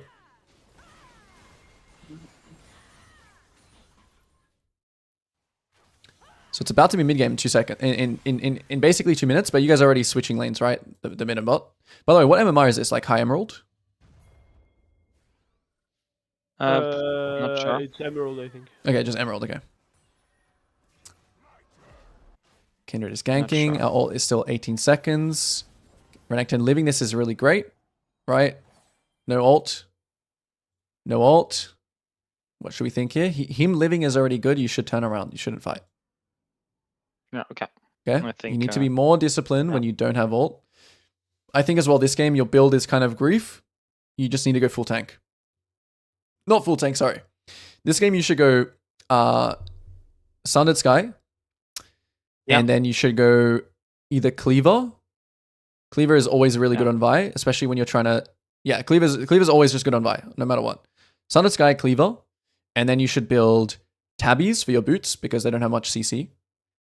And then you should build like either Koenig or Frozen Heart. Okay. Frozen Heart's really good. Randomins later on is really good. Dormail is also fine. So you just go tank this game because like you already have enough damage. Damage. So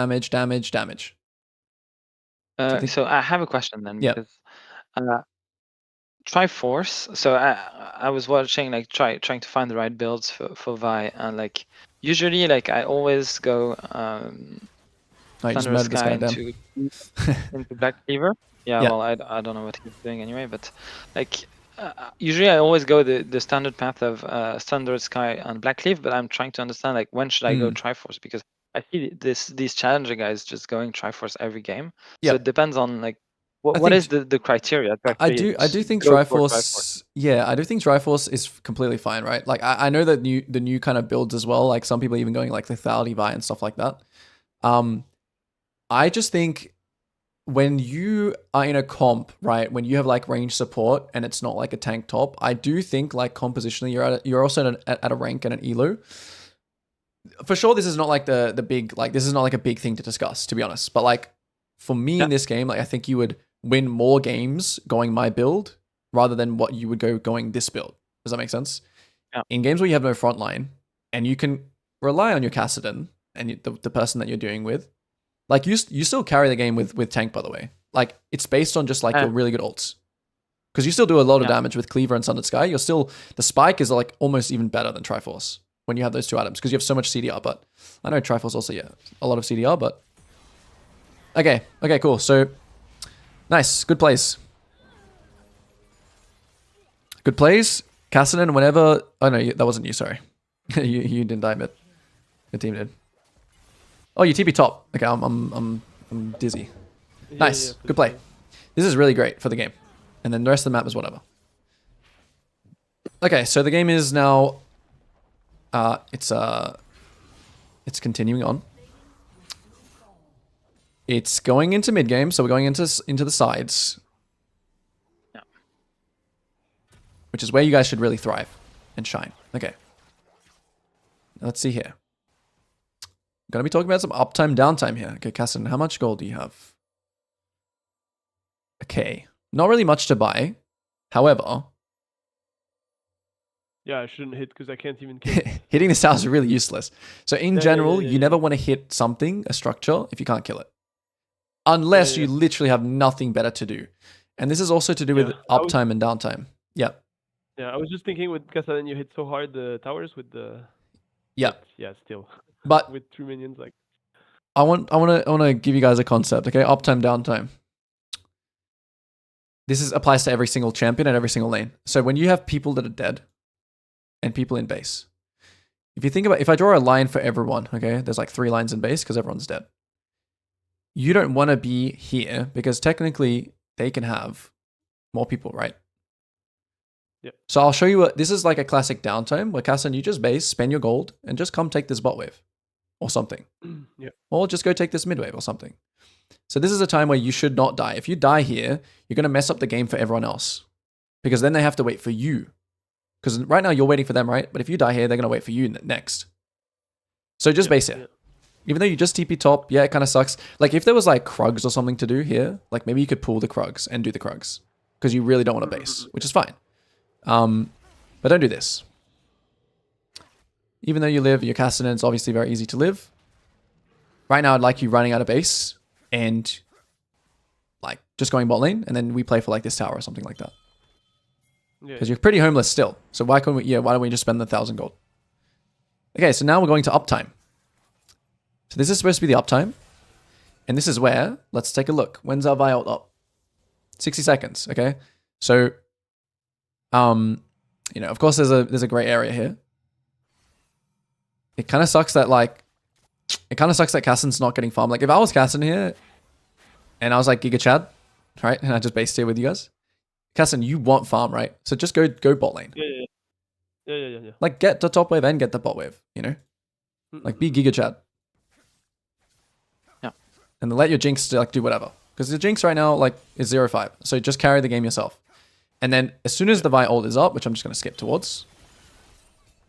Yeah. So Vi is doing good right now, even though it is uptime, right? You're technically playing on the side of the map, right? The Rift Herald is the next objective. So it's all good. Okay, what's Vi doing now? What? Oh, okay. At least you're basing together. I saw Jinx. That's true. Oh yeah, you saw Jinx as well. Okay. No, this is fine. This is fine. So a few things. Like so, basically, I saw Jinx. So I was like, okay, let's not play uptime and wait for Jinx again. But yeah. I saw them play on the side lane, and I was like, so this is my thought process here. Is like, okay, we can catch Shen before they react because there's 3 in the mid/right part of the map. So. I like the adaptation. Yeah. Yep. I like this. I like the adaptation here. I don't think Kassan should base. I think Kassan should just stay mid, even though he might not be able to defend this. I guess basing for you is also fine. I was thinking, but if I bases, yeah. I mean, you guys had the same idea, then you bait, and then you stopped, and then you didn't stop. Yeah, this is fine. This is one of those gray areas which I'm not gonna talk too much into because everyone can mess things up, right? This is the problem. Like what I would really like, right, is you guys play on a lane together. This is fine for you to think that you can kill Shen. Like that's not a problem. But I want to get to the point where we're playing uptime and we're contesting a wave with our ult. That's what I want to get to. So let's keep playing. Let's see if that happens soon, because that's what we want to. That's what we want to go towards. Okay, this might be a disaster. Let's see.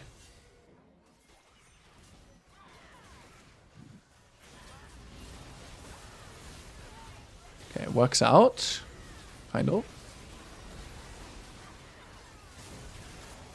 That doesn't. It doesn't because. Yeah, the Kindred ult. The Kindred ult, yeah. So I still don't think that you guys are at your point where you want a team fight yet. Would you guys agree or disagree? Yeah, I agree. You're not strong enough yet. Okay. Same thing again. Ideally, like I think Kassan, this comes a lot from this situation here, and you just kind of like being homeless. Because I think if you guys play these situations well, like realistically here, I think you guys are probably trading this rift, which is fine. Which goes back to my thing, which is back here. Right? You guys can be thinking, Kassan bases, okay, they play for rift, we play for bot. Yep. Right now, Vi clears these camps and then comes with you to these waves that are spawning out of here. This would be ideal.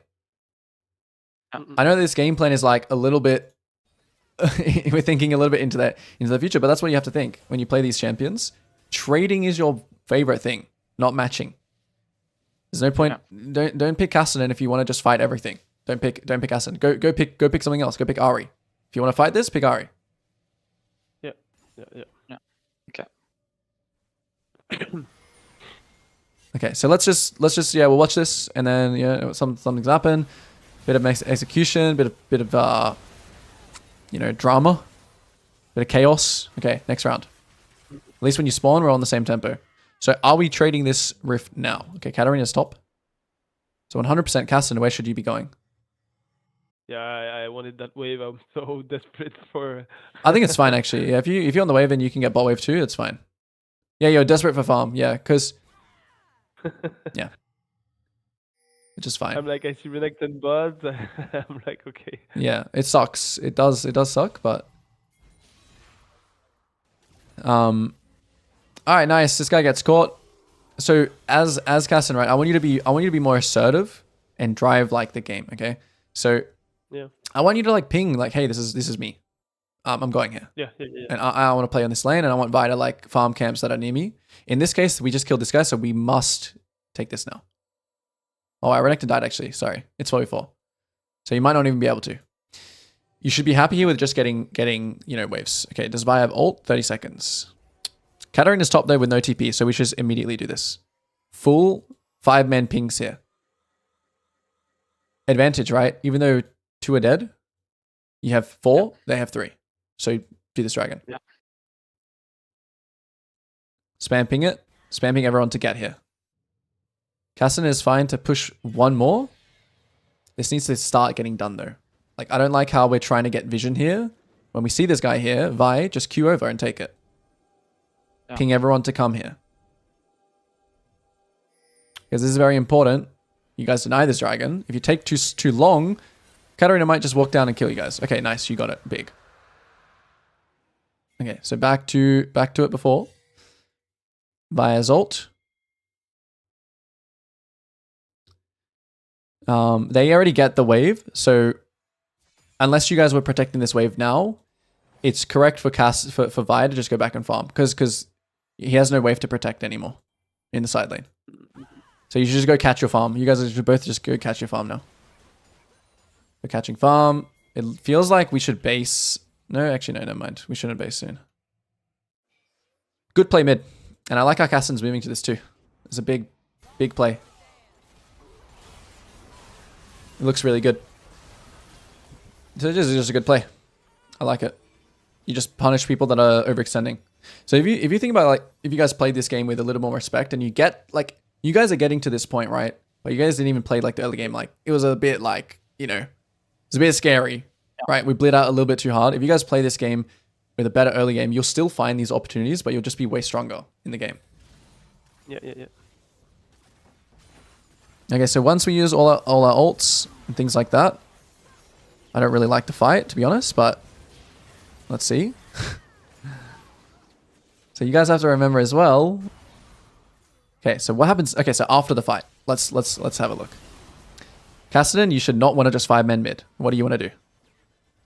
Yeah, go back to side. Just go side. Take the small wins. You guys used all your ults, right? Renekton ult, Vi ult. Of course, Cassidy's not like ult reliant. It doesn't matter to him. Did not want to be mid, especially this guy. Vi as well. You should just be leaving. Nothing should happen here at all. We're not 5-manning for this tower. You're trying to go side lane, wherever you can go. I mean, top lane looks better for you, right? Because there's people here. So just go top. Yeah. Just go top. Use ult. Like, that's what I said at the start, right? Vi ult. Castan gets kills. Rinse and repeat. Go back to farming. Vi ults. Castan gets kills. Repeat. Yep. And you guys need to ping your team what to do here, because I bet you if there's 2 people spam back pinging and Castan's running top and Vi's running to Gromp, I can guarantee you that your team is most likely going to listen to those pings and not just run it down here. But you guys are just as bad as your team, just like looking at kills. Yeah. I'm actually leaving for there. Yeah, but you're not making it known. It's just as bad. But I'm not picking it. Yeah, exactly. Yeah. Understand. But and it's very easy to get sucked into chaos. But I'm saying that's what I'm telling you guys. When you play these champions, it's important not to do these fights until it's like Castan is at his his big boy moment. Yeah. Take like that. Those 2 kills are so big for this game. You don't like you guys getting this dragon and those 2 kills. It's like the game is being handed to you. So you gotta realize that and realize how one it is. Okay, nice. Cassin gets another big kill. This is really, really big. Small win though. Cassin, you should immediately be going where? Bot or top? Just go either. Go bot. Yeah. Nice. Yeah, farm 2. Your Vi's dead. It's good.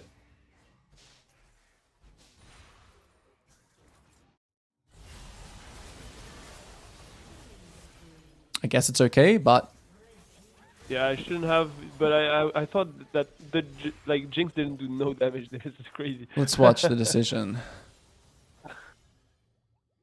Yeah, how many people could they have mid? Realistically. I want you guys to think numbers always. Just think about who's dead and who's alive. Katarina's spawning now in 3 seconds. So she's running out of base. Kin's spawning now. So potentially Katarina's running mid, right? Yeah. So you need to track better. A lot in this game, we're not tracking numbers and where people could actually be. If this is a very fast play, which maybe that's what you were thinking, right? It's going to be just a fast play, one shot, get out type situation. Overall, it's like, it's okay. Yeah. But for you, your 16 is a bit slow this game, you know, because it's just too much fighting. Yeah. And if you didn't get that dragon and you're getting 16 very slow, don't play Kassadin. Again, that's your responsibility as Kassadin. Yeah. You need to be more greedy. Yeah. For the XP. Yeah. Should have gone bot, definitely. Because you have all that freedom to like do stuff in those timers where people are dead. Yeah. And now we both just die one by one. We just throw it back to them. You know, it's like they throw it to us, we throw it to them, they throw it to us, we throw it to them. Like you're no better than these, you know, than these guys. Yeah. You know, in terms of. I can't stress that enough. When a fight happens, when you're playing a champion like Kassadin, so this is the same as when I play Lilia. If a fight happens and I'm alive, I know that I can just absorb the map's resources because people are dead. So back here, back again. When people are dead like this, say I'm alive as Lilia here, I can absorb the map's resources like you're doing, which is good. Absorb, absorb, absorb, absorb. 4 things here. Wave, wave, wave. Same thing when I play Lilia. I'm going to do like 1, 2, 3, 4, 5. I'm just going to go crazy on the map and take the top wave while I'm there. Because no one's there to stop me, right? I'm going to obviously track these, but I'm going to do his camps first. Same thing for you as Kassadin here. Yeah.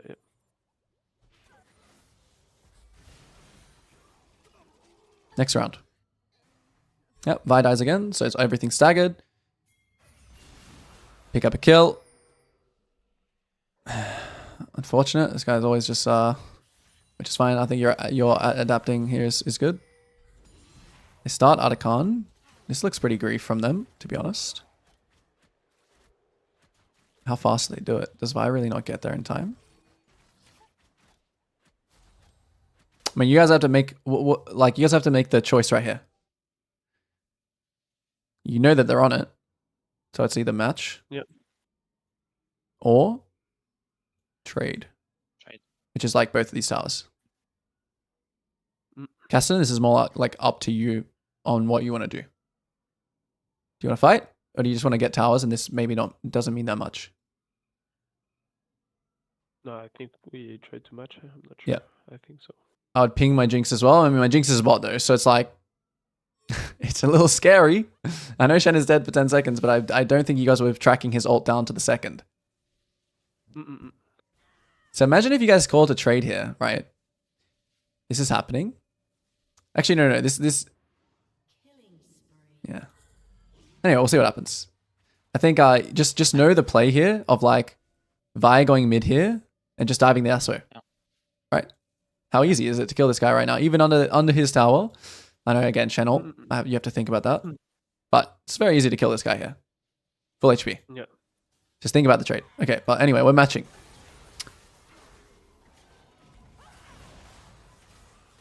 So this is just about playing and mechanics.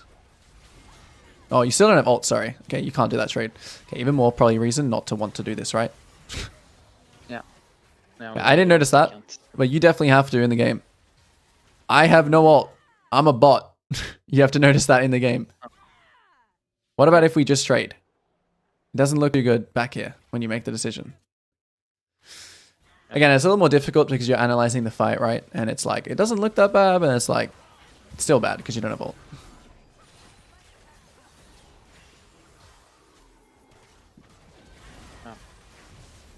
And I think even this map here, even if you guys like trade these 2 towers, and Renekton dies here, and they get this, still don't think the game is in that bad of a position. But if you guys both die here, the game's like over. So how many deaths are we having as you know, like Cassidy can't get to this point. He can't get to his point. He's struggling. And that's the very first thing I told you both. One guy wants to be, I mean, you both want to work together on both of your ideas. Cassidy shouldn't be calling too much for Vi's help, right? Because Vi wants to do this. Vi needs to know that he doesn't want to make the game more chaotic because Cassidy wants to do this. And we want to play on ults. Yeah. Okay. This game I didn't really get to see like mid game about like, you know, playing on side lanes and stuff because it was just too much unsynchronized tempo and there was too much random things happening. So I never got to see, hey, Cassidy on the side lane, Vi shadowing, farming near him, someone's on the side lane, Katarina's on the side lane, Vi Q ults, he dies, GG. I never really got to see that, which is what I envision when I see both these champs. Yeah, whatever. Jinx is like running it, whatever, you know. Yeah. Okay, so I mean, we'll look at the fights, but I think that's kind of it. If you want to link me the YouTube or another one, we can for like another 10 minutes. I had a couple of questions. Okay, let's do that. Yeah. Can I link you some of the? So I had a question like this, and it might be a bit specific, so it's not really like cast and link or anything, but how can I link the video? Okay. So I'll just link it in the Discord chat. Is it like it's a YouTube video that we're looking at? Yeah, okay, it's a clip. I just extracted a clip here. Okay, cool. So basically what happens here, I'm on Kane, but basically I just gank Yasuo, kill him, take the top camps, and just gank him again. And then I'm just wondering, like, should I perfectly just synchronize my camp? Or should I just swap to the other side of the map? So I'll let you go through the clip, but it's just trying to understand. Okay. Can you hear me? Yeah, sorry. I can hear you. Okay, let's have a look. Okay, explain that one more time, sorry. Sorry, so basically I ganked up. I take the enemy jungler's camps. Yep. And then you can go directly to one, I don't know, when is it? To what is the timing? 123, just after the second kill on Yasuo. Okay. And like as of here, I'm thinking 2 things. Either I reset and run to my bot camps, or I just greed and farm the other way around. So like either I do Gromp, Wolves. You're talking about from Raptors. this point, right? Just so I'm clear. Like this kill? All right. When is it? Sorry, I need to go back here. Yeah, come into the stream. The next one, right? Point, like one. Sorry. Yeah, next one. So boom, boom, boom. I take the camps because it's the other way. Yep. Yeah. And I just attack again, kill again, and this is where like because now I have all my camps spawned. So I'm thinking, okay, should I greed here and just do the Gromp, Wolves, Raptors, and go down, or should I just recall and first thing, try to stop if they yeah, no, I completely understand what you're saying. So first thing, as soon as you get this kill on this guy, or I mean, I would have liked you to update bot again, but let's just say you don't update bot, right? It's kind of hard because you're going for the top kill. Okay, so we get the top kill. As soon as you get the top kill, try and watch what is happening here immediately. Okay, try and watch what is happening here because let me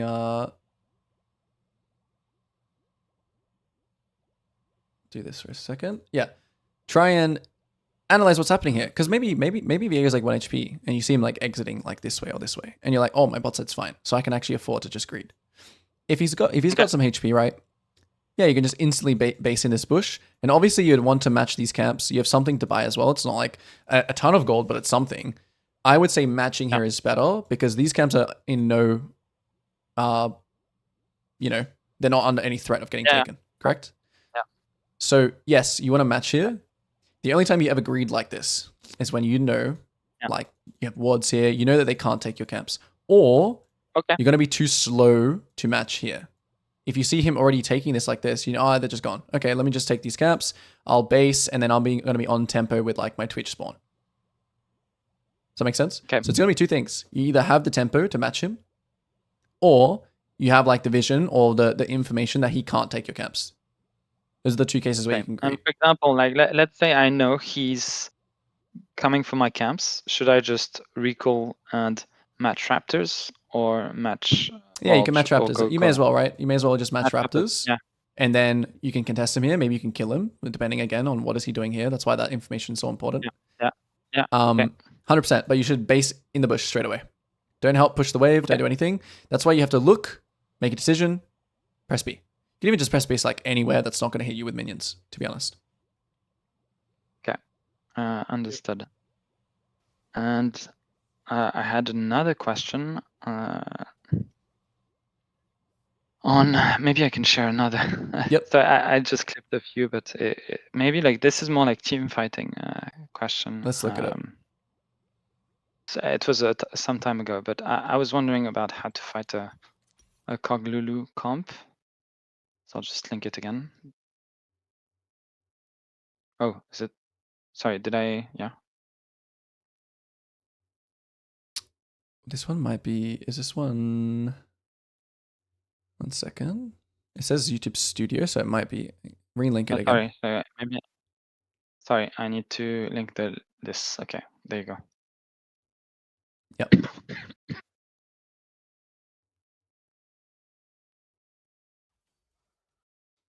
All right. So yeah, just the team fight. I was trying to. Yeah, I'm not sure what I should go. I think I went on Olaf, or was it the Olaf? Maybe it was the Olaf call. I don't remember. So via team fighting, yeah. So we have to look at our team comps first before we think about it. So I'm gonna try and get. Yep, cool. Here's a pause screen. I'm gonna ask you how you think both teams. Oh, I'm bad. Okay, let me see if I can get the pause.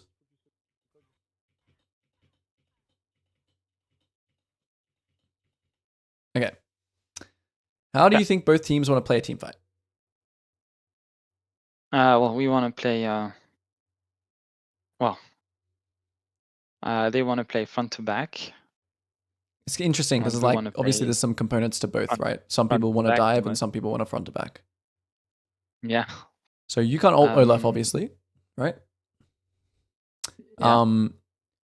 So the way I will just say how I would think to play this fight. The way I would play this fight is obviously it depends on, okay, if Annie has like some insane engaged position, right? She's going to like flash over this wall and these guys can just instantly die.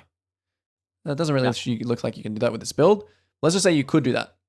If you can come in from different angles like this, and Quinn is like, I don't know, flanking around like this as well. Like this is like a dive comp where you come from different angles, okay?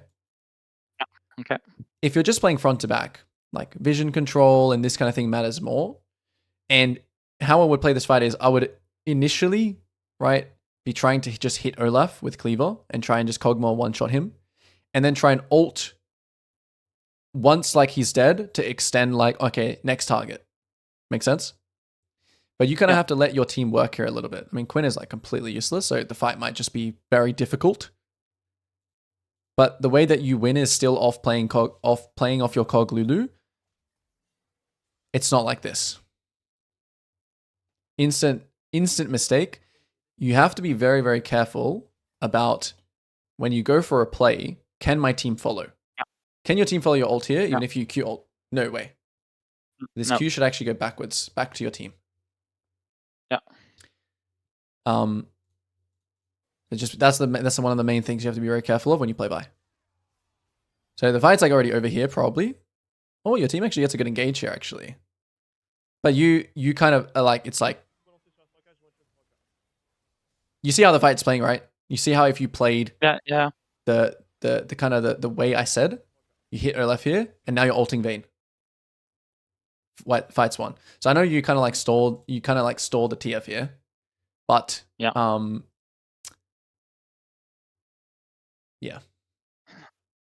because Like here, I was just trying to get out, but just thinking about. But I mean, the rest of the fight doesn't matter. Yeah, it's This the is all that matters. It's the initial This positioning. Q Yeah, is all okay. that matters. Okay. And can I just? It's exactly the same game, but a separate one. Again, just to get the. You could almost cog just try and here. like suicide here and ult forwards, but because your team can actually follow that ult. Yeah. Your team can't follow this ult. Well, Quinn will follow it, but she's like 1 and 8, Yeah. so she's not really your carry. Yeah. Yeah, So, you almost just want to sending slide in. them. This is exactly the same game, I think, but it was just. So it's actually trying to understand how to team fight this with, because I have no idea how to play with this Olaf diving our cog. Yeah. You I got to think- remember that Cleaver is very good versus him, and hopefully your team has some anti-heal, because that's also very important in this game. If your team has no anti-heal, if Lulu, I mean, it just looks like you guys are inting here, to be honest. So this is like Yeah, down maybe. tempo, right? Your team's not here yet. Look at the tempo lines. I need to Guys go back to here. the stream. Sorry. There we go. Okay. Oh, my pen. Yeah. Everyone's like off here. Yeah.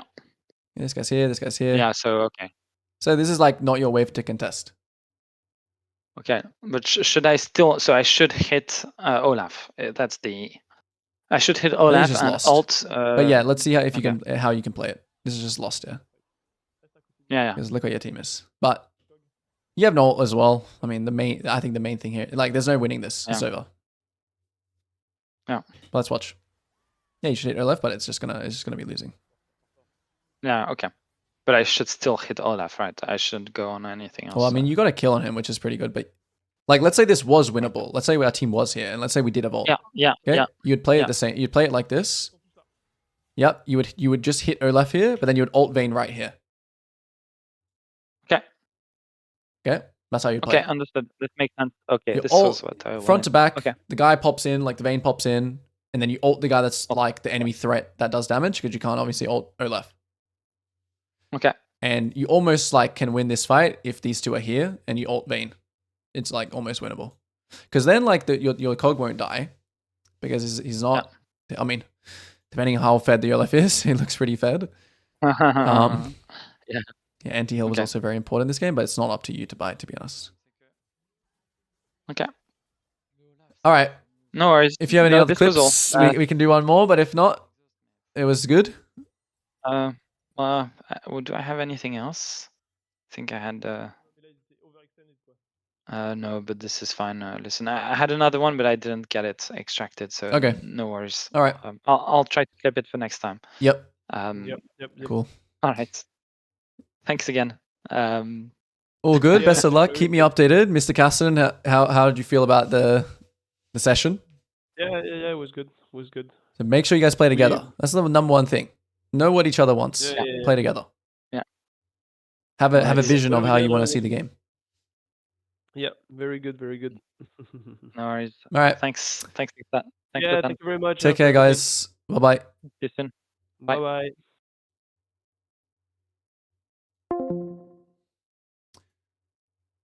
Alrighty. That's gonna do it for me, everybody. Thanks for tuning in. I think I probably will do some more sessions like this on stream, depending on, how people like it. But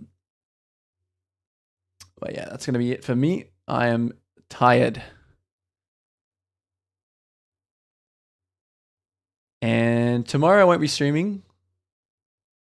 But maybe I'll give some more notice on when I will be streaming. Anyway, see you guys later.